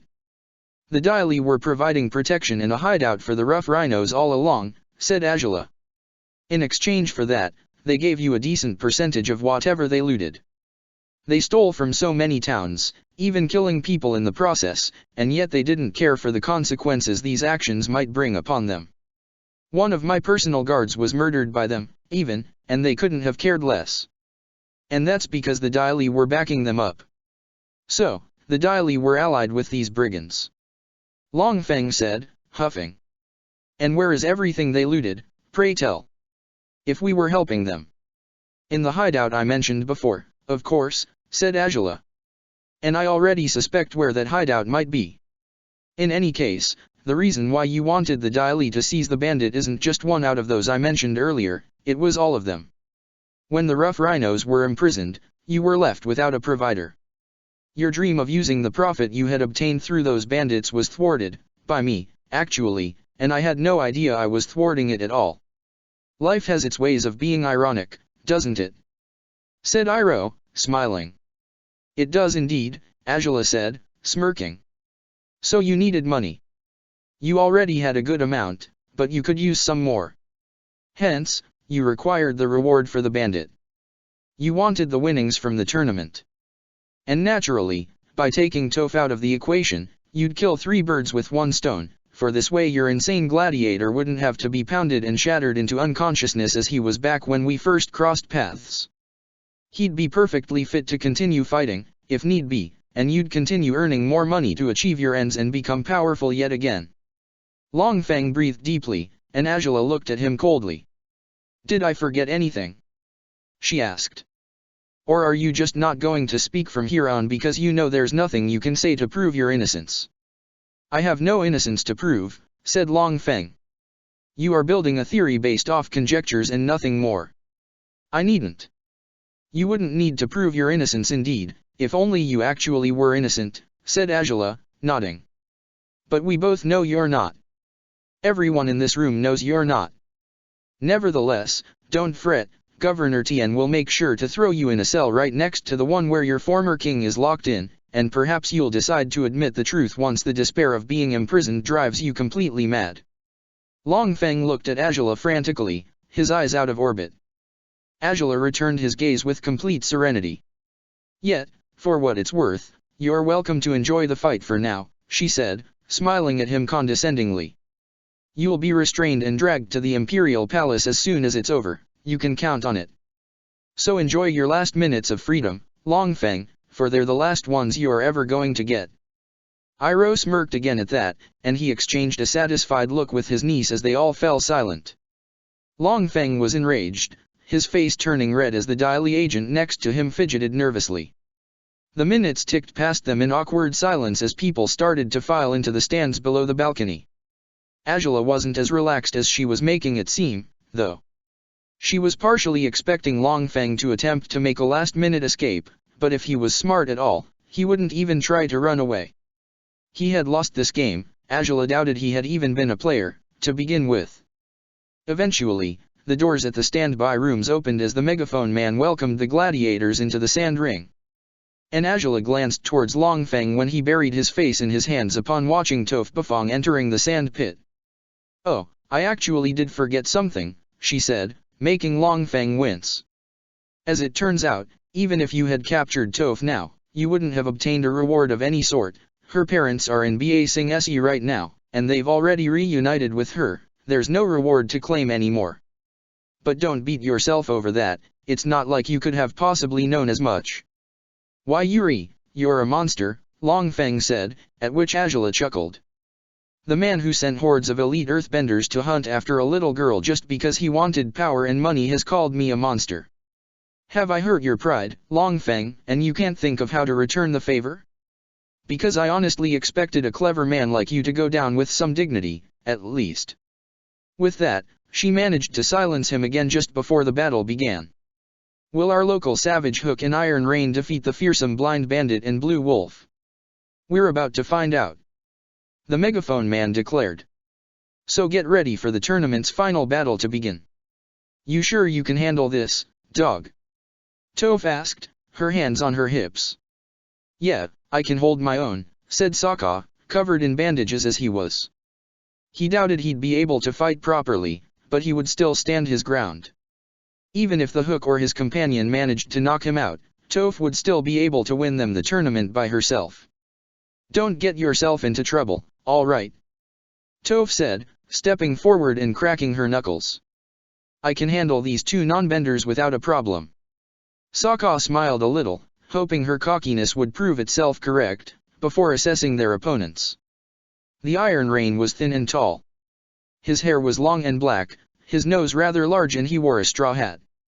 He carried a bow and quiver on his back, which made Sokka frown as he thought Toph wouldn't have it that easy to defeat him, yet his main concern wasn't the archer, it was the vicious Savage Hook. Sokka remembered his fight with this man all too well. The wrath in his attacks had taken him aback at first, and only when he matched the Hook's viciousness did he manage to defeat him. This time, though, he doubted he'd be able to match the man's anger at all.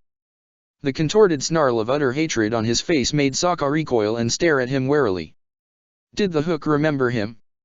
Was that why he was even angrier than the last time they had met in an arena? Long time no see, eh? He called at the Gladiator, jerking his head towards him. Remember me? The Hook's snarl grew even more vicious. He could barely wait for the word that would allow him to tear apart Colonel Monk, or who he thought was Colonel Monk. Start. The Hook roared before throwing himself at Sokka, his hooked swords in tow, but he was soon repelled by a wave of sand that rose under his feet, tossing him back and keeping him away from the Blue Wolf. Not on my watch, you rabid porcupine! Toph shouted, moving her arms as she stirred the sand in the ring. The Iron Rain jumped away from where the sand movements were strongest, and he pulled out his bow and an arrow so quickly Sokka hardly had any time to warn Toph. Shield us! Sokka shouted, and on cue, the earthbender lifted a wall of sand before them. Solidify it so the arrows can't get through to us. An archer, is it? Toph said, nodding as she obeyed Sokka. As expected, the Iron Rain's attack failed to reach them. How about that? Listening to what you say actually comes in handy. Well, let's keep it up, then, said Sokka, smirking and then grimacing when the Hook appeared at one end of the wall Toph had procured to defend them. Toph, watch out! The Blind Bandit's arms darted out towards where she sensed the Hook was, and a block of earth struck him on the chest, tossing him back again and slamming him against a nearby rock. Toph smirked at that just as the Iron Rain appeared at the opposite side of the wall, an arrow posed to attack them. The archers to your left! Sokka shouted, but he knew Toph wouldn't be able to move fast enough to attack him. He tossed his boomerang as powerfully as he could, although the Iron Rain managed to shoot an arrow towards Toph before Sokka's weapon reached him. Toph brought forth a sturdy rock right in front of her to deflect the arrow, knocking it off course effectively. The Iron Rain had to evade the boomerang before pulling out another arrow and aiming at Sokka now. The Blue Wolf was currently doubled over in pain, breathing heavily after making such sudden movement to throw his boomerang. Maybe he really shouldn't have fought at all. He'd get himself killed, no doubt, if every movement sent unbearable pangs of pain through his body. Toph tossed another rock at the Iron Rain, distracting him long enough so he wouldn't attack Sokka. Yet the Hook was right behind her. Ugh, for crying out loud! She said, rolling her eyes and lowering both her hands so that a pillar underneath the Hook shot upwards, tossing him into the air. She was a bit amused when she heard him scream, and even more amused when the Iron Rain stepped away to keep the Hook from dropping atop him. The Hook slammed into the sand and pushed himself up despite the hard fall he had taken, and he turned towards Toph with his enraged snarl after spitting on the sand. Well, geez, and I thought the dog had no manners, said Toph, raising an eyebrow. Well, guess what? I can spit too. Sokka grimaced when she spat even more disgustingly than the hook before lifting the sand she had just spat on and bending it towards the hook. With his swords in tow, the hook tried to evade the stream of sand, but it seized him by the ankle and brought him down on the ground just as the Iron Rain busied himself with attacking Sokka. Sokka had barely managed to catch his boomerang on its trip back to him, but he had no idea if it was wise to use it when his opponent was so skilled in ranged combat. So how was he to fight the Iron Rain? He wasn't supposed to fight him at all, apparently. Toph brought forth a new rock just as the archer aimed at Sokka, and her stone flew towards his bow just as he took aim. She was actually surprised when the Iron Rain pulled out another bow after the first one was shattered, but this time it was Sokka who broke it, tossing his boomerang again, and his back ached unbearable as he threw the weapon. Sokka's attack worked this time, and the archer was rendered weaponless. The Iron Rain procured a dagger, though, and he raced towards Sokka, who readied himself for the attack, but Toph created a wall right in front of the Iron Rain just as he was running his fastest. He slammed headfirst against it and dropped on the sand, rubbing his nose as Toph turned to deal with the hook, who was currently attempting to slice Sokka up. Trying to get even for last time, huh?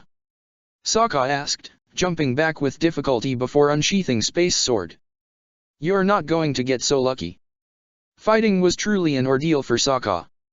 He kept grimacing as he tried to parry his opponent's blows, every movement making him think he would pass out from the pain, but it wasn't long before the blind bandit aided him. She procured a wall again, this time between Sokka and the hook, and even though the latter attacked it and tore it apart with his blades, Toph still managed to bend him towards her and away from Sokka. Hey, wacko! She called him. If you want to chop him up, you'll have to get through me first. The hook didn't seem to have a problem with that, though, for he lashed out at Toph rapidly again, dodging the rocks she threw at him and almost besting her for once, but a boomerang to his temple got him off track, and allowed Toph to strike him on the face with a boulder. Toph lowered all the walls she had lifted throughout the fight, and she was ready to attack again in case her opponents got up. Sokka caught his boomerang and grimaced before approaching the hook, to make sure he was unconscious. The gladiator was still awake, to a certain degree, and his face contorted with rage when he looked at Sokka. The blue wolf knelt beside him and punched him hard on the face, rendering him unconscious for certain this time just as Toph did the same to the Iron Rain, hitting him hard with a rock. And as soon as the countdown was over, they were the official winners of the fight. Sokka's legs gave way under him and he smiled widely, relieved to know it was over at long last as the crowds cheered around them. Oh, yeah. We did it. We did it. Toph exclaimed happily, throwing her fist into the air as the megaphone man congratulated her, Sokka and their respective sponsors for their brilliant performance in the tournament. And that would be all, then, said Azula, smiling just as the door of the balcony opened. It was a delight to watch your gladiator falter in such embarrassing manner this time around. How did your fighters make it this far in the tournament, really? Long Feng probably kept handicapping his opponents before the fight to make it easier on the savage hook, Iroh suggested, at which Azula shrugged. Actually, that's quite believable. Congratulations on your triumph, Princess, General, said the newest arrival to the room. Long Feng gritted his teeth upon hearing him speak. And my condolences to you, Long Feng, and not because of the fight's result, I am here to inform you that you, and every member of the Dai Li we encountered within the premises of this building, are under arrest. You have no right. Long Feng said, standing up and glaring at Tien, who remained impassive. You have no right. I have every right, said Tien. The princess and her uncle have given testimony that the association you lead attacked them, intending to abduct General Iroh as Gladiator. Most the city witnessed how the Dai Li pursued them, on top of it all, and unless the princess's theory that links you to a conspiracy with the rough rhinos is somehow wrong, which seems rather unlikely, you will spend the rest of your days in prison. Will you come willingly, or will you make this more difficult, Long Feng? The man seemed to ponder the possibilities, but he soon dropped his head as Fire Nation soldiers filed into the balcony, prepared to restrain him. He gritted his teeth before nodding, almost unwillingly, and both him and his fellow sponsor were escorted out to the hallway without another word. And that's that, said Azula, with a pleased smile. So, it's done, eh? Said Toph down at the sand ring, smirking and approaching Sokka. We did it, dog. Yeah, looks like we did, he replied, smiling as well. At the end of the day, we weren't such a bad team, huh? Nah, not at all, she said, chuckling. We totally ought to do it again next time, oh, but we won't be able to. I'll probably be the top gladiator of the ranking by then and you'll still be struggling to reach the top 100, so I guess it won't happen again at all. Ahaha, aren't you cocky, said Sokka, pushing the girl as they moved towards the standby room, and Toph grinned before punching him. Ow. Cocky and way stronger than you, don't forget it. You know, I'm hurt. Oh, gee, did I hurt your feelings? Poor dog. You hurt my arm, damn it. Ah, please, you're so wounded that my punch hardly even counts. Want me to deliver some real damage? Like hell I do. Toph laughed loudly at that, and Sokka rolled his eyes before sighing in relief. It had been way worse than anything he had expected from this trip to Ba Sing Se, but despite the conspiracies, the persecutions, the secrets, and the never-ending bickering, the pairs tournament was finally over. Chapter 79, Pairs Tournament 8. And how are you feeling today? Mai asked, sitting on the bed next to the former gladiator. Suki looked much better, physically. She still was rather wary of her surroundings, though, and there was a certain hint of sadness in her eyes that Mai feared might never fully disappear. The girl hadn't wanted to leave her room since being brought into it, and she had only left the bedroom to take a single bath, something she had agreed to rather reluctantly. She hadn't wanted the servants to assist her in it, but she couldn't quite do it by herself, so she had no choice but to accept their help. She wasn't comfortable amongst all these strangers, both the noble ones and the servants alike. And while she didn't think they wanted to hurt her, her body instinctively recoiled from any unwanted physical contact, which was pretty much any possible form of physical contact. She couldn't quite trust these people, even though a part of her really wanted to. But how could she, when she knew nothing about them or what their intentions towards her might be? I'm better, she said, despite still feeling rather miserable. But everything hurts still. It can't be helped. You were so battered and bruised it's a wonder you're still in one piece, said Mai, sighing. Suki looked up at her, warily. See, could you tell me who you are? She asked, taking Mai by surprise. I just don't know anything about you people, and it's starting to worry me. Is that so? Mai asked, with a weak smile. Well, my name is Mai. The girl who brought you here was Ty Lee, and the man with her was Haru. And why did they bring me here? Suki asked, frowning. And why are you looking after me? Is someone paying you to do that? Should someone be paying me for it? Mai asked, intrigued. Suki froze before shaking her head. And no, I don't understand why you're doing it, is all, she said, shrugging. I'm a total stranger to you, aren't I? So why show me all this kindness? Well, helping random people isn't something I do on a regular basis, I'll admit, said Mai, shrugging. But you're the most interesting thing to happen to me since Uade, so I guess that's partly why I'm doing this. Uade? She asked, raising an eyebrow. My son, Mai replied, with a small smile. He's almost 1 year old by now. Time has passed in a blur, really. It almost feels like he was born yesterday. Your son, huh? Said Suki, with an almost heartfelt smile. He must be cute. He is, though he's quite a messy child as well, said Mai, smiling a little. I'm lucky Zuko is taking care of him while I'm up here with you. Oh. Said Suki, lowering her gaze. Zuko was his name, yes. That's what he had said when they met in the arena, now she remembered it. But if he was taking care of the child, did it mean he was this woman's husband? Probably, the idea made Suki feel slightly uncomfortable. Why had he come see her so many times in all those fights if he had a family to take care of? And if he was this girl's husband, then it probably meant he was the one who had wanted her to be saved. Ty Lee, the one who had bought her off Akira and Yang, had mentioned she had been asked to do this by someone. So, had it been Zuko who had asked her to find Suki? Why, though? He actually wanted to come talk to you, but I decided to check on you first, Mai said. You two seem to know each other, given how worried he is about your situation. How did you meet him? Well, we just ran into each other a couple of times, in the arena. Suki said, shrugging. I literally bumped into him once, before one of my fights. Then he came to talk to me after the fight was over, and, that's it, I guess. I think he had been watching my fights for a while before, but we'd never talked until then. Huh. Said Mai, frowning. Zuko, frequenting gladiator fights. Something about that just didn't feel right. As much as Zuko had an aggressive side to his personality, and while Mai knew he had sponsored Sokka once before while Azula had been sick, Mai was under the impression he wouldn't be a fan of gladiator fights. I'm sure he was only betting or something, you don't have to worry about it, said Suki, making Mai raise an eyebrow. Why would I be worried? She asked. Well, then, should I send him upstairs? Do you feel like talking to him, or would you rather rest for a little while longer? I think I'd like to talk with him, yes, said Suki, nodding. If anything, she wanted to thank him for sending someone to save her.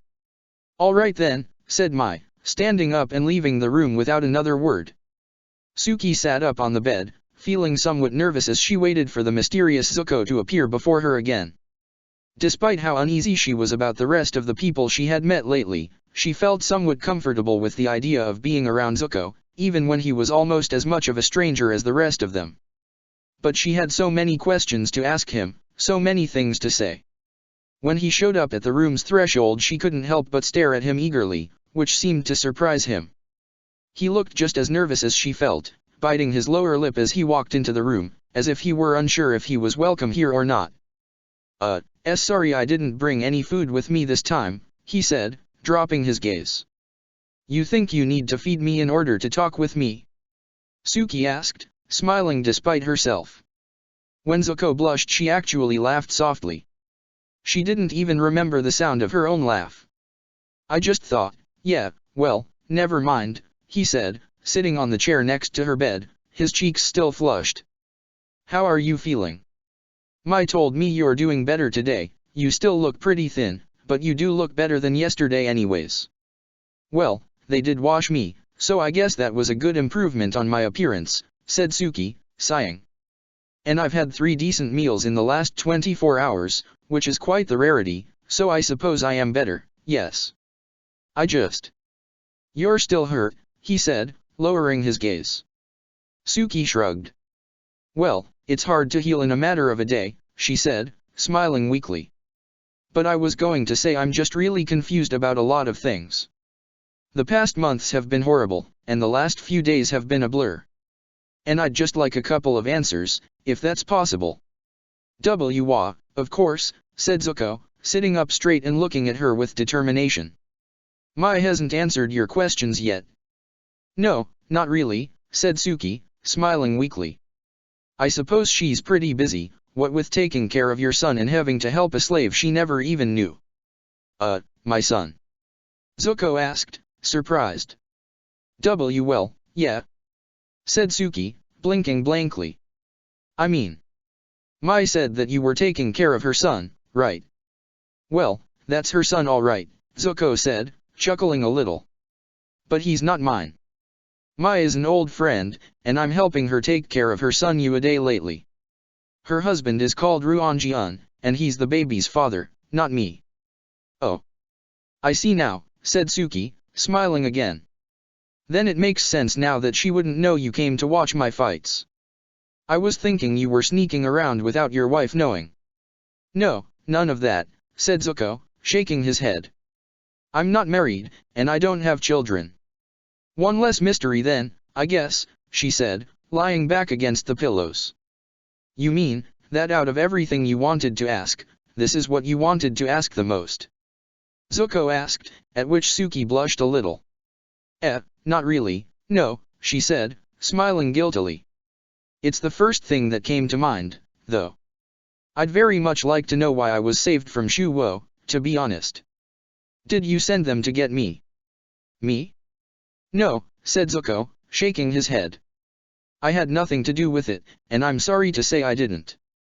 I went to the arena one day to ask about your next fight, but the fellow at the counter, Shoji, told me you weren't in the ranking anymore. I asked him why, but he didn't know, and I didn't look into what had happened to you. I should have, though. Had I known what you were going through. Well, don't beat yourself up for that, said Suki. It wasn't your fault. But I could have helped you sooner, Zuko muttered, biting his lip. If only I hadn't been wasting my time feeling sorry for myself, or picking fights with people I didn't need to pick fights with, then maybe I could have been figuring out what had happened to you.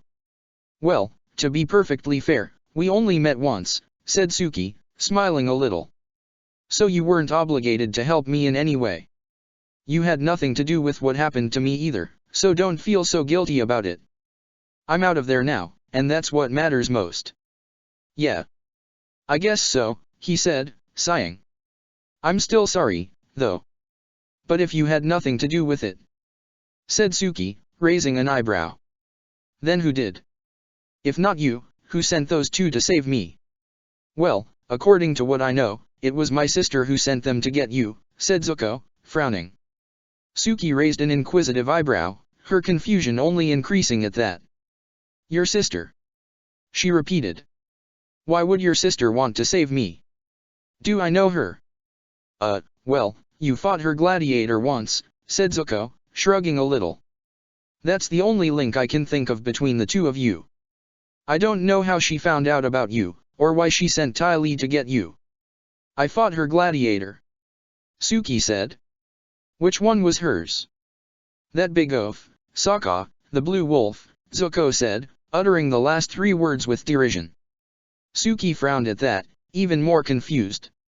She hadn't thought about the blue wolf in quite a long time, let alone about his sponsor. And she seemed to recall his sponsor wasn't just any sponsor, but the first woman to ever sponsor a gladiator in the Superior League, and that woman was none other than Princess Azula. Her eyes widened as she stared at Zuko in utter shock, as if she'd seen a ghost.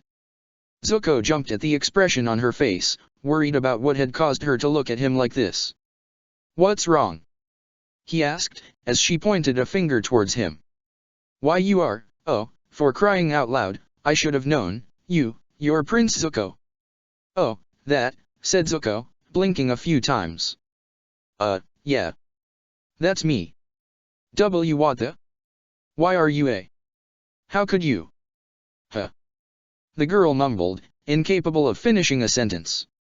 Never had she imagined she would cross paths with the Fire Lord's children, let alone that one of them would constantly show her kindness while the other one would save her life for no apparent reason.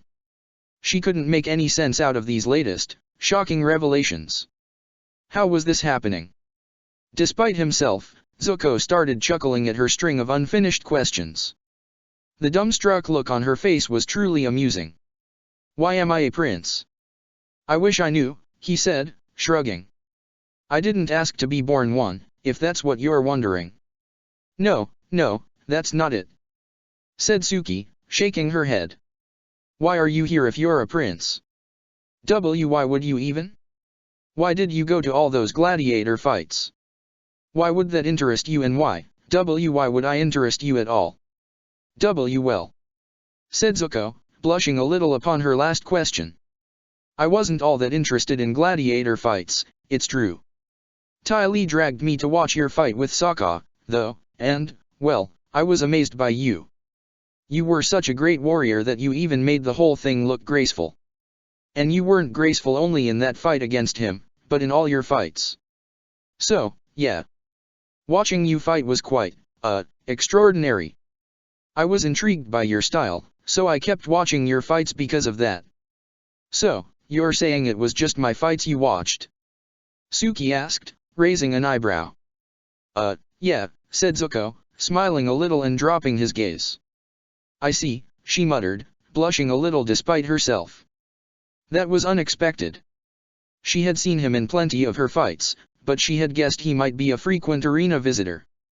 She had no idea he only cared about her combats. So, you kept hiding your features so people wouldn't know you were the prince. Yeah, well, I tried to hide them, but according to some people I failed at it, said Zuko, smiling weakly. But a lot of people would have thought the same thing you did if they knew it was me. Why would a prince bother coming to gladiator fights? Yet nobody seems to be bugged over Angela being involved with the gladiator business, even more involved than I ever was. Oh, well, you might be surprised, said Suki, biting her lip. Zuko frowned. Huh. Well, it feels like 1,000 years ago, really, said Suki, sighing. But I remember it was a bit of a scandal when she joined. Some sponsors were angry, thinking she was just joining to steal their money and glory for no reason, and they were sure that she would buy off the judges, so her gladiator wouldn't fail to win every fight, regardless if he deserved it or not. After a while, the talk about her died down. I suppose they either got used to it, or they discovered she was actually playing by the rules, so they had no right to complain. Really? Said Zuko, surprised. They thought so lowly of her. Most the ones who did were stuck-up noblemen, said Suki, sighing. My old sponsor was friendly towards them for his own reasons. So, I heard a few conversations between sponsors that I didn't really care for. Well, in your defense, I do believe it was unfair that Sokka won when he fought against you, said Zuko, and Suki laughed. Not really. He cut my sword in half, that was a big deal.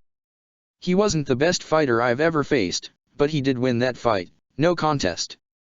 Heh, well, you fought better than him anyways, Zuko said, proudly. And he resorted to stupid things like asking you out to win, so. Oh, right, said Suki, smiling a little. I'd forgotten all about that. You forgot? Zuko asked, surprised. Do you mean, you didn't go out with him? Just once, said Suki.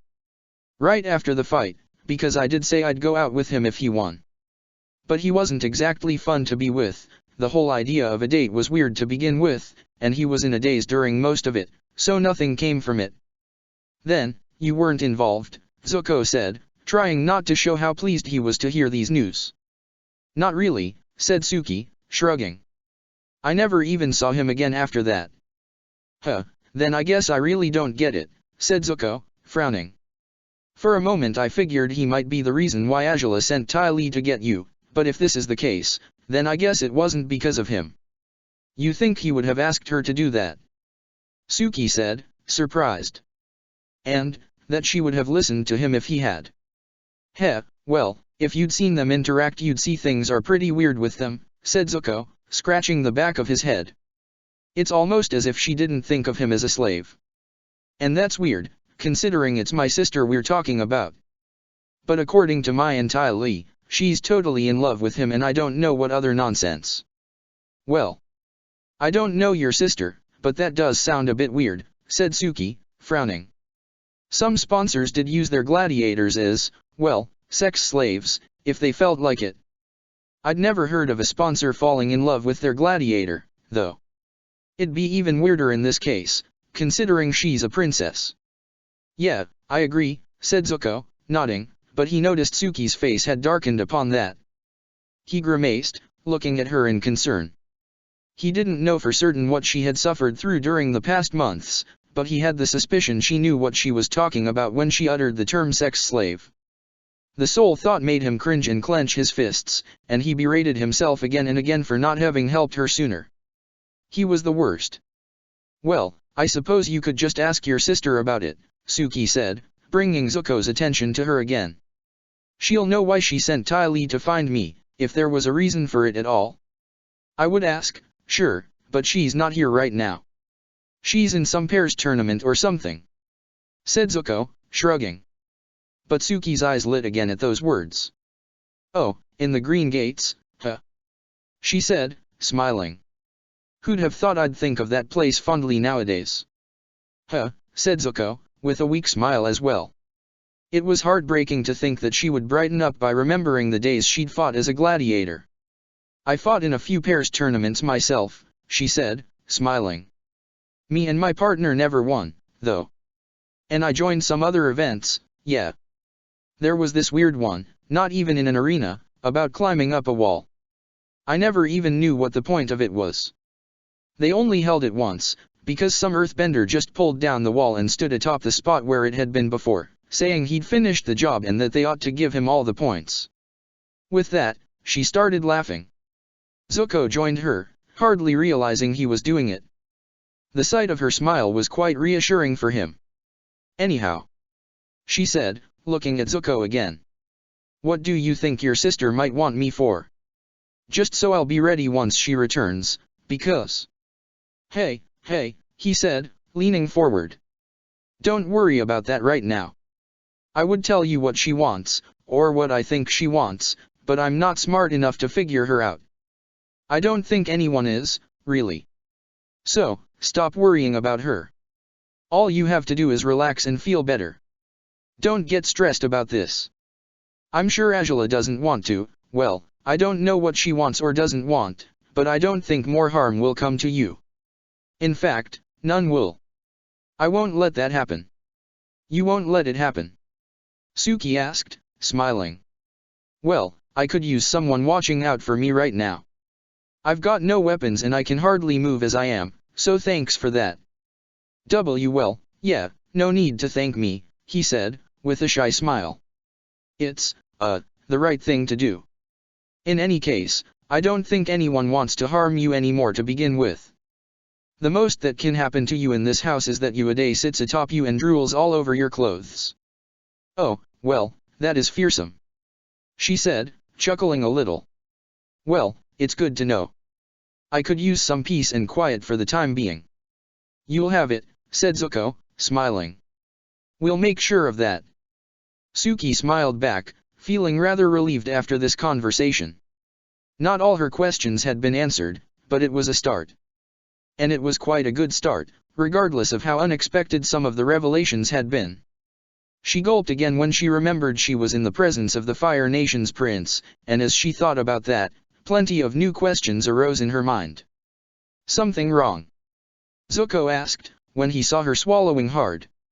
It's just, you're a prince, she said, shaking her head in disbelief. And now that I really think about it, I guess I have way more questions to ask, but I figure I'll just be pestering you, so maybe not. Pestering me? Zuko asked, smiling a little. No, actually, not at all. I wouldn't mind answering your questions. You don't have questions to ask me instead? Suki asked, raising an eyebrow. I guess I have a few more, but they can wait, said Zuko. I figure you might not feel like answering them right now.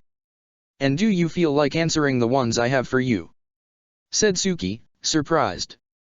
I mean, the things I've heard about Prince Zuko, it sounds like you've been through some awful experiences, haven't you? Yeah, I guess, he said, shrugging. But I've had 11 years to cope with it all, so I think I'm ready to talk about it now.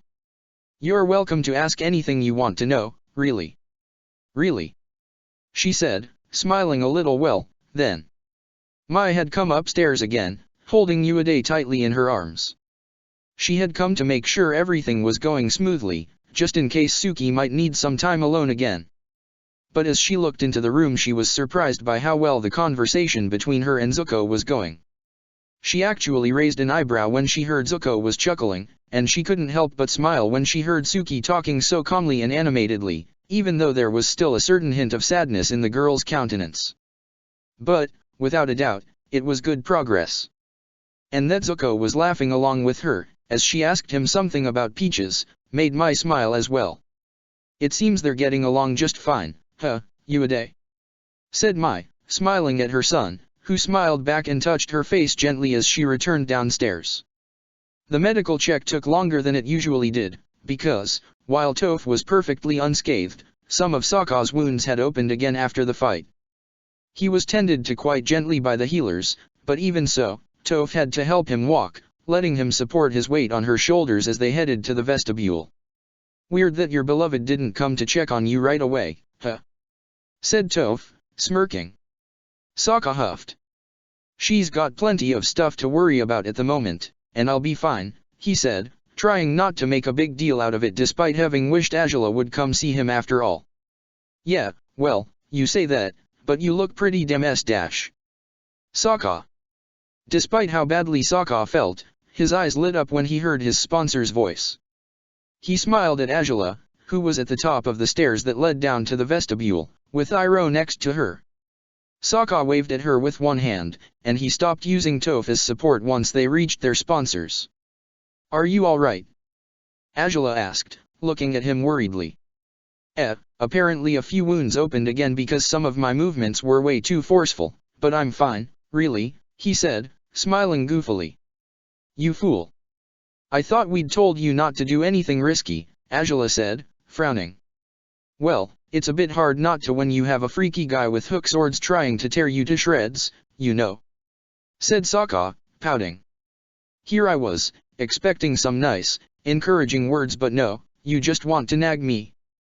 If you didn't give me so many reasons to nag you, maybe I wouldn't be so eager to do it, mind you," Azula said, sighing but smiling. "Still, it's done.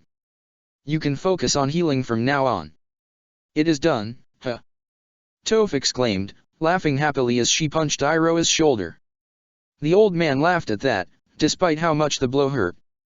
"Damn, it almost felt like this tournament would never end.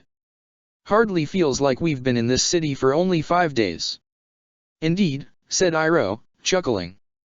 "But it was the most exciting thing to happen to me in a long time. Perhaps it was even too much excitement for an old man like me, huh? Well, you're free to return to the armchairs, the tea brewing and the pie show now, Uncle," Azula said, smiling at him.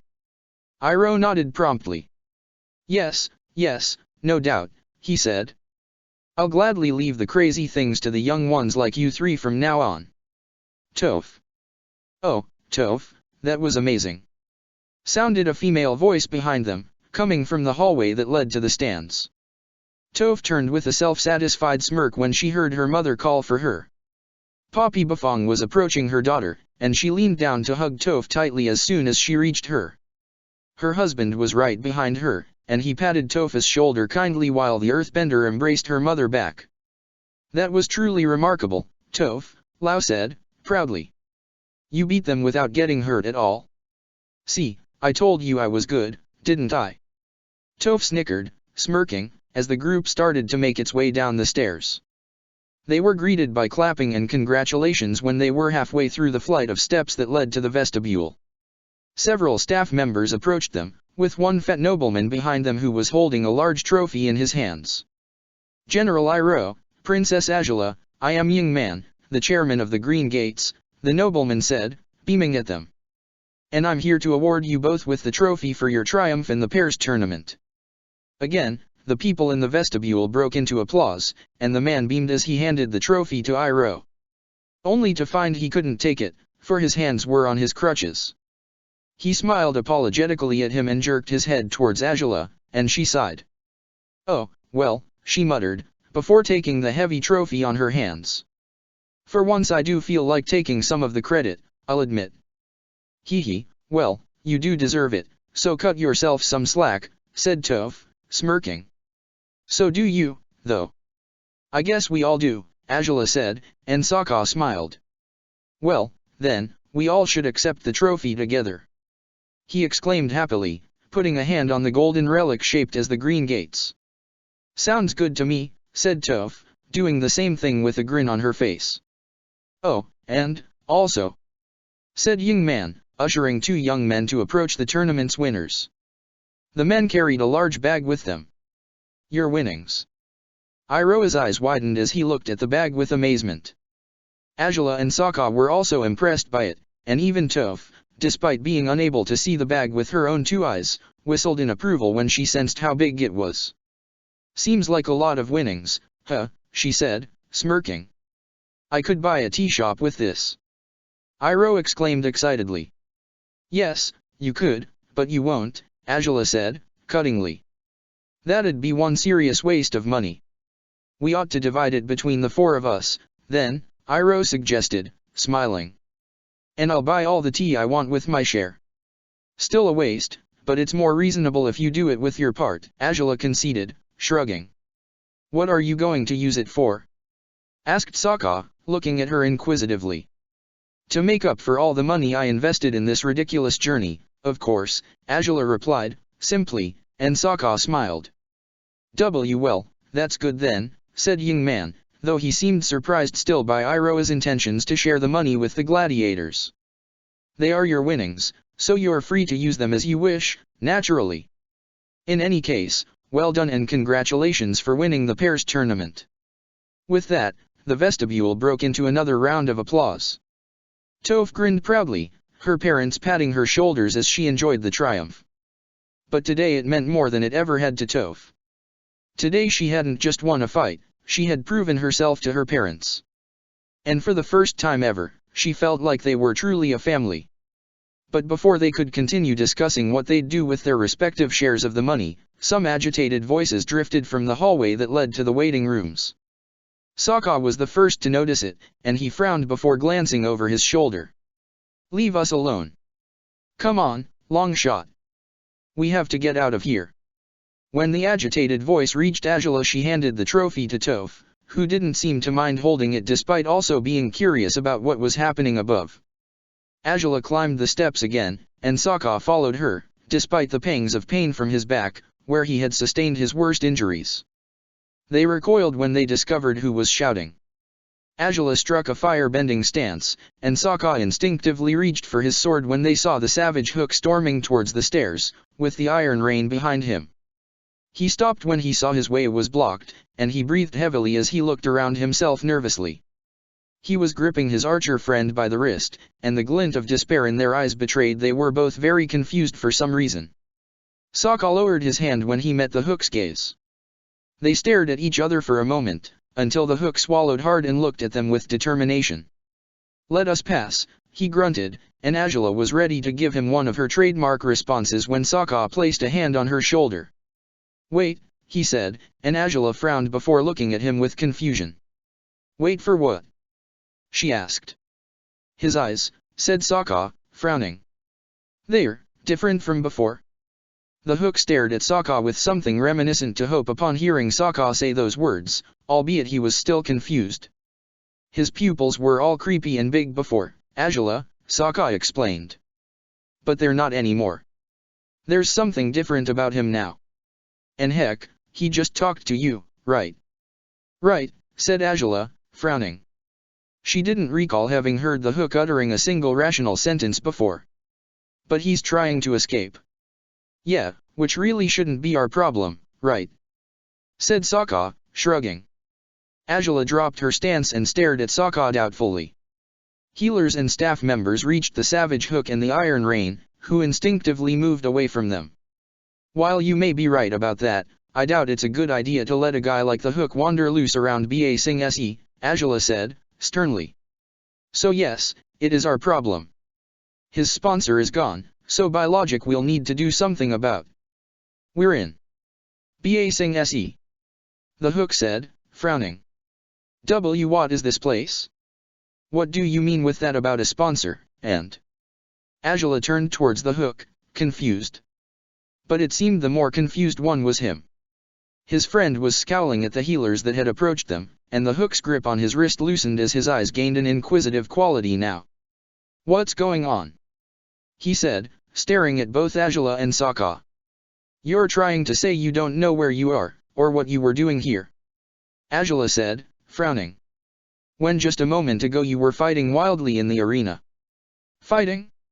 Is that why I'm wounded?" he asked. "Why the hell was I?" "He doesn't remember anything," Toph asked, having only just climbed to the top of the stairs along with her parents and Iroh, and they were staring at the hook and the iron rain with curiosity.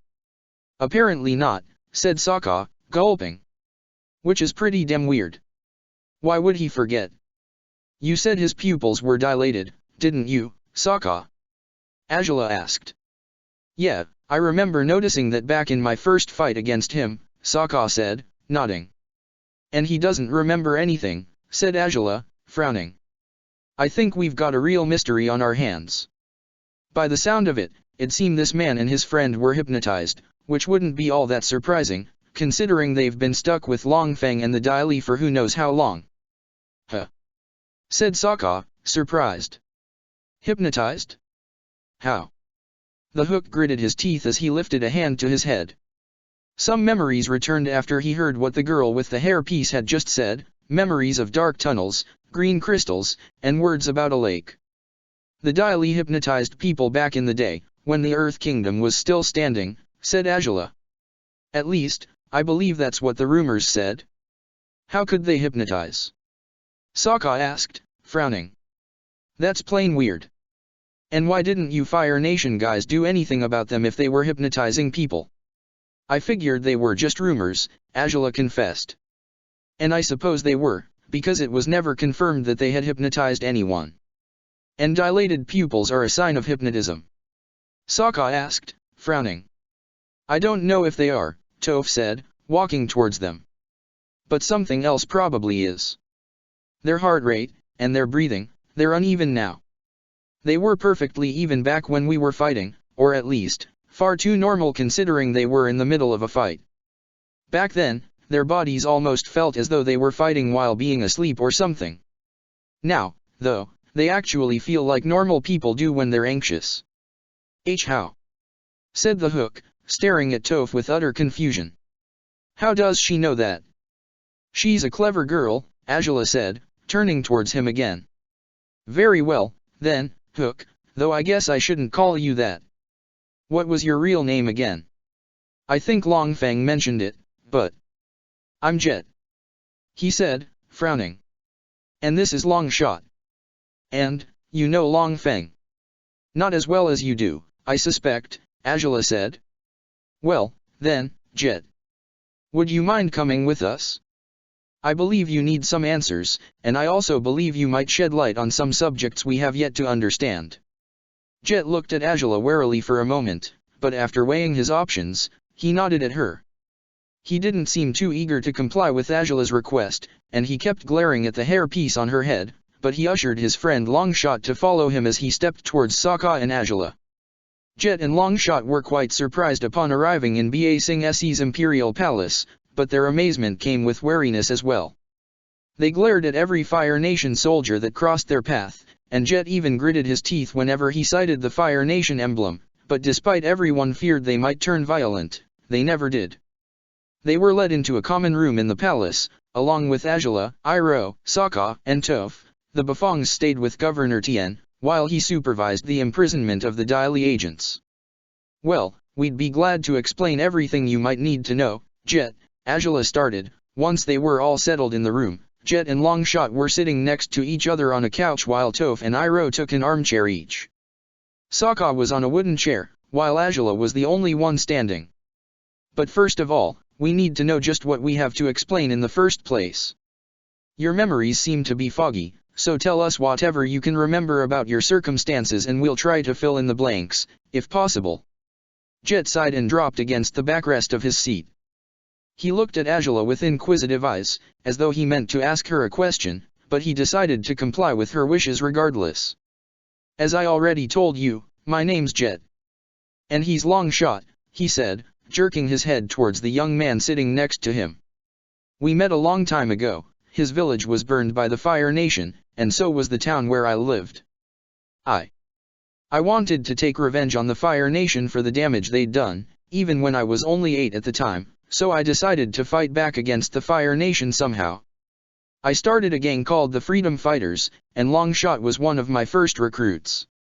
We became a big group eventually. We lived in some tree houses we had built in the forest near Gaipan village. And we attacked whatever Fire Nation people we saw. It didn't matter who they were, soldiers, civilians, children, elders, we'd attack every single one of them just because they were Fire Nation. There was no worse crime for us than for someone to be Fire Nation. Angela frowned at that, and Sokka looked at her warily.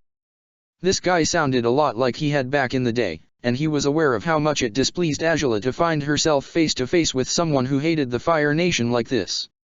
We had plans to destroy the Fire Nation, but they were the stupid plans of a stupid teenager, said Jet, shaking his head. I wanted to destroy the nearby village, because I thought it'd be a great blow against the Fire Nation. The village had been colonized some years before we started living in the forest, and I believed it was better off destroyed than in the hands of the Fire Nation. There was a reservoir in the valley, and by blowing up the dam we could flood the village, so we started putting our plans together, stole some blasting jelly from a group of soldiers who were stationed in our forest, and we waited until the reservoir was full. And after a few months, it was. By then, we did it. Angela frowned and glared at Jet, a fist clenched. She recalled having heard of the flooding of Gaipan village several years ago, and thanks to Shoji she had already known this man was responsible for it, but hearing him confess his crime now filled her with an anger she hadn't felt before, not even upon hearing about the flood the first time. We killed them all, Jet said, sighing deeply, as Sokka and Iroh stared at him in disbelief. Nobody in the village survived the flood. I knew it had been wrong when I saw the dead bodies. We'd never murdered anyone before, and now we'd killed so many people, several of them were even Earth Kingdom people, and we'd killed them. All of them. Hell, that's... Toph said, frowning. I know, Jet said. I didn't know it back when I was planning it, but after it happened, I knew it was wrong. And yet I thought I couldn't back down, not after what I'd done. So, I told the freedom fighters we had to keep going. What we had done was a great victory against the Fire Nation, after all, but most of them knew it wasn't. Many of them turned their backs on me that day, others stayed, because they had nowhere else to go. Back then, I accused the deserters of being traitors. Nowadays, I wish all of the freedom fighters had left me. That way. Jet leaned forward, his forearms supporting his weight on his knees as he gritted his teeth. His friend looked at him before sighing and taking over his story. We were captured for our crime of flooding the village, Longshot said, frowning. But not by Fire Nation soldiers. The first to find us were Fire Nation soldiers, though. We stood strong against them, but then another group showed up, and they weren't Fire Nation. We thought the Daily had heard about us, and that they wanted us to join their ranks, Jet said, his hands balled into fists. But that wasn't the case. I still don't know why the Daily joined forces with the Fire Nation to attack us, but when they did, I realized that the Fire Nation wasn't the one and only evil in the world. They captured most of us, Longshot said. They killed others. We didn't know what happened to the rest of our friends. The only thing we knew was that the freedom fighters were over. The Daily surely helped seize you as a favor to the Fire Nation, Angela said, and everyone's attention turned towards her.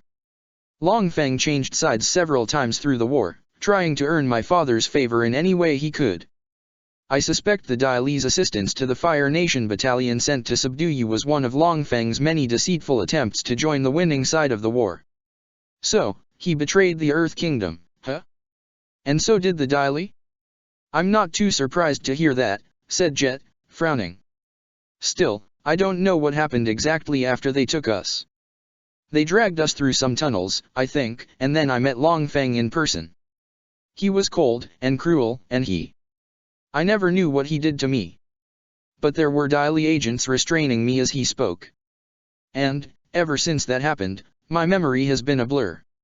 I can recall a few things, but nothing is clear. I don't know how many years have passed, even. And, well, I just want some answers, if possible. Well, we'll try to help you with that, said Iroh, smiling. I believe the Daily must have caught you a few months before Sozin's comet came again, Angela muttered. So it's been around 7 years, for starters. 7 years.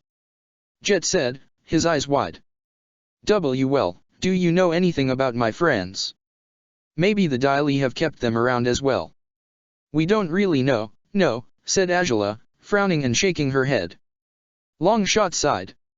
It was unlikely anyways, the archer whispered. Maybe they do have them, though, said Jet, frowning. In those tunnels they kept us in. You remember them too, don't you, Longshot? Yes, but I doubt they kept us all together, said Longshot. Especially not when you guys were tough enough to be gladiators, Toph added, taking both the former freedom fighters by surprise. It'd be pretty stupid of them to keep you all in the same place and risk having you rebel against them. Right. Jet said, looking at her. What's that about gladiators, again? I think I've been fighting with some people, and in fact, one of my clearest memories is having fought against you before. With that, he looked at Sokka. Sokka gulped and nodded. And it sure wasn't a pretty fight, said Sokka. Angela looked at Jet with confusion. Why do you remember that, though? She asked. I think I wasn't hypnotized right after that fight, said Jet. I was kept chained to a stretcher while my body healed, I think, and at that point in time, I was somewhat aware of what was happening. But other than that, most of it is just a blur. What's this thing about gladiators? The gladiator business is the only interesting branch of slavery the Fire Nation has come up with, Toph said, picking her toes. Angela cringed at the sight. Slaves are forced to fight one another in a sand pit. In the amateur league, the fights are to the death. In the superior league they're not, but you can still die anyways. And you say that's interesting? That's madness. Jet exclaimed, looking at the girl in utter disbelief. Madness? Depends on where you're standing, she said, smirking. I haven't killed anyone, if that's what you're worried about. But it sure is fun to fight some seriously dangerous opponents. You weren't one, sadly, but... Hey, said Jet, looking at her with a crooked eyebrow. I was hypnotized, remember? Maybe I'd give you a better fight right now. Toph snickered at that, shaking her head before giving him a mischievous grin. Yeah, I doubt it. I'm the best earthbender in the world. You wouldn't stand a chance against me. Really now? Jet asked, smiling a little. So, you're Earth Kingdom, like us? Yep. Born and raised, said Toph, nodding. But you are Water Tribe, aren't you? Jet asked Sokka. Your eyes are blue, so. Got that right, Sokka said, nodding as well. And you? Jet said, looking at Angela with a frown. You're Fire Nation. Oh, indeed, I am, Angela said, looking at him defiantly. And I'm the princess of the Fire Nation, no less. So tread carefully, Jet. I'm not a merciful person, and it takes a lot of effort to get to my good side, especially when you've actively meant to harm my nation as you have. Jet frowned at how viciously she spoke the words, but he sighed and shook his head. I won't attack your nation anymore, Jet said. I used to think the only evil thing in the world was the Fire Nation, but I know now that I was wrong. If the Daily attacked us, and killed some of my friends while turning the rest of us into slaves, then I guess it's not just the Fire Nation that's evil. Some people would say flooding villages is also an act of evil. Angela muttered, and Sokka gave her a meaningful stare, asking her not to press on with this. So, I take it the Fire Nation won the war? Jet asked, raising an eyebrow. Yes, once Sozin's comet came again, Iroh said, nodding. I'm Iroh, by the way. I'm Angela's uncle. Her gladiator is Sokka, and mine is Toph.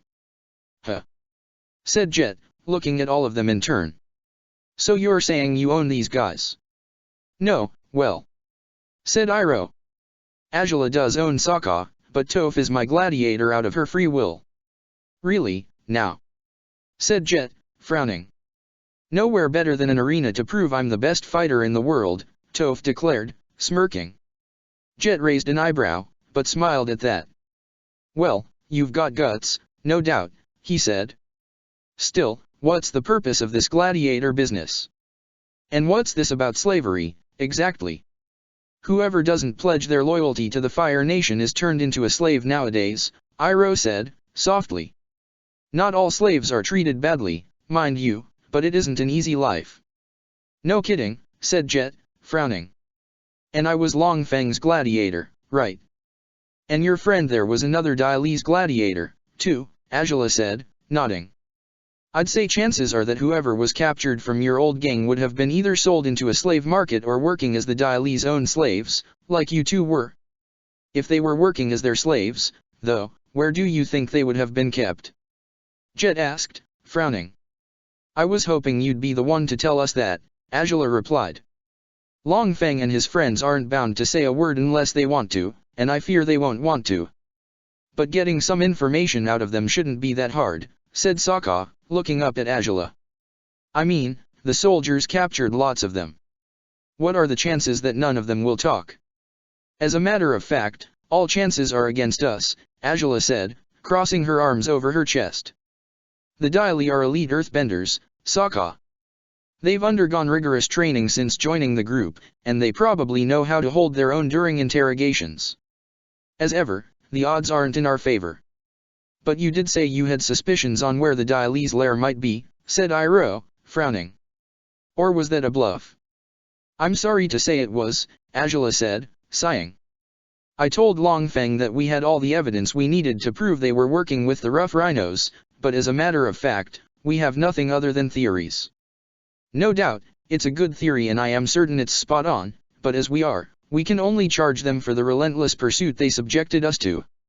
Unless a member of either the rhinos or the Daili confess to having worked together, we've hit a dead end. Or unless we find that place Jet's talking about, Toph said, shrugging. Those tunnels? I'm pretty sure I could find them if I tried. Azula frowned, tapping her arm with a finger as she considered Toph's idea. As they all fell silent, the captain entered the room. Jet and Longshot scowled upon seeing another soldier. Princess, the Daili and their leader have been imprisoned, as commanded, he stated, bowing his head before her. It would seem we have captured most of them, but several of them escaped regardless. Well, that's a pity, Azula said. Did you send more soldiers after the ones who got away? Yes, Princess. Hopefully they'll return with the prisoners soon, said Ruishi, nodding. Or perhaps they merely ought to follow the prisoners into their hideout. Azula muttered, thoughtful. Ruishi frowned. Hideout? He asked, raising an eyebrow. The Daili had some creepy hideout in some tunnels, Sokka said. Or at least, that's what Jet remembers, apparently. But there are far too many tunnels in this city, so without another lead, it's as good as nothing, said Azula. And we need something more, direly. The evidence for the rough rhinos and the Daili's partnership must be in their hideout. Upon those words, Ruishi frowned and placed a hand under his chin, deep in thought. Well, perhaps we have another lead, after all. We do? What do you mean, Captain? Azula asked, raising an eyebrow. I wrote a message to you to tell you where the rough rhinos were headed to back when we first came to the city, said the captain. And I obtained this information by questioning a soldier while we were in the train station. I didn't mention this in the letter I sent you because it seemed useless information at the moment, for that wasn't where the rhinos would be anymore, but... Could you get to the point? Toph asked, frowning. The point is that the soldier told me he had seen some men on ostrich horses leading the rough rhinos to Lake Laogai, said Ruishi. I didn't give it much thought before, but now. Lake Laogai, Jet said, standing up. That sounds familiar. It has to be it. Well, I suppose that must be more evidence to support our theory, said Azula, but there was a grimace of unease on her face. Sokka stood up with some difficulty and looked at her worriedly. What's wrong? He asked her, and she swallowed hard. Oh, nothing, only that my barge is currently docked in that very lake, is all, she said. Sokka's jaw dropped. Oh, said Toph, grimacing. You don't think they might have attacked your boat, do you? I don't know, said Azula, between gritted teeth. And I'd love to find out, but, well, I might actually have a chance to do that soon, it seems. What do you mean, Princess? Said Ruishi, as Azula moved towards the door. Princess? Where are you going? Azula didn't reply, her attention focused on the thoughts that coursed through her mind. Thoughts that weren't her own, but that she was no stranger to, either. She smiled as she sensed how close her dragon was, and she encouraged him to speed his way towards the palace. Xian Long had flown quite far with the dolls on his back, but despite having helped keep some Daili agents off his rider's trail, not all of them had fallen for the ruse. The few that were in his pursuit soon stopped following him when they saw the clay dolls were crumbling, and they returned to the city to assist in the hunt for the actual princess and her group. Xian Long hadn't noticed this at first, far too busy enjoying his flight and exploring his surroundings, that it wasn't until the next day, when he saw his rider was in trouble again, to the point where she had been forced to fly without him, that he had turned back to Ba Sing Se, but he had been too far away to reach the city on time, no matter how fast he flew.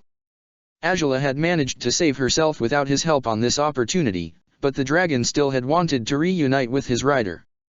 Azula reached one of the many gardens of the palace, and she stared at the skies eagerly as she waited for Xian Long to reach her. The rest of the group followed her outside after a while to find her scrutinizing the horizon. "What's with her?" Jet asked, confused. "You'll see soon enough," said Sokka, the only one who had a pretty good guess regarding what Azula was expecting. "Huh?" said Jet, raising an eyebrow. And when Jet saw what Azula was waiting for, his jaw dropped. The large black dragon landed rather harshly, almost crashing into his rider in the process. Once he had touched the ground, he leapt happily around her before surrounding her with his long body, brushing his head against her armored chest. Azula laughed and slid her fingers through the creature's soft mane, pressing her forehead against his to let him know she was all right. "Huh, I was wondering if the flying crocodile would ever come back," said Toph, smirking. "That's a dragon," Jet said, astounded. "Yep," said Sokka, smiling. "It's not every day that you get to see one of those, huh?" "No, not really," said Jet, smiling a little. "You guys are really something, huh?" Once they were finished greeting one another properly, Azula spoke through her mind to her dragon. Xianlong nodded gently once she told him what she wanted, and he released her body so she could climb onto his saddle. "Very well, then," Azula said, turning towards the others. "We'll be off to Lake Laogai. Bandit, you probably don't want to come along on Xianlong, but we'll need you for this. If there are tunnels, as Jet says, they'll surely be underground. It'll be up to you to find them. So, if you'd be so kind as to go to the lake." "Gotcha," said Toph, stretching. "I'll just take a train to the east. It'll drop me by the inner wall, right?" "Most likely," said Azula, before turning towards Jet and Longshot. "I'd say you two ought to come along as well, if you're up for it. You might find your friends in the Dialy's hideout, or perhaps leads that could take you to them." "Yeah, you're probably right about that," said Jet, nodding. "We'll do that." "Uncle, you'll stay put," Azula said, and Iroh pouted before sighing in resignation. Fine," he said. "I'm in no fit state to dig out hideouts anyways. I know I'm not as healthy or young as I once was." "Don't look so upset, Iroh, I'll bring you a souvenir," Toph told him, and the old man laughed. "Sounds good to me," he said, beaming. Sokka looked at Azula inquisitively before sighing in defeat as well. He waved in her direction, and she raised an eyebrow in confusion. "What are you doing?" she asked him. Just saying goodbye? And good luck too, you'll probably need it while finding that creepy earthbender's lair," said Sokka, shrugging. "While I do appreciate your good wishes, you don't have to say goodbye unless you want to stay here," Azula said, with a small smile. "I was certain you wanted to see this mess to the end." Sokka's eyes lit up at that, and he smiled before making his way towards the dragon. Upon Azula's command, Xianlong lowered his body as much as he could to allow Sokka to climb onto his secondary seat with more ease, seeing how he was still healing from his injuries. "If nothing goes wrong, we'll meet up safely at the lake," Azula told the others, as Xianlong stood up and got ready to take off. "If something does go wrong, Xianlong and I will try to roast whatever stands in our way before you three reach us. In any case, be as quick as you can about this. There's no time to waste." "I heard you the first time, Jewel," Toph said, nodding before gesturing at Jet and Longshot. "Come on, let's get going." Sokka settled on his seat, making sure he was in a comfortable position. Azula turned her head around to look at him. "Let me know if you need Xianlong to slow down or ease his flight at some point," she told him, and Sokka smiled. "You are still badly injured, and maybe taking you along isn't that great an idea after all." "Don't worry about it," said Sokka, smiling. "I don't want to miss out on finding this hideout. And I'm pretty sure Xianlong's smooth flight won't be as crazy as ours was yesterday, right?" "Let's hope," said Azula, smiling weakly and turning around. After caressing Xianlong's horn, the dragon trotted forward before jumping into the sky, darting upwards elegantly and dazzling everyone who had watched him take off. "It's not every day that you see a creature like that," Iroh said, smiling before turning to Toph. "Good luck, Toph. Try not to break anyone's bones." "Can't promise that I won't if I run into more Daily," Toph called back, for she was already walking towards the palace's entrance, with Jet and Longshot behind her. She lifted a hand as a goodbye towards her sponsor, and Iroh smiled at the sight before entering the palace's building again, with Rui Shi assisting him. Jet and Longshot walked behind Toph as she led the way towards the nearest train station. Jet stared at his surroundings with awe and apprehension at the same time. It's the first time I've been in Ba Sing, well, that I've been in Ba Sing Se consciously, at least, he said. I'd always thought this city was where everything great about the Earth Kingdom was held. But it's not really what I expected. Well, lots of things aren't what we expect, Treehouse Boy, Toph said, smirking. I'm not a big fan of this city either, I'll say. But at least I got to beat people up in the arena, and that sort of makes up for it. You're quite a feisty one, aren't you? Said Jet, smiling. You would have been a nice addition to the freedom fighters, back in the day. Heh? Maybe, said Toph, shrugging. But what would you have needed an earthbender for? Well, to be honest, it probably would have ended up being the other way around, said Jet, chuckling. What could the rest of us possibly do for the best earthbender in the world? Hee, so I would have become your leader? Sounds cool, Toph replied, smirking. I could have bossed you around all day long, then. Probably, Jet admitted. But one of our old friends would have probably fought back if you'd tried to force her to do anything she didn't want to. Longshot lowered his head at that and sped up his pace. Jet sighed, and Toph frowned. What's the matter with the quiet one? She asked Jet. Well, she was his best friend, is all, said Jet. Her name was Smellerbee. She was one of my fiercest supporters. We don't know what happened to her, nor to Sneers, or the Duke, but I suppose it's better that we don't know. Why? Toph asked, confused. Another one of my friends, Pipsqueak. Jet said, biting his lip. He sacrificed himself to give the Duke a chance to escape the attack by the Fire Nation soldiers and the Daily. I hope the Duke escaped thanks to him, but I don't know if he managed. That's awful, said Toph, swallowing hard. You guys had it pretty rough, huh? I guess so, said Jet, sighing with defeat. But it's already been 7 years, apparently. The only thing we can do is hope everyone else is okay. With any luck, the Duke will still be somewhere in the forest, proving he's not someone to mess with. Yeah, maybe. Said Toph, before frowning. He had one weird name, though. The Duke? What's with that? Oh, well, it's... said Jet, smiling and scratching the back of his head. Toph smirked as she figured out the reasoning behind his sudden bashfulness. Well, seems like someone has a knack for nicknames, she said, amused. Longshot sounded like a pretty weird name.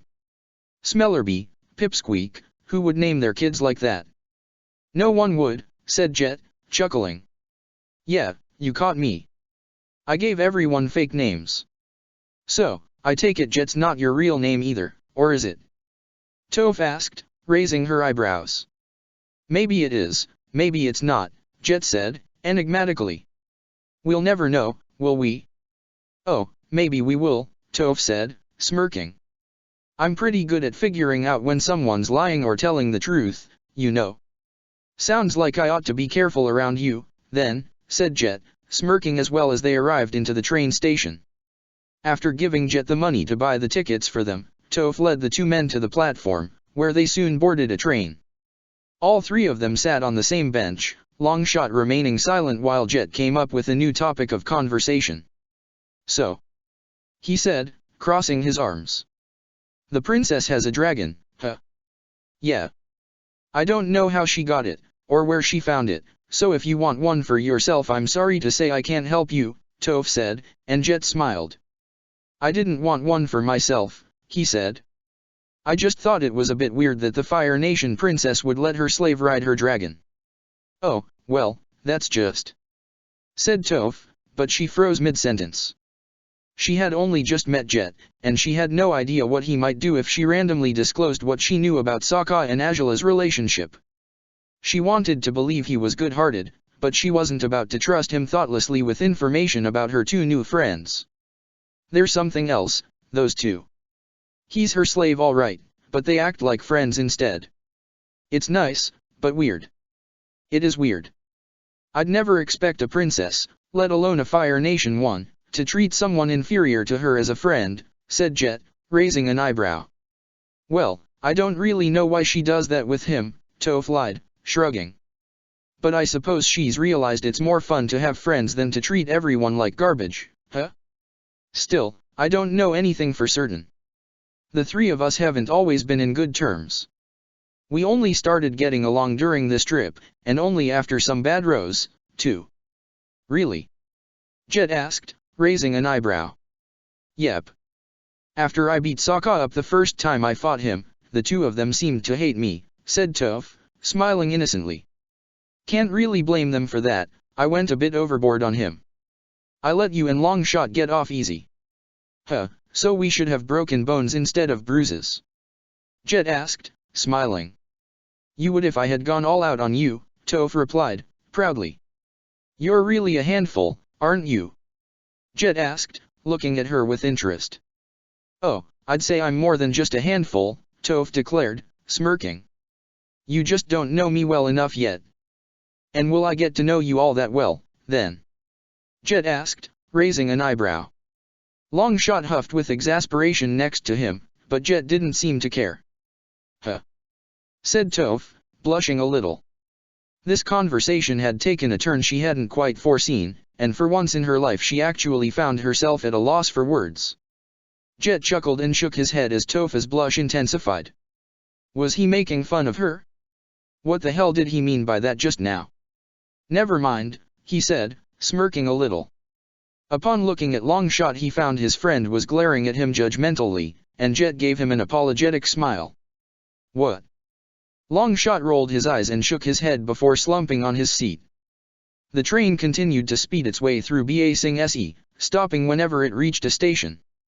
Each stop hindered their progress, and by the time they were reaching the border of the inner wall, Xin Long was already descending on the royal barge which, to Azula's relief, seemed to be in perfect state. It seems they didn't attack it, she muttered. It's pretty weird that they didn't, though, Sokka muttered, frowning as Xin Long landed gently on the ship's deck. They could have delivered plenty of damage by striking down your ship. Hopefully it's because they were too busy chasing after us and Xin Long to attack my barge, hopefully, Azula said, climbing off the saddle as some guards came rushing towards her. Princess! One of them exclaimed, smiling under his mask. What might you be doing here? Is the tournament over yet? Are we going home now? Another asked. Not quite, said Azula frowning and looking at them sternly. For how long has the barge been stationed in the lake by now? Well, 3 days, give or take, I think, said the first guard. Why? Have you seen any suspicious activity around here? Perhaps some men clad in green, lurking around the lake? Azula asked. And no, not really, said the guard, looking at his companion with confusion. Nothing has happened in the lake ever since we got here, Princess, the second guard said. Well, nothing you've noticed, at least, said Azula, as Sokka approached. If they had a chance to destroy all the evidence before we could get here, this will be no use. Maybe they haven't destroyed anything yet, said Sokka. Or they have some other entrance to their secret hideout that isn't close to this lake. I'm actually worried about being in the wrong place, said Azula, sighing. I know the evidence points in this direction, but what exactly are you talking about, Princess? Said the second guard, confused. Azula turned towards them again to explain the situation to them, and the two guards were aghast to hear about everything their princess had endured during the past few days. While Azula busied herself with that, Sokka wandered the deck of the ship, studying the lake intently for any evidence that the Dai Li might have left behind. It took almost an hour for Toph, Jet, and Longshot to show up. When they did, Azula and Sokka climbed off the deck to meet them on firm ground. My men haven't seen the Dai Li around here, but they're willing to drain this lake if it's what it takes to find their lair, Azula told Toph. Still, I'm hoping that won't be necessary. No worries, Jewel, it won't be, Toph said, stretching systematically as she got ready to bend. Good to know, Jet said. Draining a lake would have taken ages. Is that so? And here I thought it'd taken you just a few explosions. Angela said, turning to look at him with merciless eyes. Hey, now, said Jet, raising his hands defensively. I know what I did was wrong, and I'm not about to blow up Lake Laogai anyways. Especially not when there's a chance my friends are somewhere around here. I suppose I'll hold you to your word, then, Angela said, as Jet chuckled. You're seriously a cold one, aren't you? Who'd have thought, seeing how you're supposed to be a firebender and all. Well, she's one very special firebender, said Sokka, interrupting the conversation. And I wouldn't taunt her if I were you. Taunt her? Who said I was taunting her? Jet asked, smirking. I'm merely remarking she's not at all what I expected from a Fire Nation princess, for better or for worse. No need to get so touchy, I'm not even talking to you. I'm not touchy, Sokka grunted, glaring at Jet. Why would I be touchy? Beats me, said Jet, shrugging. I suppose you're afraid she might want to replace you with me if she realizes I'm more interesting than you. What? Why would you be more interesting than me? Sokka squeaked, his voice cracking. As if she wouldn't swap me for the likes of you. And why not? I'm better looking than you, to begin with. Like hell you are. Longshot sighed again and shook his head, and Sokka scowled at Jet. What exactly was this guy up to? But to everyone's surprise, Angela's reaction was merely to laugh at their argument. Jet raised an eyebrow and Sokka looked at her worriedly, wondering just what the source of her amusement was, exactly. So, you want me to exchange you for Sokka, Jet? She asked, with a malicious smirk. I assure you you'd regret wishing for it as soon as it was done. Jet gulped at the look on her face and smiled, uncomfortable. Maybe I'm regretting it already, he said, and Angela laughed again. Good to know, she said, before turning towards Toph. Do ignore those idiots and look for that hideout, will you? Already on it, Jewel, Toph said, her toes digging into the earth underneath her. Really, though, you're both foolish and you have ridiculously high opinions of yourselves. Angela said, looking at Jet and Sokka, who glared at each other from the corner of their eyes. Are you sure you're not related to him or something, Sokka? I seem to remember you remarked on my ice-cold heart once too, didn't you? Yeah, said Sokka, smiling a little as Jet raised an eyebrow. And you told me mine would be burning coal, huh? With that, Sokka's unease seemed was somewhat appeased. Naturally, Angela wouldn't replace him with this guy, of all people. He had flooded a Fire Nation colony, for starters, and their first impression of him had been that he was a total madman. So there was no way Angela would like him better than Sokka, right? Okay, I've got something, Toph said, and everyone's attention turned towards her. And it's one heck of a something, and it's right there.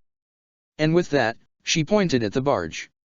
Angela frowned and stepped forward, looking at the hull of her ship with confusion. What exactly are you trying to say, Bandit? I'm saying there's some big-ass tunnel there and your pretty ship was docked right on top of it. Angela froze at that and looked at Toph, surprised. Sokka stepped forward as well, with a frown on his face.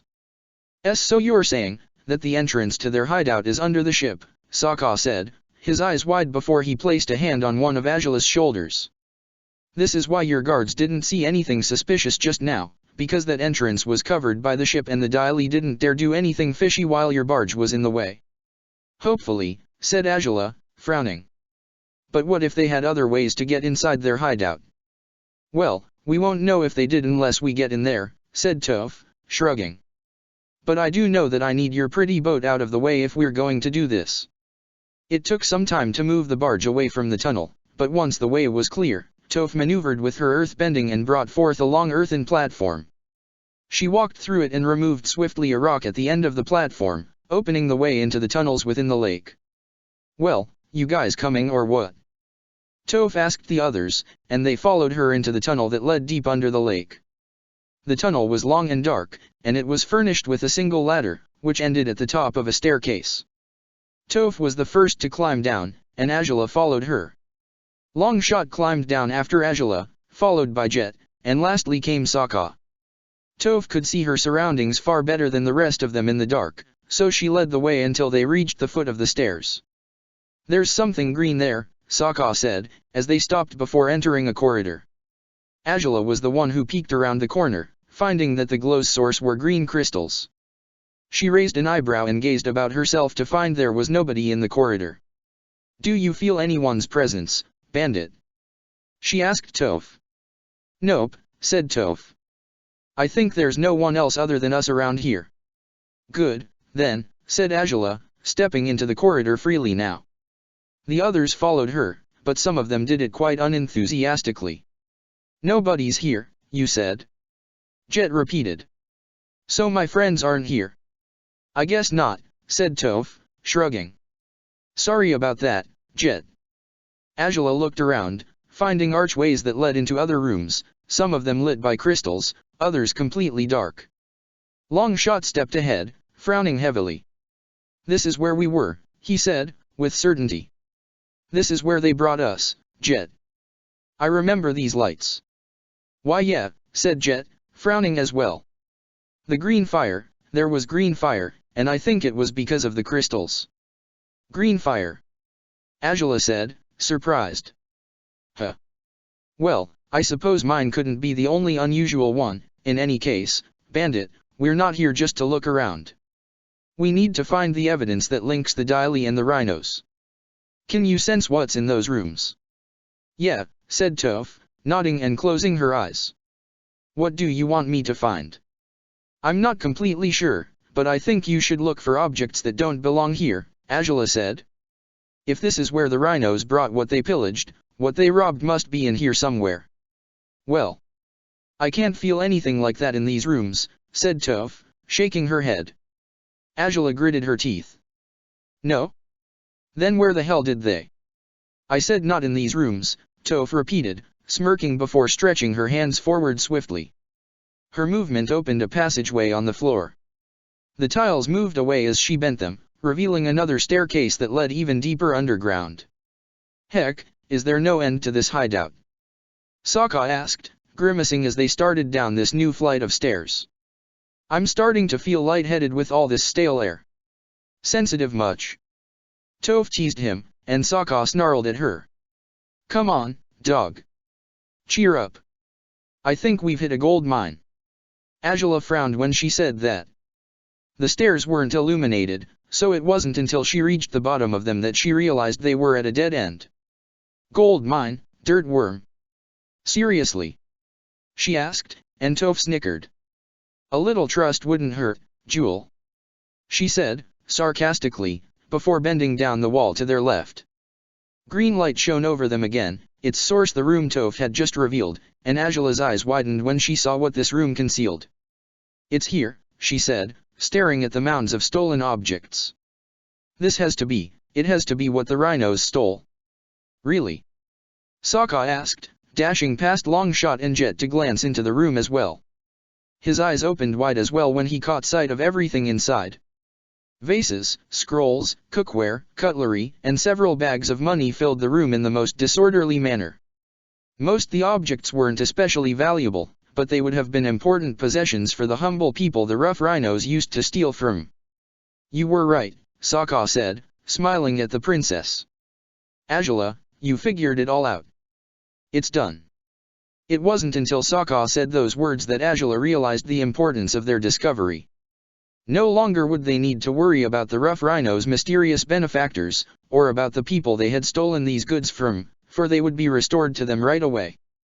The Daily wouldn't be able to start any more trouble either, for their leader, and most their members, had been locked away. As Sokka had just said, this twisted matter was finally over. Hours later, all of them were outside by the lake's edge again while soldiers and guards carried the stolen goods out of the Daily's hideout.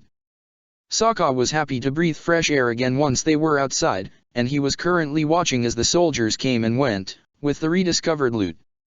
They had decided to have them move everything manually instead of resorting to bending, for moving the earth around Lake Laogai might destabilize the hideout's structure, causing the lake to flood it. So, while it was a long, slow process, at least it was a safe one. Azula was talking to the city's governor, who had come out to Lake Laogai after Azula flew back to the palace on Xian Long's back. Upon hearing the news of their discovery, Tien had brought his soldiers to the lake right away, and he was currently assuring Azula that everything they had found would be returned to their rightful owners. Azula had been pleased by his promise, and she had walked towards where Sokka was, near the edge of the lake. Toph was sitting on a rock, picking her toes again, while Jet and Longshot stood apart from them, talking to one another. Tien will send word to my father to tell him about everything we've discovered, Azula said, smiling at Sokka once she reached him. Which I sure hope will please him. I could use getting back to his good side after I ruined his plans for me.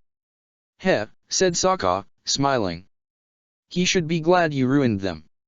If he had forced you to marry some asshole, we probably wouldn't have joined this tournament and you would have never discovered the truth about the Daily and the rhinos. So hopefully he'll cut you some slack. Hopefully, said Azula, nodding. Though you ought to give yourself some credit, Sokka. If you hadn't pointed me in the right direction, I would have never realized there was a link between the rhinos and the Daily. Oh, well, said Sokka, looking at her with a smirk. I guess I did help a bit, but you're the one who figured it all out. So most of the credit ought to stick with you anyways. Well, if you refuse to acknowledge your own accomplishments, it's your problem, said Azula, shrugging but smiling at him anyways. Jet and Longshot were standing not too far from them, discussing something in a low voice. It was mostly Jet who spoke, while Longshot nodded in agreement to what his leader was saying. What are you two mumbling over there? Toph asked Jet and Longshot, pushing herself off the rock. She already knew what they spoke of, having perceived the vibrations of their every word, but she had wanted Azula and Sokka to find out what these two were up to. Jet turned towards them and breathed deeply, his hands on his hips. Longshot stood behind him, his arms crossed. We were just trying to figure out what we'd do next, he said. We've lost about 7 years of our lives after all, and we hoped to find our friends somehow. Well, there's gotta be a place for you two to start looking for them, said Toph, shrugging. Some of your friends might have gotten away after all. I suppose you should just go back to where you were captured and try to find leads that will take you to them. It'd be good to do that, but... said Jet, frowning and looking at Azula. Would we be hunted down by the Fire Nation if we simply left right now? I mean, we're supposed to be slaves, aren't we? Azula looked at him sternly, studying him carefully. Jet swallowed hard but met her unblinking gaze with his own. You were, but your masters can't watch over you two anymore, can they? Said Azula, shrugging. And while I probably should drag you back to the city and drop you in a slave market, I don't feel like doing that. You're bound to fight back fiercely, because you'd rather die than be someone's slave, and I don't have the time or the patience to deal with rebellious morons right now. Therefore, I suppose you can just go find your friends, if they're actually out there somewhere. Huh? Said Sokka, pleasantly surprised. Just like that. Well, what do you want me to do with them? Azula asked Sokka, raising an eyebrow.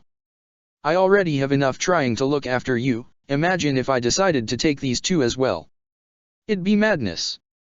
I'm not complaining, it's just unusual for you to let them off the hook so easily, all things considered. Said Sokka, raising an eyebrow. Oh, it's not going to be easy, Azula said, turning towards Jet again. Because if I hear so much as a rumor that says you two or your group of friends are causing trouble in the colonies, I'll have no problem flying all the way here to kill you both in the most gruesome manner I can think of. Understood. Longshot gulped at that and looked at his leader with worried eyes. Jet seemed surprised by her sudden threat, but he smirked and shrugged, as though Azula's words hardly affected him at all. Hell, what did you think we'd do? He said. Longshot and I aren't up to anything bad, I promise we'll just find our friends. You'd better, said Azula, frowning. Will you two be able to survive on your own, then? We did a long time ago, Longshot said. Surely we can do it again. Try not to steal to survive, though, said Toph, chuckling. Maybe get a real job or something of the sort. It's a possibility, said Jet, smiling. But for now, we're off to find our friends.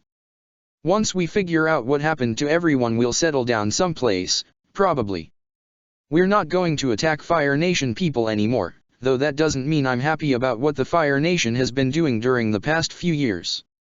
But I'll have to figure out a way to fight against it without you finding out, princess. Oh, well, if you're already confessing you'll use your freedom to fight against the Fire Nation, then I suppose I should just lock you up and spare my nation the trouble. Angela said, shrugging, and Jet grimaced. And no, it was only a joke, he said, and Angela gave him her most unpleasant smile. It better be, she said. Well, then, I suppose you two will be taking your leave now. It'd be for the best, said Longshot, nodding. Then farewell, and I hope not to hear from either of you ever again, Angela said, smiling with malice. Jet scratched his head at that. Such a nice girl, he said, smiling uncomfortably. Hell, she's already being nicer than usual by letting you leave like this, Sokka said, standing up. Anyways, goodbye, Jet. I can't say I'm going to miss you. Well, I sure hope to cross paths with you another day, Sokka, said Jet, smirking. I think I owe you a couple of wounds, if my memory doesn't fail me. Yeah, I'm pretty sure it's failing you, said Sokka, an eyebrow twitching. Well, I guess I do owe some of them to you, said Jet, turning towards Toph, who smirked on her rock. You won't have luck with that anytime soon, Treehouse Boy, she said. As I told you, I'm the best earthbender in the world. And like I said, we could use someone like you, Jet said, smirking. What do you say? Toph raised her eyebrows before chuckling and shaking her head. Nah. I've got Iroh, and I love beating people up in the ring. So I appreciate the offer, but I'd rather not. Well, that's too bad, said Jet, smiling. But if you ever change your mind, I suppose you'll figure out where to find us, somehow. I don't know how you do it, but you have some weird skill. Yeah, it's called earthbending, said Toph, snickering as he raised an eyebrow. I may be blind, but with my bending I can see things you'll never even. You, what? Said Jet, frowning. What do you mean, you're blind? Toph frowned and lifted her head towards him, a confused frown on her face. She brushed her bangs out of the way, allowing Jet to see her sightless eyes. His eyes widened. You're blind. You're blind. He exclaimed. Yeah, what of it? I can still see way better than you half the time, said Toph, dropping her hair again and scowling at Jet. It's just, said Jet, still looking at her in disbelief. I suppose you're embarrassed that a blind girl beat you to a pulp, then? Toph asked, smirking now. It's not that, said Jet, frowning. I'm just thinking, that if you're blind then you've got no idea just how pretty you are, right? Everyone reacted differently upon those words. Longshot struck his forehead with the palm of his hand, completely embarrassed by what Jet had just said. Sokka stared at Jet in utter confusion, wondering why he had felt the urge to say something like that, while Angela raised her eyebrows and looked at Toph with amusement. And, naturally, Toph was blushing wildly. What the fuck is wrong with you? She asked, jumping off her rock and bending the dirt under Jet's feet to push him away from her. Jet chuckled. Nothing's wrong with me. I'm just speaking my mind. He said, but Toph continued to push him away. Well, maybe you should shut up about what you think once in a while. She shouted, growing even more flustered. Now get out of here if you know what's good for you, damn it. Jet laughed at that and waved at them one last time as he started his way down the edge of the lake. Longshot nodded curtly in their direction before following his friend, and soon the pair of them were gone from sight as they made their way to the walls of Ba Sing Se. Angela placed a hand on Toph's shoulder, noticing the girl still was blushing, although she didn't seem too irritated anymore. Sokka glanced at her as well, an eyebrow raised. You all right there? He asked, and the girl sighed. I'm fine, it's just, well, he's a crazy one, is all, she muttered, her blush intensifying. Who'd think you'd get so embarrassed, said Sokka, chuckling and earning himself a stomp on his foot. Ow. You crazy? Ow. You asked for it. Toph retorted, a punch lifted in Sokka's direction. Well, you needn't worry about Jet anymore, Angela said, patting Toph's shoulder. He's gone now. Yeah, well, he is, said Toph, biting her lip. And now that he is, I guess I can ask you, Jewel, does he look half as good as he sounds? Sokka's jaw dropped while Angela raised her eyebrows with amusement. She glanced at Sokka to find he seemed to be completely clueless as to what sounded so good about Jet, and with a smirk she replied to Toph's question. Well, he seems like a bit of a womanizer to me, Angela confessed. But truth be told, if I weren't a princess, you might have some competition over him. What the? What? Sokka squealed, now even more indignant as Toph laughed. Ah ha ha ha. I knew he had to be good. She exclaimed, beaming. What the hell? There's nothing worth competing over. Sokka exclaimed, looking at Angela with utter disbelief, a tick on his left eye. Angela merely smiled at him, beyond amused by his reaction. He's an idiot. Didn't you hear the things he said? Well, I'm sorry but she was only asking what he looked like. Angela said, shrugging, it's not my fault that he's handsome. Handsome? You think he's handsome? Sokka squeaked, his voice cracking again. The sound caused Angela to start laughing as she started on her way back to the soldiers that were almost finished with their task. He's not handsome, he's common. Lame looking, even. What's so handsome about him, huh? Well, I don't know but it doesn't feel like the jewel's lying, so he must be handsome indeed. Said Toph, beaming. Like hell he is. He's plain and shameless and he nearly killed me once. Curiously, the same could be said about you, Angela said, smiling widely. You're plain too, and beyond shameless, really, and you also were close to killing him, so. It's not the same thing. For crying out loud, Angela!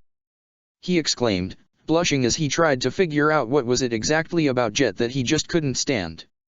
Angela smirked, pleased by his reaction. She couldn't deny a certain part of her was quite relieved to find he could be irrationally jealous, all the same as she had been recently. But that single thought reminded her of what had spurred her jealousy several weeks ago, and it made her think of what awaited her now that the tournament was over. Granted, Sokka would have to stay in Ba Sing Se to heal properly for some time, but they would have to return to the Fire Nation eventually. And while that thought would have pleased Angela to no end under different circumstances, for once she actually didn't feel like coming home. Chapter 80, Pairs Tournament 9. Sokka spent the rest of the day grumbling under his breath. He shot pouty glares at Angela once in a while, and she only responded with smirks and raised eyebrows. He averted his gaze every single time, still muttering bitter words about how dislikable Jet was, and how he didn't understand why Angela couldn't see that. Angela's amusement only increased when she figured out some of what he was saying, and even when he skulked to his room in the palace after dinner, his hands in his pockets after one last irritable glance, the princess couldn't stop smirking. Seems like you hit him where it hurts, huh? Said Toph, raising her eyebrows as she followed Angela down the hall, when dinner was over. Indeed, said Angela, smiling. He's too proud for his own good. The same could be said about you, though, said Toph, smirking. And you, Angela replied, giving her a meaningful look. Toph beamed. Yeah, true enough, said Toph. It's weird that the three of us have managed to get along so well the past few days despite our pride, eh? I'd blame it on the stressful situation and on that alone, said Angela. Circumstances of the sort can bring people together in unexpected ways. Sounds like you know a lot about that, huh? Said Toph, smirking. Angela frowned and glared at the girl as they neared Angela's bedroom in this palace. Whatever Toph was implying, it sure didn't sound good. And what do you mean by that, bandit? Angela muttered under her breath, and Toph chuckled. Come on, why so grouchy, spicy? Said Toph, smiling. You know I know all about how you two. With a swift movement, Angela covered Toph's mouth before tossing her into the bedroom. The earthbender was stunned by the princess's bold actions, and she was even more bewildered when Angela shut the door behind them brusquely. Whoa, what the hell are you trying to pull on me, Jewel? I was just teasing you, no need to react like this. Toph said, grimacing. I wouldn't have, if only you had enough common sense not to talk at leisure about things you shouldn't, Angela snapped, glaring at Toph. This is Ba Sing Se's palace, in case you didn't realize it. Well, I do realize it, but it's not like there are ears on the walls, are there? Said Toph, smirking. If you were worried someone might have heard us, you can relax. I can sense if people are nearby, Jewel, and they're not. So I'm free to tease you all I want about how you and Sokka totally have the hots for one another. You're just... said Azula, huffing in irritation as Toph smiled. Honestly, I don't get why either of you bother denying it. It's so obvious. Oh really? And what gives us away so blatantly, pray tell? Azula asked, rolling her eyes. Well, not everyone would be able to tell, true enough, Toph acknowledged. But I have my ways to pick up on it. People's bodies react differently depending on how they're feeling, spicy. And I can sense your vibrations no problem, so I can tell there's the smallest change in your body and behavior whenever he's around. Granted, it's not as clear with you as it is with him, but there's a difference all the dash. Wait, said Azula, staring at Toph with wide eyes. Toph raised an eyebrow at the interruption and Azula gulped. What do you mean, that it's clearer with him? Well, you've got a great deal of control over your body, Toph said, shrugging. I don't know how you do it, but I only started sensing the differences in your behavior after you and Sokka crashed through the roof the other day. Before that, it was really subtle. But it's not as subtle with him? Azula asked. Toph chuckled. Yeah, well, he's not exactly a subtle guy overall, is he? His heart races whenever you show up. Pretty much all he ever talks about is you, too. Doesn't hurt either that I found the pair of you in bed together. Oh, for crying out loud. Said Azula, sighing and looking away. She had forgotten about that by now. Don't say it like that. Ha, why not? Said Toph, chuckling. Don't like to hear it how it is, Jewel? Because I did find you two in bed, in case you forgot. Just don't say it in that tone, Azula growled, glaring at Toph. It's almost as though you were implying that we were. What, fucking? Oh, nah, said Toph, smiling while Azula grimaced. I know better. If you'd fucked, I probably would have heard some pretty disturbing sounds during the night, and I'd like to think that you two aren't as reckless as to do that while your uncle sleeps in the next room, or are you? Why, no, we're not, Azula snapped. Because as it turns out, there has been no intercourse between us whatsoever. So do me a favor and stop making it sound as though there had been. What? None at all? Geez, spicy, that's lame, said Toph, chuckling. No wonder the tension between you is as thick as it is, eh? When I want your opinion on the subject, dirt worm, I'll ask for it, Azula growled. Dang, no need to be so stingy, said Toph, pouting, but Azula stepped forward, glaring down at her fiercely. In fact, it seems I have every need to be stingy, she muttered. I already told you to keep your mouth shut about this, but here you are, bringing it up again. Hey, you don't have to threaten me into silence if that's what you planned to do, said Toph, lifting her hands in gesture of surrender. Teasing you sure is lots of fun, and the same goes for teasing your dog, but that doesn't mean I'll tell anyone about this. That'd be really shitty of me to do, considering everything you two have done for me. Azula frowned, still unconvinced despite the warm smile on Toph's features. Azula couldn't remember having seen her smile like that before. So, there's a shred of dignity in you, then? She asked Toph, raising an eyebrow. Impressive. Saying insulting stuff like that might just make me change my mind, though, said Toph, an eyebrow twitching. Azula's eyes narrowed. That would be your undoing and yours alone, bandit. I doubt it, but anyways, I really don't want to ruin your life, said Toph, smiling. Nor his. You two are more fun than I ever expected you to be. Is that so? Azula asked. Yeah, I'm not proud to admit I misjudged you two, but yeah, said Toph. Back when we first met, I really didn't get a good impression of either one of you. I thought he was useless and pathetic, and I figured you were a pampered princess who had no idea what she'd gotten herself into with the Gladiator League. But hearing stuff about your partnership with him kind of started to change my mind about you. When I returned for my next fight after beating Sokka to a pulp, I heard people talking about how you'd carried him out of the arena, and that was the weirdest thing I'd ever heard, coming from a sponsor. After that, I got a bit more curious about you too, and while, sure, the dog has gotten stronger and he's finally starting to seem like an interesting fighter, the one who always intrigued me more was you. Angela's unease faded gradually as Toph spoke. She stared at the girl with a small frown on her face, bewildered by those confessions. You know, Jewel, we're both cut from the same cloth, if you get what I mean, said Toph, chuckling. Both highborn, both tougher than everyone else around us, and people always underestimate us and take us to be less than what we are. Which I guess is a given, because this world had never seen two girls as awesome as the two of us before, huh? Angela raised an eyebrow at that, but she was slightly amused by Toph's cockiness. I suppose not, she said, and Toph beamed. Iroh didn't say much about you, he was always talking about Zuko instead, said Toph. But I didn't let his opinion about Zuko become my own.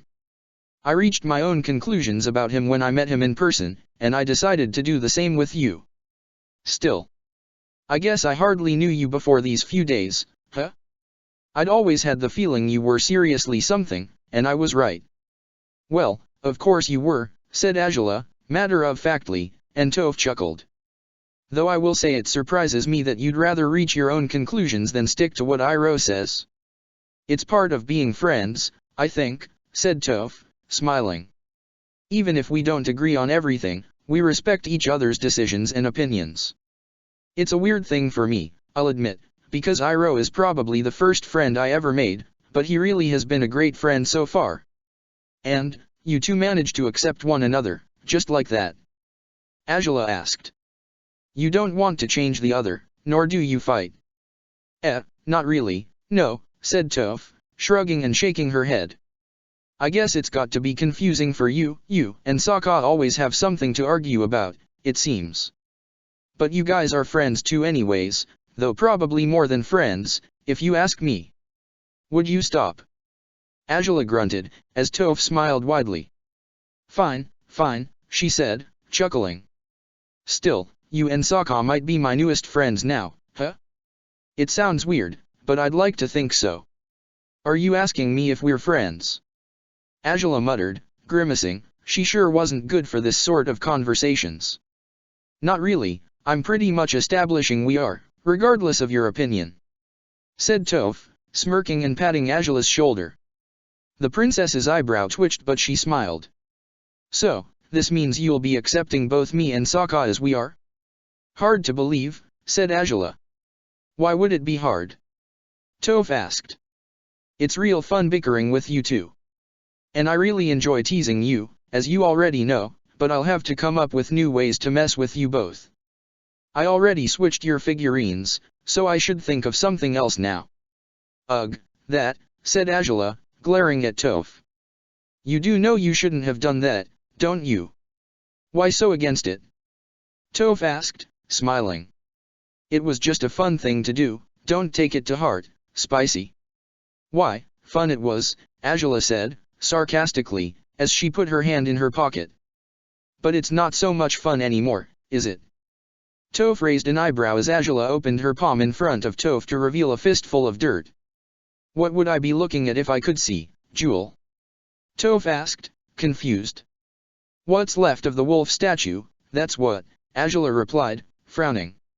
If you hadn't switched them, I wouldn't have pocketed this one as we raced out of the inn, and I wouldn't have crushed it at some point during our fun flights from the Dialy. Oh, whoops, said Toph, smiling. Well, turns out I'm just the girl to fix this, Jewel. Toph lifted her hands and started bending the earth on Angela's hand. Some of the clay had stayed in Angela's pocket, and Toph also pulled it out as she started molding the figure again. Angela's eyes widened as she watched how the blind earthbender rebuilt the wolf statue. I'm not sure if this is exactly what it looked like, but it's what it felt like when I touched it, said Toph, handing it over to Angela. Is it good like this? Actually, said Angela, surprised. That's pretty close to the original, yes. Thank you, I guess. No need to thank me for that, said Toph, smiling. You've done more for me than I could repay. Repairing that thing is just a start. Oh, really? said Angela, amused. Well, you're indebted to me, that much is true. Though don't get ahead of yourself, Jewel, said Toph, proudly. I'm not about to repay you by purposefully losing against your dog or something stupid of the sort, if that's what you expected me to do. I wasn't going to ask for that, a victory under those conditions would be meaningless.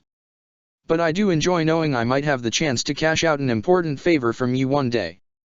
Yeah, well, don't get too excited, Toph said, folding her arms in front of her chest as Angela smiled at the wolf in her hands. But the smile soon waned as she started thinking about what she'd done recently with the favors other people had owed her. She had Zuko pay her by taking Sokka to a fight, and afterwards she had sent Ty Lee on a mission Angela couldn't be more uneasy about. Would the favor she had earned from Toph be something she could truly enjoy for once? She dreaded thinking it probably wouldn't be. Very well, then, I'll hold you to that, said Angela, shrugging and pocketing the wolf again.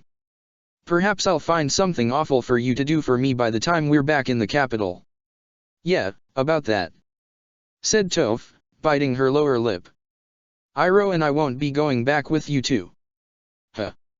Angela said, raising an eyebrow. Why you see? Said Toph, smiling. I'm going to jailing. With my parents. Angela's eyes widened again and she looked at the earthbender with confusion and curiosity. Toph was blushing weakly, but smiling still. Are you, now? Angela asked. Yeah. Not forever, though, said Toph. I'll be back in the capital eventually, but I talked about this to Iroh before dinner, and he thinks it might be nice to visit jailing after all. And while I didn't think I'd ever want to return there, I feel differently now. Well, that's good, actually, said Angela, smiling as well. Learn to think of your parents differently after all, Bandit. Yeah. You were right about a lot of things, Jewel, said Toph. I was being a coward by not facing them. I'm sorry I dragged you and Sokka into this. I never meant for that to happen. But I guess I'm a bit glad about it, after all. Without it, we wouldn't be friends now, would we? Are we? Angela asked again, raising her eyebrows but smiling teasingly. Well, sure. You're my first female friend ever, you know.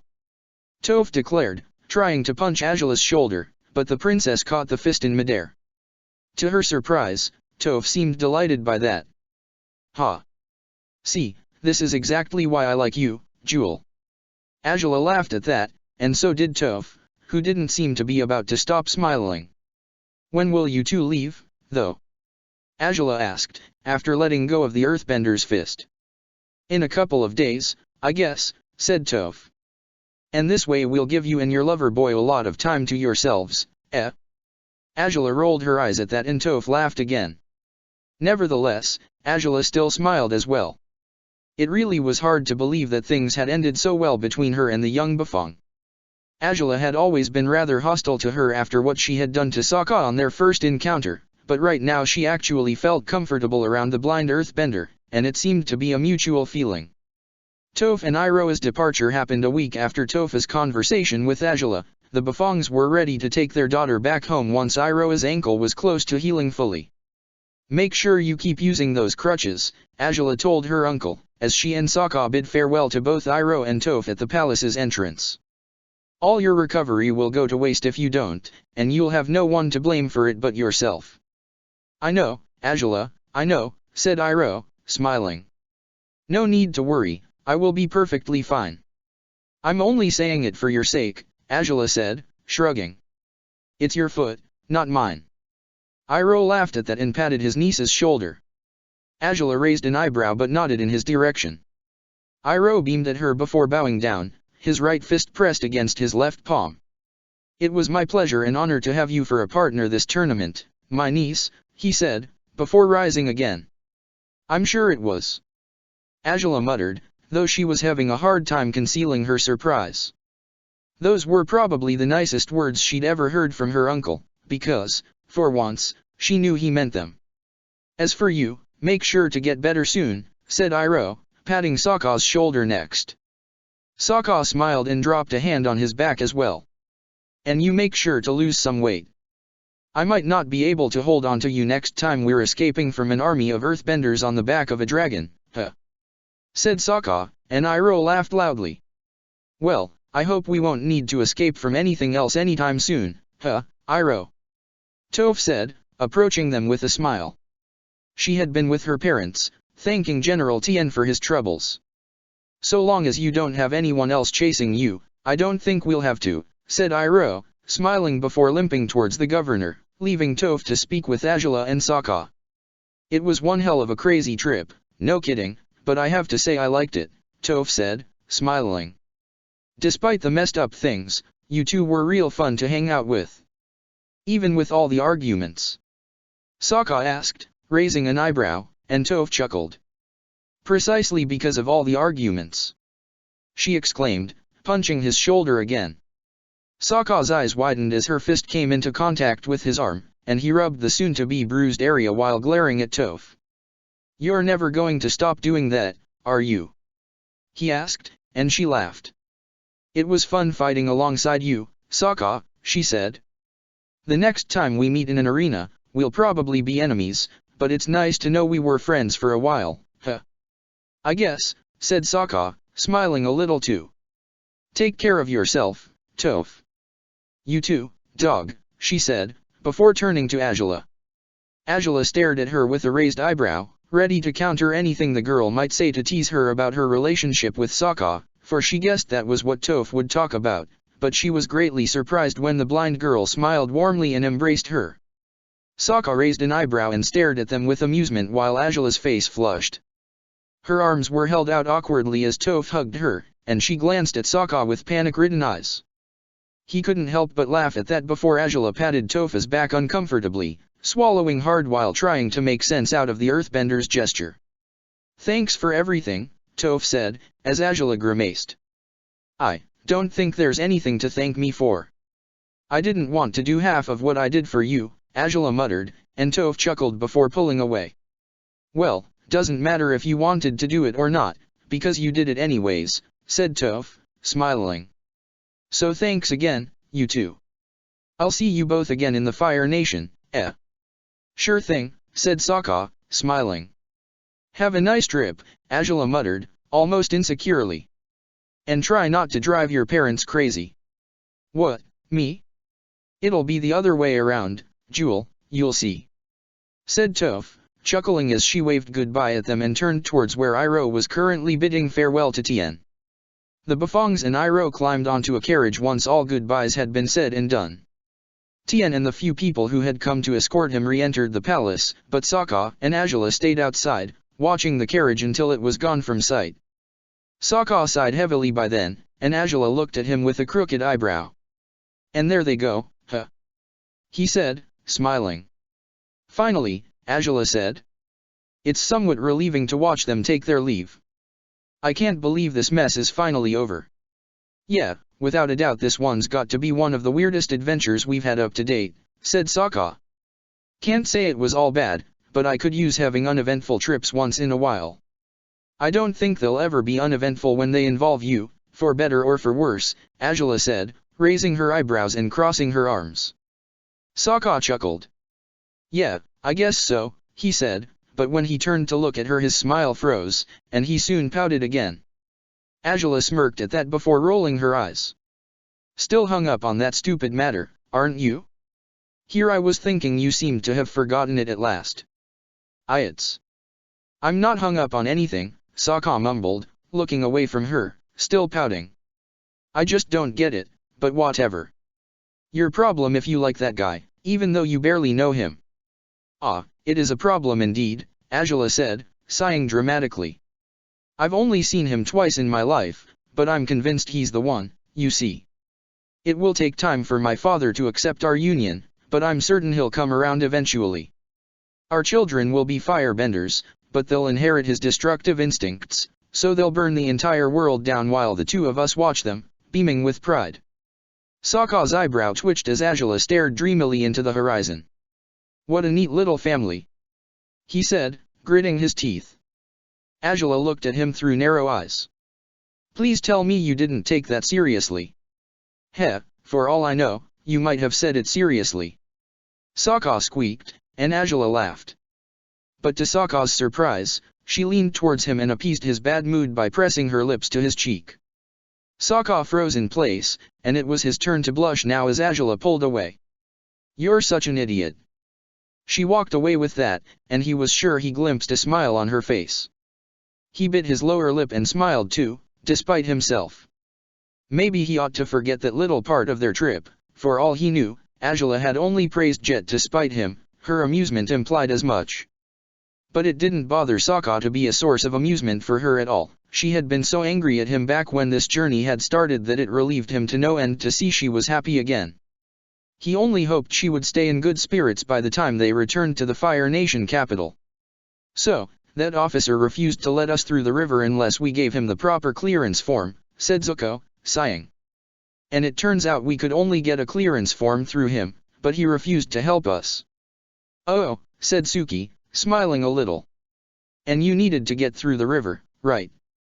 "If I wanted to check out the nearby fishing village for the Avatar, then yes, I did," said Zuko, nodding. "But without that form, I wasn't going anywhere." "What did you do?" Suki asked, raising her eyebrows. "Well, it's a bit of a secret," he said, smiling. "You're not going to rat me out, are you?" "Not likely," she said, chuckling. "Who could I possibly rat you out to?" "Right," said Zuko, laughing too. "Well, turns out that I had this blue theater mask, and I figured I could use it to conceal my features. So, I dressed up all in black, put on the mask, took my Deo swords and snuck into that watchtower at night. I did my best to be careful, and I headed straight to his office. I took a clearance form, brought it back with me to the ship, and the next morning he had no other choice but to let us through." "Well, damn," said Suki, chuckling. "Aren't you a troublemaker?" "Not really," said Zuko, smiling. "Yeah, I trespassed and stole a sheet of paper, but that's nothing impressive. It was fun to see the look on that guy's face, though." "I bet," said Suki. "My uncle was a bit confused on how I'd gotten the clearance form, and so was that guy," said Zuko. "I told them I'd sent a message to a nearby town and gotten another regiment to send me one. It was a pretty stupid story and it really made no sense, but the officer had no way to prove I'd stolen it." "Sounds like he was really annoying, huh?" said Suki, smiling sympathetically. "Well, I'm glad you managed to get the better of him. But, say, you mentioned Deo swords." "Yeah," said Zuko, nodding. "I learned how to use them when I was young." "That's nice," said Suki. "I never learned how to use those. I was only taught how to use katanas." "And you sure knew how to use them," said Zuko, grinning. "When did you start learning swordsmanship?" "When I was 8 years old," said Suki. "All Kyoshi warriors started their training at that age." "Kyoshi warrior, huh?" said Zuko, raising his single eyebrow. "Could you tell me more about that?" If you want, that is." Suki smiled and dropped her gaze. There were things she wasn't ready to disclose yet, but her life in Kyoshi Island wasn't one of them. Almost 2 months had passed since Ty Lee had found Suki. She had been improving greatly, though some wounds had yet to heal. She actually doubted her broken rib would get any better, but it seemed there was nothing to be done about it. She ate bigger meals now, and she was finally regaining some weight. Being washed on a daily basis also helped Suki feel better, and her mood had improved considerably over time. But other than when she had to take baths, Suki hardly ever climbed off the bed where she currently was lying on. She barely left the room since being brought into it. She didn't want to step out of her personal haven. She guessed she might one day, but not yet. Not right now. Not when she was talking to Zuko. He had come to see her every day without fail. He left after a few hours, though it seemed he didn't quite want to go anywhere, but he believed she needed her space. Suki was thankful for his thoughtfulness, but she actually enjoyed her conversations with him far more than she had ever thought she might. She found the stories of what he'd done during his banishment quite fascinating. She didn't care if he had found the Avatar or not, for she enjoyed hearing about every place he had been to. She had spent most her life in Kyoshi Island, and she had come to the capital to fight as a gladiator some years ago, but she had always dreamt of seeing the world. Zuko's tales spurred her interest in what lay beyond the four walls she was hiding behind, though that wasn't enough to bring her out of her room yet. But knowing there were still so many wonders for her to see in this world made Suki feel much better. She looked at Zuko again, to find he was fidgeting, playing with his thumbs. She smiled at the sight of him before answering his question, to his surprise and delight. The Kyoshi warriors were a group of girls who followed on the teachings and footsteps of Avatar Kyoshi, Suki started. They were amazing.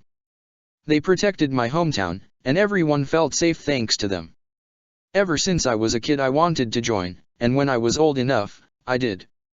My gladiator outfit was a tribute to my old Kyoshi warrior uniform. I learned so much back when I was a warrior. Including how to use a katana, huh? Yeah. Eventually I was helping teach new girls, too, said Suki, smiling. It was nice to have new recruits, though it all got a bit scary when I was chosen as their leader. Whoa. You were their leader? Zuko asked, his eyes widening. Yeah. It was a great honor, said Suki. But, didn't do much good for me to be the leader by the time the Fire Nation's forces arrived. Zuko swallowed hard and dropped his gaze, biting his lower lip. I'm sorry. Did they? They only burned some of the town, not all of it, Suki said, with a sigh. Still, it was pretty bad. But there's nothing to be done about it anymore. Yeah, I guess not, said Zuko, looking at her guiltily. I always did like the training sessions, though, she said, smiling again. I miss my gear, to tell you the truth. I had a set of katanas I'd brought with me from Kyoshi Island. I'm glad I had more than one, seeing how one of them was cut in half. But well, I don't have them anymore. Yeah, you don't, muttered Zuko, thoughtful. It's all right, though, said Suki, smiling. I don't feel up to the task of beating people up nowadays. It's better if I just. Don't you think you might need them? Said Zuko. I mean, you're going back to the Gladiator League one day, aren't you? Well, not until next year, I'm not, said Suki. By then I can find new weapons, if I must. Right, said Zuko, dropping his gaze. Don't worry about me, Zuko, said Suki, stretching towards her nightstand to pick up a glass of water. There's still plenty of time to think about the future. There is, I guess, but... said Zuko, yet he stopped talking when she winced, pained by her ribs. He jumped to his feet as Suki recoiled, a hand on her flank as she grimaced. Are you okay? It's the usual thing, she said, smiling weakly. Don't worry. Zuko sighed heavily and reached for the glass of water she had been trying to take. He handed it to her after refilling it with water from a jug on the nightstand. Suki reached out for it, but she flinched again when her fingers brushed against his. Zuko had been holding the glass with a steady grip, but he almost tilted it over the bed accidentally when she pulled away so brusquely. He blinked a few times before realizing what had happened. Suki dropped her gaze, her eyes wide as she breathed heavily. She didn't want to recoil from him. She hadn't meant to do that. But her body had moved on its own accord, regardless if she knew Zuko was only handing her a glass of water. It seemed she wasn't feeling as well as she had thought. Zuko said nothing, though. He only placed the glass at the edge of the nightstand, at arm's length from Suki, so she would be able to reach it without help now. I'm sorry. No, he said, shaking his head before sitting down again. Don't be. It's on me. And no, it's. Suki said, looking at him with dread in her eyes, but Zuko only gave her a sad smile. It's fine, he told her. Don't worry. It's not like we broke the glass or anything. If we had then we'd be in trouble, but that didn't happen. She gulped and nodded, but his words weren't enough to make her feel better. How was she supposed to stop worrying when she couldn't even graze his fingers accidentally without controlling her body's response? And despite what he was saying, she could see the pain in his eyes. As much as nothing bad had happened, her reaction still had hurt him. And she didn't want to hurt him. He was the first real friend she had made in ages. Sure, Mai and Ty Lee also came into her room to talk to her, but they didn't stay with her as long as Zuko did. They didn't make her smile as often, either. Zuko was making great efforts to cheer her up, constantly. And Suki felt like an idiot for not showing him just how much she appreciated that. Without him, she surely wouldn't have progressed as much as she had, so the last thing she ought to do was pull away when they touched accidentally. As he left her room a short while later, Suki frowned with determination. She would show Zuko how much his influence had helped her. She'd stop recoiling from him, even though she wasn't completely sure she could do that, but she would do her very best anyhow. It was time to leave the past where it belonged, and to start looking for a future beyond the room she had hidden in for far too long. Sokka sighed with bliss when he saw the capital's port looming ahead. They had spent 2 weeks traveling back to the Fire Nation, after spending a whole month in Ba Sing Se while he healed from his injuries. He almost felt fine now, though his back still bothered him at times, but he figured he would be back in the ring again in no time. The ship docked. Sailors and guards rushed both above and below deck as they made sure everything was in order. Sokka merely watched them without much interest, standing beside Xin long as the dragon amused himself by casting blazes into the air. Azula appeared on deck before long, walking through the ship with steady footing as she headed towards both Sokka and Xin long. Sokka lifted a hand in greeting, though it probably was a farewell instead. "I take it you'll be going to your house now?" Azula asked him, as Xin long moved towards her, pressing his head to her hand as she stroked his hair. "Yeah, I think Song ought to have a look at my wounds," said Sokka. "I've spent 2 weeks now without medical attention, so I ought to go to her right away." "Well, make sure not to overexert yourself on your way home," Azula said, looking at him earnestly. "Else you might end up ruining all your progress. In fact, maybe we ought to give you a lift, to avoid any possible mishaps. Xin long and I will be setting out to the palace soon, so—" No need, said Sokka, smiling. "You've got to meet your dad and talk about important stuff, don't you?" "Well," said Azula, sighing, and Sokka chuckled. "Everything will be fine," he said. "I'm sure he'll be thrilled about what you discovered. He'll probably have forgotten everything about your birthday feast by now." "Hopefully," said Azula. Though she, for one, wasn't about to forget that particular day anytime soon. "I suppose I'll see you again tomorrow, huh?" said Sokka, smiling. "Sword practice and all?" "Only if Song gives you her approval for that," said Azula, sternly. "As I said, I don't want your wounds getting any worse out of recklessness." "Come on, Azula, I'll be fine," Sokka said, smiling. "Besides, you sure need the training.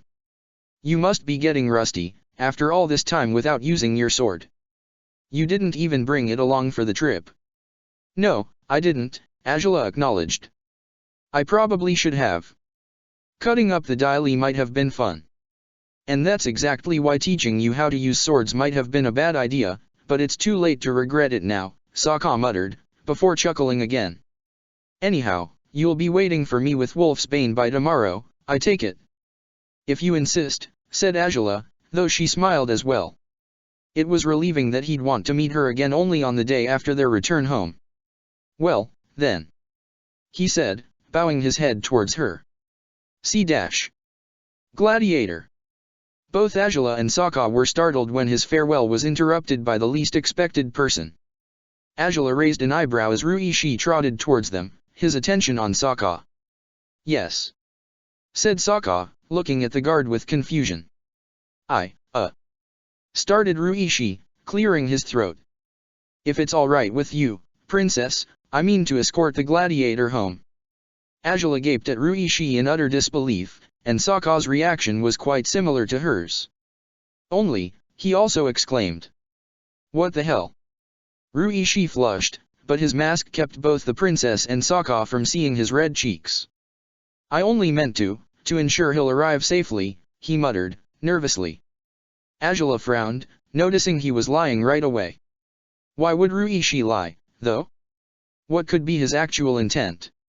Surely it wouldn't be anything bad, though. The man was loyal and good-mannered, if anything. He wasn't about to murder Sokka in cold blood as they made their way to his house, was he? "Why, that's awfully considerate of you," Azula said, blinking blankly. "I suppose you're free to do that, then, if you're really that worried about him. Odd, though, that you don't mean to tail me as usual, but I'd rather you don't," Actually. Very well, go with Sokka. Wait, but this is creepy, I don't think I want to go with. Sokka said, grimacing, as Ruishi grabbed his shoulder and directed him to the ship's ramp.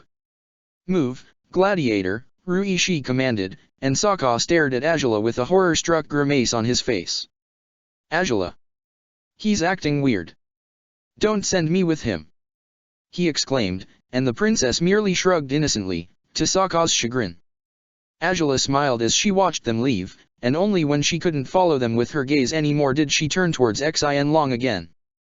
After patting his snout a couple of times and letting him know she meant to make for the palace, Azula turned to the staff of the barge and commanded them to unload the ship and to bring her belongings back home right away. Once she had made sure her orders would be followed, she climbed onto Xianlong's saddle and together they soared all the way to the Fire Nation's royal palace. Fire Lord Oze waited by the steps that led into the palace, with Imperial guards standing beside him as he watched the dragon in the sky with a proud smirk. Xianlong descended on the walkway that led into the palace, and Azula climbed off the saddle, telling Xianlong to get some rest while she spoke with her father. Xianlong groaned happily and pressed against her one last time before prancing away, his sights set on his refuge, which had been empty for far too long. Azula turned towards her father now, and relief washed over her when she saw the smile on his face. It wasn't a warm smile, was there ever any warmth in them? But it was a proud one. And that was a good sign, if anything. Welcome home, Princess Azula, he said, eloquently, as Azula climbed the steps to the entrance to meet him. It's my pleasure to be back, father, Azula replied, as Oze chuckled. I'd hope so. I am quite eager to hear about your tale this time around, Azula, he said. It would seem every new trip you take to the Earth Kingdom is more fruitful than the previous one. I received Governor Tien's message, and I cannot quite convey how pleased I am by your accomplishments, my daughter. I'm glad to hear that, Azula said, smiling at him as he ushered her inside. Though I have to admit, most of it happened by strokes of luck this time around. Why, I would most enjoy hearing the story all the same, Oze insisted, and Azula nodded as they headed towards his study. Azula explained what had happened in Ba Sing Se to her father, while naturally omitting certain parts of the story that she knew her father wouldn't appreciate. Nonetheless, she did her best to explain the entire situation thoroughly to Oze, who smiled widely by the time she was finished. It would seem that, for once, my brother proved to be useful somehow, Oze concluded. I'd say it was more because of his gladiator that we managed to discover what we did, and not so much because of Iroh, Azula said. Nevertheless, hadn't he hired her in the first place, we wouldn't have discovered anything to begin with. And what you discovered was truly remarkable, said Oze, smirking. Not only did you find out who the Rough Rhino's mysterious benefactors were, but in doing so, you thwarted a potential rebellion the Dai Li could have stirred against General Tien once they were in a comfortable enough position to overthrow him. Indeed, I hope it has been thwarted beyond repair, she said, smiling. In any case, Tien said he would return the stolen goods to their rightful owners as soon as possible. It'll take a while, but it can be done. Most likely, said Oze, surprised to find his daughter cared for something he'd consider a trivial matter, but his smile didn't falter despite Azula's last comment. Ah, Azula. Yes, father. She asked, after he fell silent for a moment. Oze chuckled and stood up, pacing over the room with a smile on his face. He turned towards her, still beaming proudly. Our last encounter didn't end on the best of terms, he said. And it is no secret to you that I was displeased by that. Yet with these news, Azula, you proved yourself yet again. I have always been your loyal daughter, Azula said, bowing her head towards him. I know I disappointed you recently, but... no need to excuse yourself, Azula, he said, smiling. If anything, you've showed me just what you're capable of. You truly are the daughter I raised. Indeed, I am, she said, with a weak smile. It was good news that her father would be so pleased by what she'd accomplished, but something about his proud smile made her uneasy. Alas, with this, I have made my decision, he said suddenly, and Azula frowned before looking at him, confused. You've made a decision? She asked. What exactly are you talking about, if I may inquire? You remember the audiences you witnessed with me, don't you, Angela? Oze asked, smiling. I do, she said, frowning. The memory of what had happened that day still bothered her. She did her best not to think about it, but whenever her mind strayed towards those thoughts her mood would soon grow sour. What of it? You recall the head sage requested me to select one of his candidates for the ceremony of the sun. Yes. Angela said, becoming more confused now. What did that have to do with what they were talking about? While you were in BA Sing SE I met each candidate and they were all disappointing, Oze said, before turning towards her. But it would seem the best option for the performer of the ceremony had been right before me this whole time, without my awareness. Angela was startled when she realized what he meant. She looked at her father in disbelief, and he smiled when he noticed she understood what he was implying. Wait, me? She asked. Father, how? Now, you are the finest firebender this nation has seen in more centuries than we could count, said Oze. If anyone would be capable of performing the ceremony adequately, it would be you, my daughter. Why, that might be true, Angela said, accepting his compliment. But would the head sage accept this? I've never been taught to perform ceremonial firebending, to begin with. Will he accept it, you ask? Oze repeated, amused. Angela, do you forget who you're speaking to? I am the Fire Lord. No head sage would defy his Fire Lord. I suppose so, said Angela, frowning. Don't fret, Angela.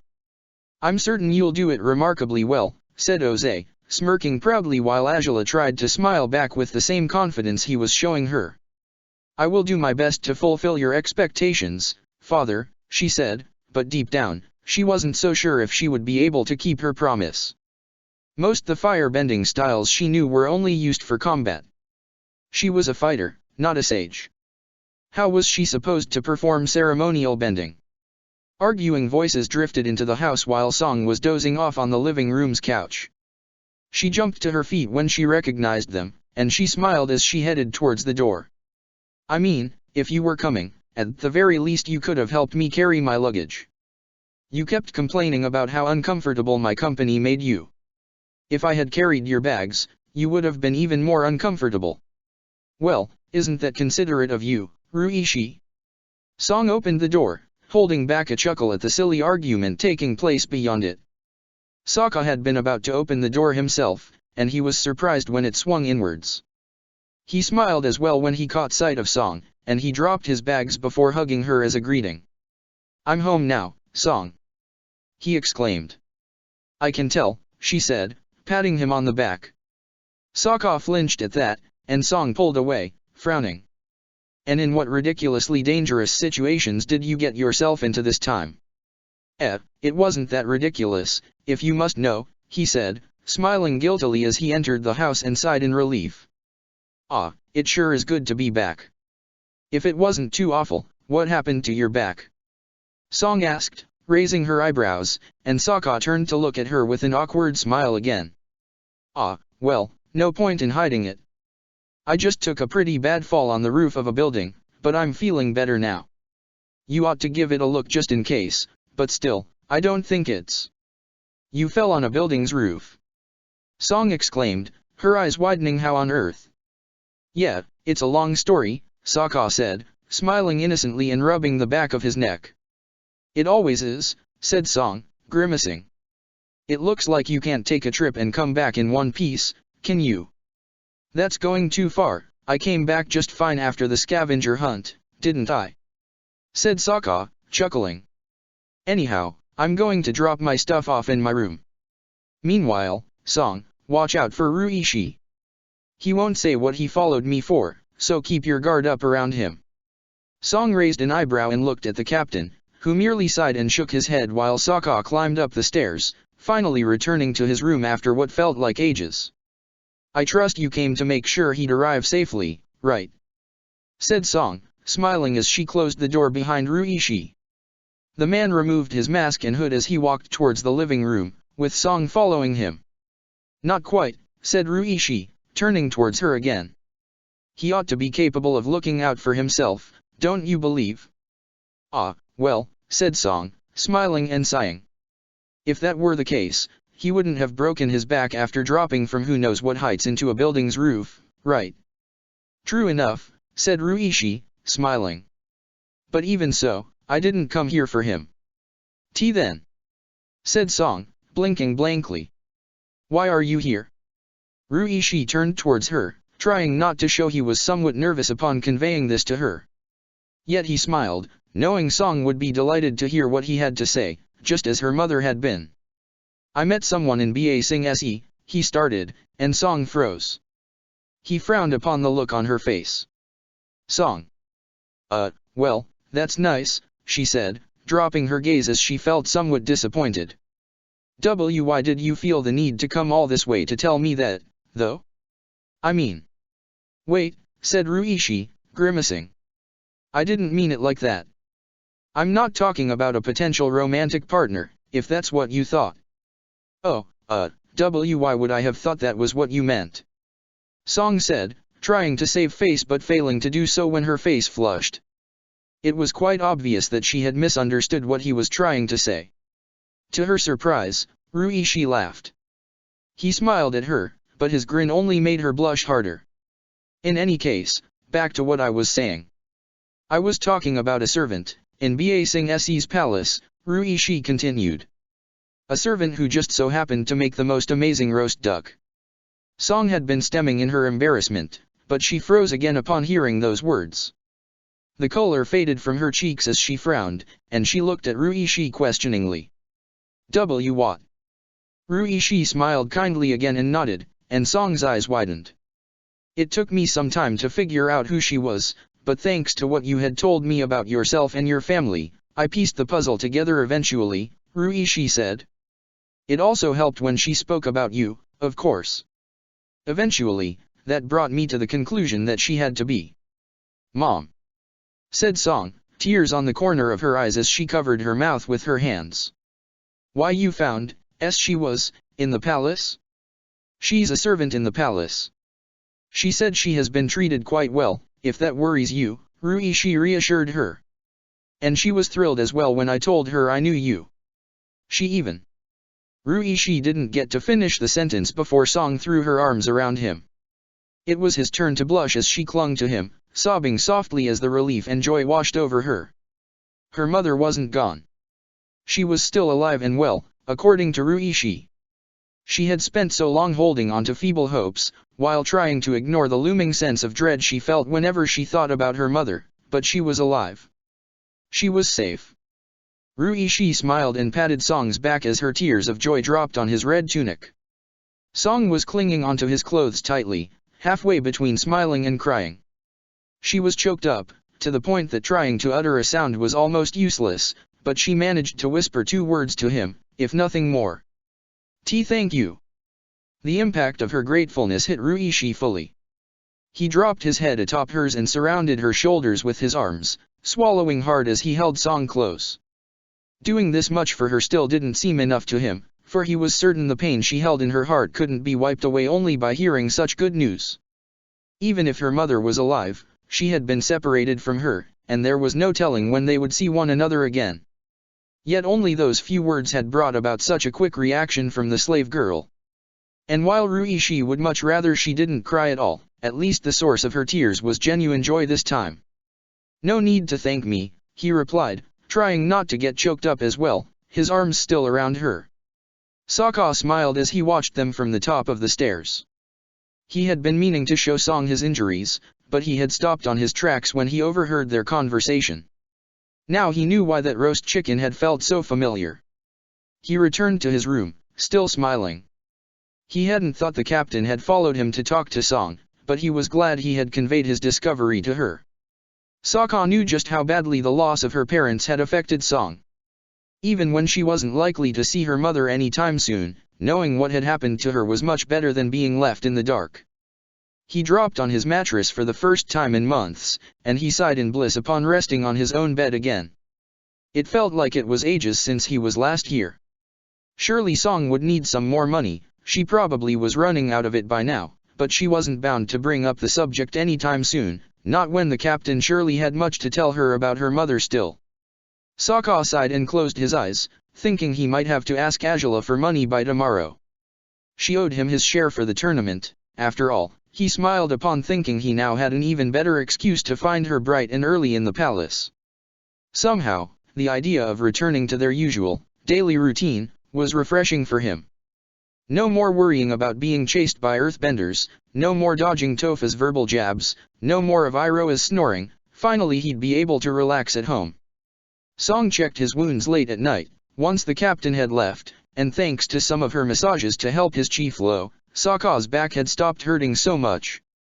Song advised him not to train too hard, but she found him fit to fight again. Pleased by her assertion, he had fallen asleep, exhausted after such a long day, but he woke again when morning broke. He hoped his eagerness to meet Azula again for their sword training wasn't too obvious, but he guessed it would be when he took off to the palace only a couple of hours after dawn. It didn't matter how obvious it was, he reasoned, as he made his way through the city. Surely Azula wouldn't be surprised by seeing him so early today. She should know just how much he enjoyed spending time with her. If he was lucky, she might want to see him, too. With those cheerful thoughts in mind, Sokka walked to the palace's gates, but his pace slowed when he noticed someone else was arriving in the palace as well. It would seem he wasn't the only one here to visit Azula, or so he assumed when he caught sight of Mai climbing off a carriage right before the doors. It had been quite some time since he had last seen her, but he recognized her regardless. "Hey!" He called out to her, and Mai turned towards him. She raised an eyebrow upon recognizing him as well. "Oh. It's you," she said, nodding. "You're here early." "So are you," said Sokka, smiling a little. "I didn't think noble women woke up so early. Why are you here?" "I could ask you the same question," Mai replied, yawning. "Though I probably won't be all that interested in your answer. I'm just here because Azula and I were supposed to trade dash." He caught himself upon registering what Mai had just said. "Huh. All right, then, never mind.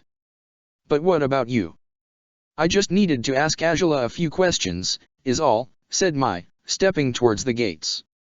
Sokka followed her. "I've wanted to do it for a while, but you two were off on some trip." "We were in Ba Sing Se's pairs tournament," Sokka said, and Mai's eyebrow twitched. Sorry again. Doesn't matter to you, right?" "Not really. All I care about is that she's here now and she'll give me the answers I want," Mai stated. "For one thing, I'd much like to know what to do with the slave living in my house now, and for another." "You came to see Azula for slave advice?" Sokka asked, confused. "What did you get a slave for if you don't know what to do with him?" "With her, actually," said Mai. "And I didn't get her, Ty Lee did. She fetched the girl at Shu Wo, then brought her to my house and left me to look after her while she just goes off to play with Haru and only comes visit whenever I—" "Whoa, said Sokka, stopping on his tracks and interrupting my half-sentence. "Wait just a second. She fetched someone at Shu Wo?" "Who?" "I think Ty Lee said you'd fought her," said Mai, having stopped as well. She looked at him with a raised eyebrow. "I don't remember what her gladiator name was, but her actual name is Suki," Sokka said, still staring at Mai in disbelief. "Why? Wait. She's at your house, you said?" "Yeah," said Mai, shrugging. "Is she all right?" Sokka asked, stepping forward. Mai stepped back, looking at him warily. "I mean, she's okay, right? Nothing bad happened to her?" Many bad things happened, from the looks of it," said Mai, still confused by Sokka's reaction. "But she hasn't talked about it much. She's been healing from her wounds, and she has been eating properly for the past 2 months or so. Still, I figured I'd ask what I'm supposed to do about her." Sokka gritted his teeth upon the mention of wounds. Of course she had been hurt. "But she's better now, you're saying?" he asked. She's getting better," Mai confirmed, sighing. "But if you don't believe me you could just go find out for yourself, you know." Sokka froze at that. Seeing Suki might be a good idea. He wanted to make sure she was actually okay, or on her way to being okay eventually. Yet he had meant to come see Azula, and he probably ought to do that in the first place. What mattered most about Suki was that she'd be safe, and far from harm, and it seemed she would be, if she was at Mai's house. But there were questions he wouldn't mind having answered, and he suspected Suki would have those answers. Questions related to the White Lotus. He frowned at that. Would Suki be willing to talk about it? It probably would be quite harsh for him to show up to see her just because he wanted answers, but she might have more information about the society than anyone else they'd asked up to date. Still. I think I can take your word for it, he said, smiling a little. I'm supposed to meet with Angela, so. You're not getting any training done while I'm here, if you thought so, Mai stated. You'll have to wait until I'm done talking to her, so why not go over to see her for yourself in the meantime? It's just. Said Sokka, frowning. I don't think it's a great idea. Angela is probably expecting me, so. If she is, she'll only see you once I'm through with what I have to say, Mai declared, and with that, she restarted her walk towards the palace's vestibule. Sokka frowned and watched her go, pondering his options. He could stay put and afterwards tell Angela to come with him and ask Suki about the White Lotus, but that was a very bad idea, most likely. The princess was hostile towards Suki, and Sokka was well aware of it. Still, he was confused beyond reason about why Suki was here now. Why had Ty Lee found her and brought her to the capital? Those questions could be answered by Suki, or Ty Lee, if anything. And if he wouldn't have a chance to see Angela right away, he might as well make some use of his spare time. Angela probably wasn't expecting him yet, for starters. She probably was sleeping in, resting after their long journey home. He'd come back later, and if he found out anything important about the White Lotus, he'd tell Angela about it by then. He still felt uneasy as he turned on his heels, leaving the palace's premises again. He swallowed hard, hoping to be back soon enough. Angela was already awake. She was eating breakfast when someone knocked on her bedroom's door. Displeased by this early intrusion, Angela had walked away from her meal and opened the door to find Mai outside. Her friend made her way into her room without so much as a word, and Angela could only raise her eyebrows, watching her with utter surprise. "And why exactly are you here so early, Mai?" Angela asked, wasting no time with greetings. "I'm not even dressed yet." "I can tell," Mai said, raising an eyebrow. "But I'm not here for a slumber party, if that's what you hoped for." "A slumber party in the morning? Has it been that long, Mai, that you don't even remember how slumber parties work?" Angela asked, teasingly, before turning towards the table where her food waited. "If Yuaday's tantrums at midnight count for something, then maybe it hasn't been that long," Mai said, sighing while Angela smiled a little. "You should have considered that little detail before having a kid, I guess," she said, and Mai rolled her eyes. "I did consider it, believe it, or not. Anyways, I'm not here to talk about Yuaday," said Mai, frowning. "As it turns out, there's a former gladiator living in my house, Angela, and according to Ty Lee, she only found her because you told her to. Care to explain why you sent her to get that girl, and what should I do with her now that you're here?" Angela froze as she took a bite from a crab cake, but she set it down on the plate again as she wondered how to reply to Mai. Her friend stared at her, an eyebrow raised. "Well, it's not easy to explain," Angela muttered, before looking at Mai inquisitively. "But I don't recall asking you to host her, Mai." "Ty Lee wasn't ready to take care of her, let alone tend to her wounds," said Mai. "So she decided to ask for my help. I provided it, because I was intrigued, and I'm here because I want to find out what you're trying to accomplish through this. Do you want another gladiator?" No, that's not it," said Angela, frowning. "Truth to be told, all I wanted was to get her out of Shu Wo. Whatever happens to her now hardly matters to me. Keep her in your house if you want, as a maid or so. It's really not my business." "How is this not your business?" Mai asked, her eyes widening. Angela couldn't remember the last time she had seen Mai impassioned about anything. "Angela, that girl is there because of you. What did you want Ty Lee to save her from Shu Wo for?" "What for? Honestly, Mai, do you think every single thing I do is part of some scheme?" she asked, before she could catch herself. She even felt stupid after uttering those words. Most of what she did was part of a scheme indeed, except for most of what related to Sokka.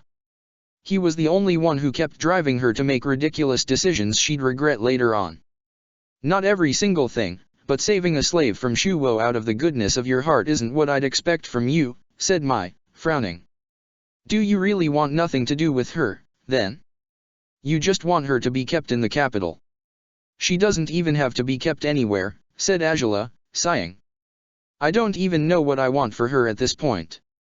You entirely are free to decide her fate, and if you don't want to do it, then you can just ask her what she wants instead. Why, though? Mai asked again, and Angela sighed heavily. I don't need to explain myself any further, she grunted. Just, do as you wish. Huh, said Mai, frowning still. Well, whatever, then. If you really don't want anything to do with her, she can stay in my house until Ty Lee makes the arrangements to have her in her place. She's supposed to be her slave after all, right? Indeed, she is Ty Lee's slave, said Angela, folding her arms over her chest. So see? It never really was my business to begin with. You and Ty Lee are the ones who ought to decide what to do. Fine, then, said Mai, shrugging. I'd guessed you might want a second gladiator. It was the only reasonable explanation I could think of. Well, I don't, not really, said Angela, smiling uncomfortably. If she'd wanted a second gladiator, Kyoshi's heir would have been the last one she'd choose for the job. Now, if you don't mind, I'd like to finish my meal without being interrogated. You'd best be quick about it, though. You'll get interrupted anyways if you are not done with it soon, said Mai, and Angela frowned. Interrupted by whom now? She asked, warily. Something about what Mai was saying was unsettling. I ran into your gladiator at the palace entrance, said Mai, and Angela froze. He wanted to train with you or so, he looked rather excited about it. Angela did her best to keep the color from rushing to her cheeks. Undeniably, it was nice to know he had come to see her so soon, but if Mai had run into him, where was he now? And? Said Angela. And what? Where is he? If you saw him at the entrance. Angela asked, frowning. You wanted him to come see you when you're still in your sleeping gown. Mai asked, and now Angela couldn't hold back the blush. Mai smirked. Well, aren't you quite shameless, Princess Angela? I didn't say that. Angela snapped. I'm only asking since, knowing him, he would have barged into my room thoughtlessly along with you. So I'm confused as to why he didn't do that. See. I suppose you know him all too well, said Mai, sighing, and Angela rolled her eyes. So much for my bet indeed. Should I pay Ty Lee already? Where? Eyes. Sokka. Angela asked again, desperate to get Mai off the topic. Ty Lee's enthusiasm regarding her closeness with Sokka annoyed her, but Mai's teasing remarks were even worse. I don't know, actually, said Mai. I thought he might follow me, even after I told him about the girl at my house. He looked shaken up to hear about it at first, but then he seemed to think he should have. What? Angela said suddenly, and Mai frowned. Angela's expression had darkened suddenly. Mai, you told him what? He asked me what I was doing here, so I told him I had come to ask about what you wanted to do with her. Said Mai, confused by Angela's reaction. All thoughts of finishing her meal disappeared from Angela's mind as she stared at the floor in utter disbelief. So now Sokka knew, and he surely had taken off to reunite with his dear Suki, of course he had. But part of her mind told her that wasn't really the case. Even if he'd gone to see her, it didn't have to mean anything. It wasn't as though he wanted to pursue a relationship with the girl, did he? Not when the two of them were, well, whatever they were. Right? Angela? Mai asked, as the princess started pacing through her room. What's the matter with you? Never mind, Mai, she said, breathing heavily. Was I not supposed to say anything to him? Mai asked, raising an eyebrow. Because I wasn't told this was a matter of utmost secrecy or anything. Well, it's not, of course it's not. Why would it matter anyways? It doesn't. Angela exclaimed, with a nervous laugh. Mai was even more unsettled by that. Angela, are you alright? I'm perfectly fine, Mai, Angela declared, and Mai frowned. Now, if you don't mind, I need to change. There's something I need to do. And what might that be, if I can inquire? Mai asked. Angela turned towards her, giving her a rather cold smile. Mai almost froze at the sight of it, as Angela attempted to speak calmly to mask her rage. That, Mai, is none of your business. Finding Mai's house was more difficult than Sokka expected. He hadn't been there in so long that he hardly remembered where it was or what it looked like. He knocked on the door when he reached it, and when nobody answered he decided to go inside. Mai had told him he could come, so it wasn't as though he was breaking in. The door was unlocked, so he walked inside and frowned as he wondered where to go. There was hardly a sound to be heard in the house, but then he caught female voices upstairs. He frowned and guessed at least one of them would belong to Suki. He gulped as he climbed the stairs, unsure if he wanted to meet her even now. Are you sure about this? Do you need any help? Sokka overheard, as he reached the top of the stairs. I'd like to think I can stand on my own 2 feet without help, Ty Lee. Still, you had never tried to walk like this before, are you sure you're okay? Sokka stepped towards an open door at the end of the hallway, the room from where the voices were coming from, and he looked inside of it warily. He froze when he caught sight of Suki for the first time in almost a year. She hardly looked like herself as she stood with difficulty next to Ty Lee. The first word that came to his mind as he stared at her insecure stance was fragile, but soon he realized that wasn't the right one. Broken was probably a more accurate description of Suki's state. Suki soon realized she was being watched from the door. Her gaze flickered towards it and her eyes widened when she saw that familiar face. What was he doing here? Sokka, she said, startling him. Ty Lee, who had been standing cautiously beside Suki, as though she expected the girl to fall over herself, turned towards the door to find Angela's gladiator standing on the room's threshold. Sokka, she exclaimed, as he forced a smile. Hey, he said to Ty Lee, but his attention soon turned towards Suki. Suki, are you alright? Suki had wanted to ask him what he was doing here first, but when he stepped towards her she forgot the words she had been about to say to him. Sokka stared at her, concern in his eyes. I ran into Mai just a moment ago and she told me you were. Sokka started, but he soon stopped on his tracks when he realized Suki was stepping back, away from him. For a moment he wasn't certain why she meant to keep the distance between them like that, but he soon made sense out of it. He had seen far too many female slaves recoiling from human contact back in Hawaii. From what he knew, Suki's circumstances might have been similar to theirs. He clenched a fist but stepped back again, nodding in her direction. Sorry. I'll stay put, he said, giving her an apologetic smile. And no, I probably ought to be the one. Suki said, gritting her teeth. She had to do something about this. She couldn't keep pulling away from men she knew wouldn't hurt her. Still, are you, feeling better, at least? He asked. Much better, actually, said Suki, smiling weakly. You should have seen me when I first got here, though I guess it's probably better you didn't. It wasn't exactly a sight to behold. She's been feeling better over the past few weeks, Ty Lee said, smiling at Suki. I drop by to see her often to make sure she's doing alright. We're good friends now, aren't we, Suki? Suki smiled uncomfortably but nodded. It had been a long time since she'd had friends. The servants ought to bring up her meal in a while, said Ty Lee, smiling. And Ruonjian is watching you a day, or probably dozing off with him, because they have a knack for falling asleep at the same time. Ty Lee's nervous talk made Sokka frown a little. It almost felt like she was trying to protect Suki from a conversation with him. It was probably what she was doing, truth to be told. He couldn't quite blame her for it. Mai was over at the palace. Suki asked, looking at Sokka inquisitively. Yeah, I met her by chance at the entrance, he said. She told me about you, and that's why I came. I'd heard about what had happened to you, and how did you get out of there? Ty Lee found me and brought me here, said Suki. It happened a few months ago. Sokka looked at Ty Lee with confused eyes, and Ty Lee blinked blankly. He turned towards Suki once more, noticing how she seemed to be having trouble balancing her weight, almost as though her body wasn't her own. "Do you have any bad wounds, though?" he asked. Mai mentioned something about medical care.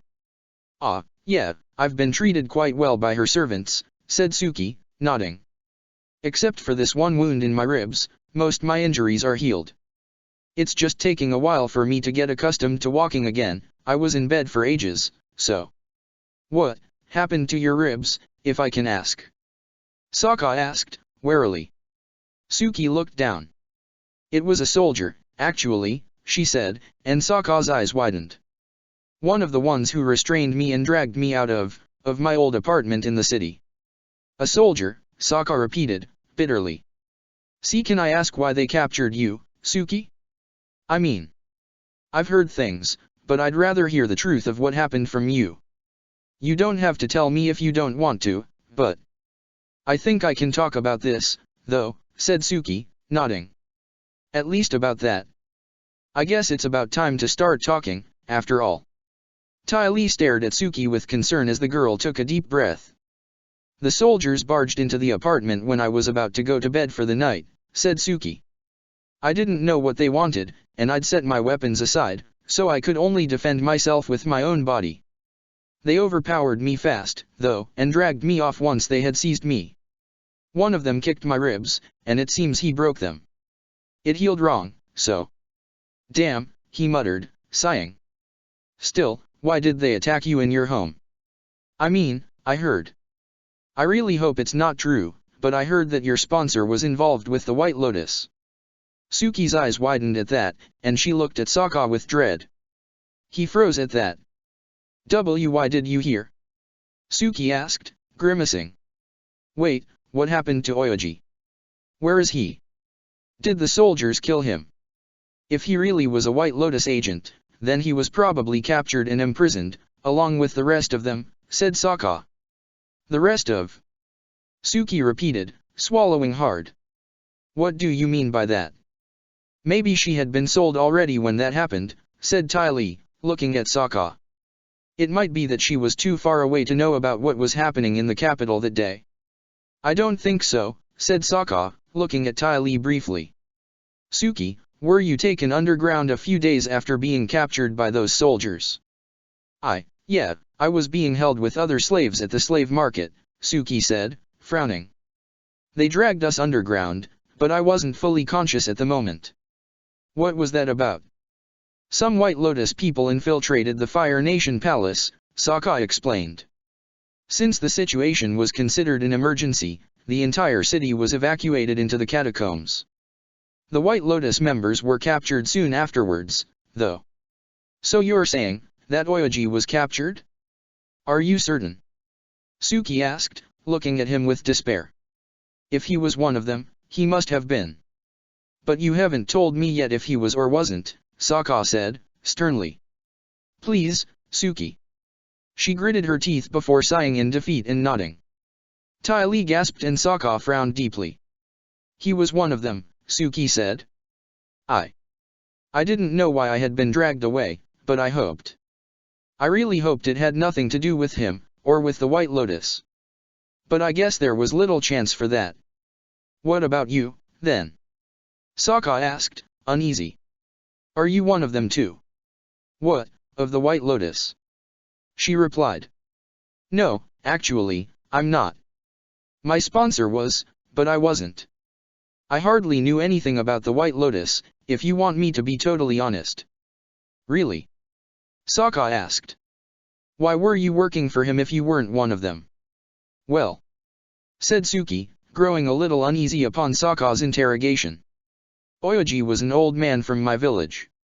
I had no idea he had allegiances with the White Lotus back in the day, but after Kyoshi Island was conquered he disappeared for some time. He came back one day to offer me the job as his gladiator, and since I'd known him for so long, I said I'd do it." "Huh?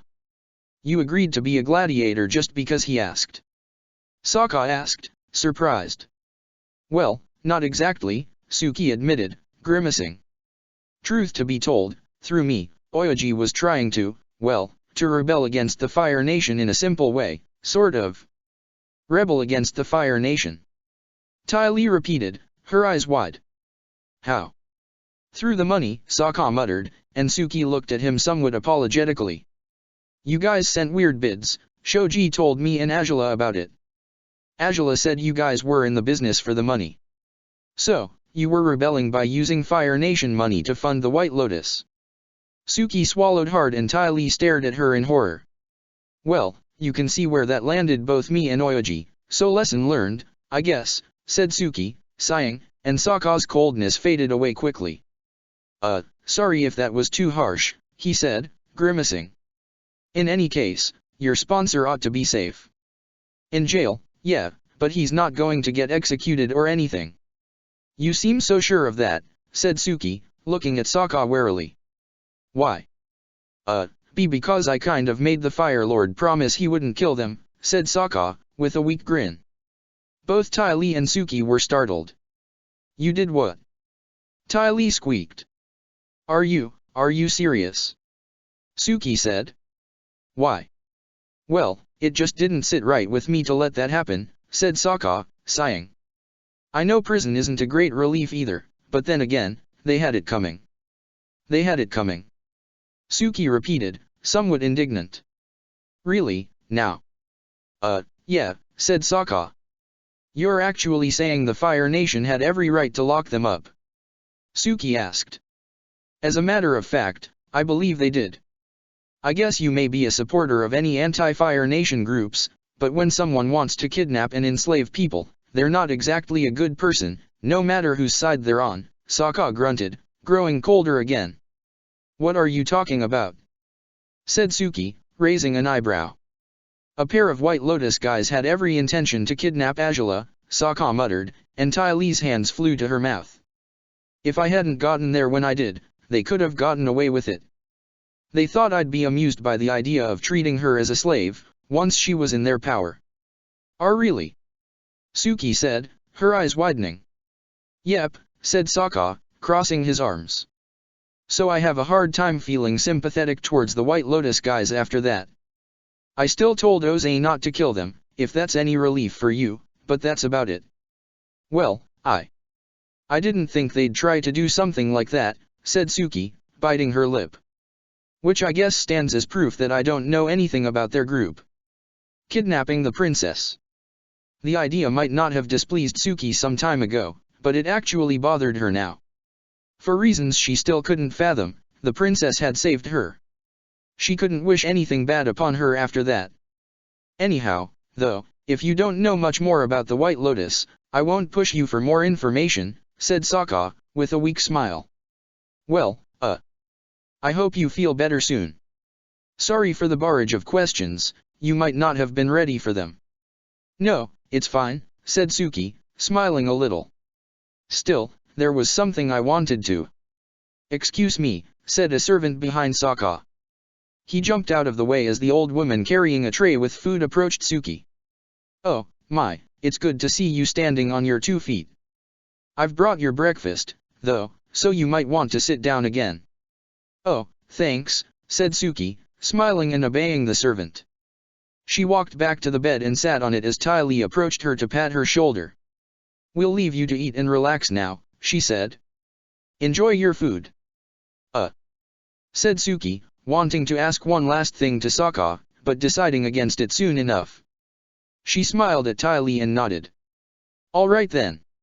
I'll see you later. It's good to see you again, Suki, Sokka said, smiling as well. Sorry for the questions, again, and I hope you are fully recovered soon. Thanks for bearing with me. Not at all, said Suki. I guess I'll see you around as well, Sokka. Yeah, maybe, he said, as Ty Lee ushered him outside. Bye now. The servants stayed in the room, tending to Suki, and Ty Lee closed the door behind her before turning towards Sokka, who had a heavy frown on his face. She really doesn't look that good, he muttered. Last time I saw her was ages ago, but she's been through hell, from the looks of it. Yeah, said Ty Lee, sighing. She's in a very delicate state. I think she'll pull through, but I don't know if she'll ever be the same girl she used to be. Still, I'm sure she's glad you came to see her. Were you too close, though? I never gathered you'd kept going out with her or anything. I didn't, said Sokka. But I heard about her circumstances, and I told Angela we had to do something about it. Still, she flat out refused to do as I asked, so how come is Suki here? Why did you save her? You mean? Said Ty Lee, her eyes widening before she smiled at Sokka. Oh, well, this is unexpected. You told Angela too?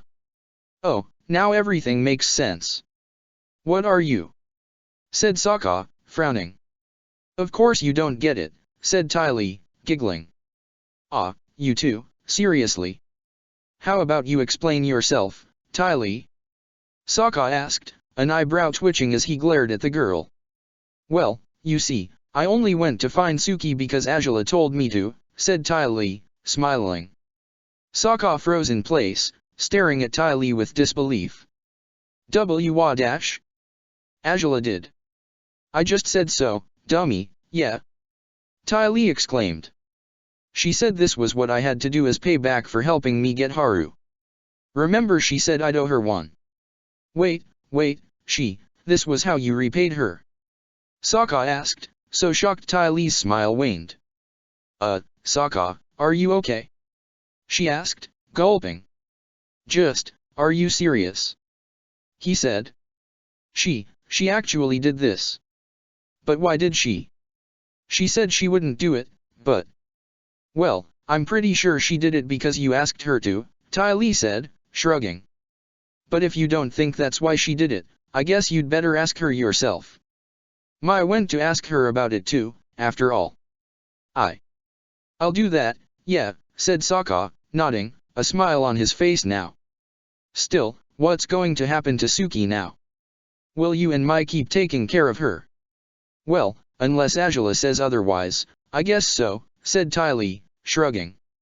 She needs all the help she can get so she can be nursed back to health. Of course, said Sokka, nodding.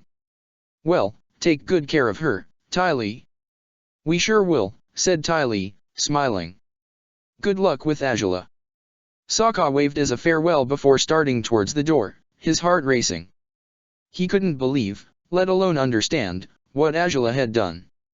Of course it was a good surprise, but he was beyond baffled by it.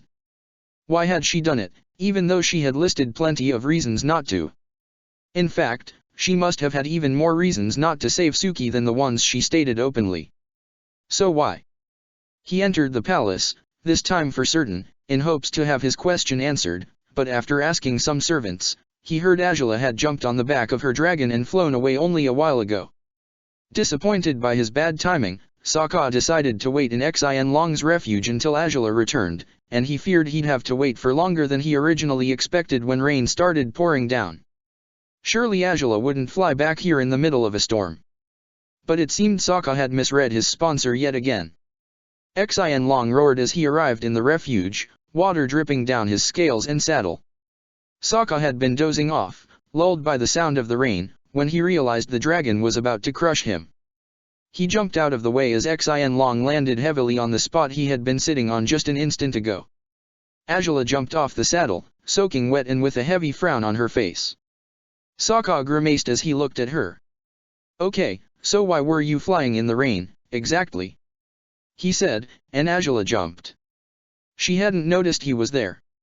Sokka, she said, surprised. She hadn't expected to see him again, let alone so soon. Not when he was supposed to be basking in his happy reunion with Kyoshi's heir. Yeah, who else?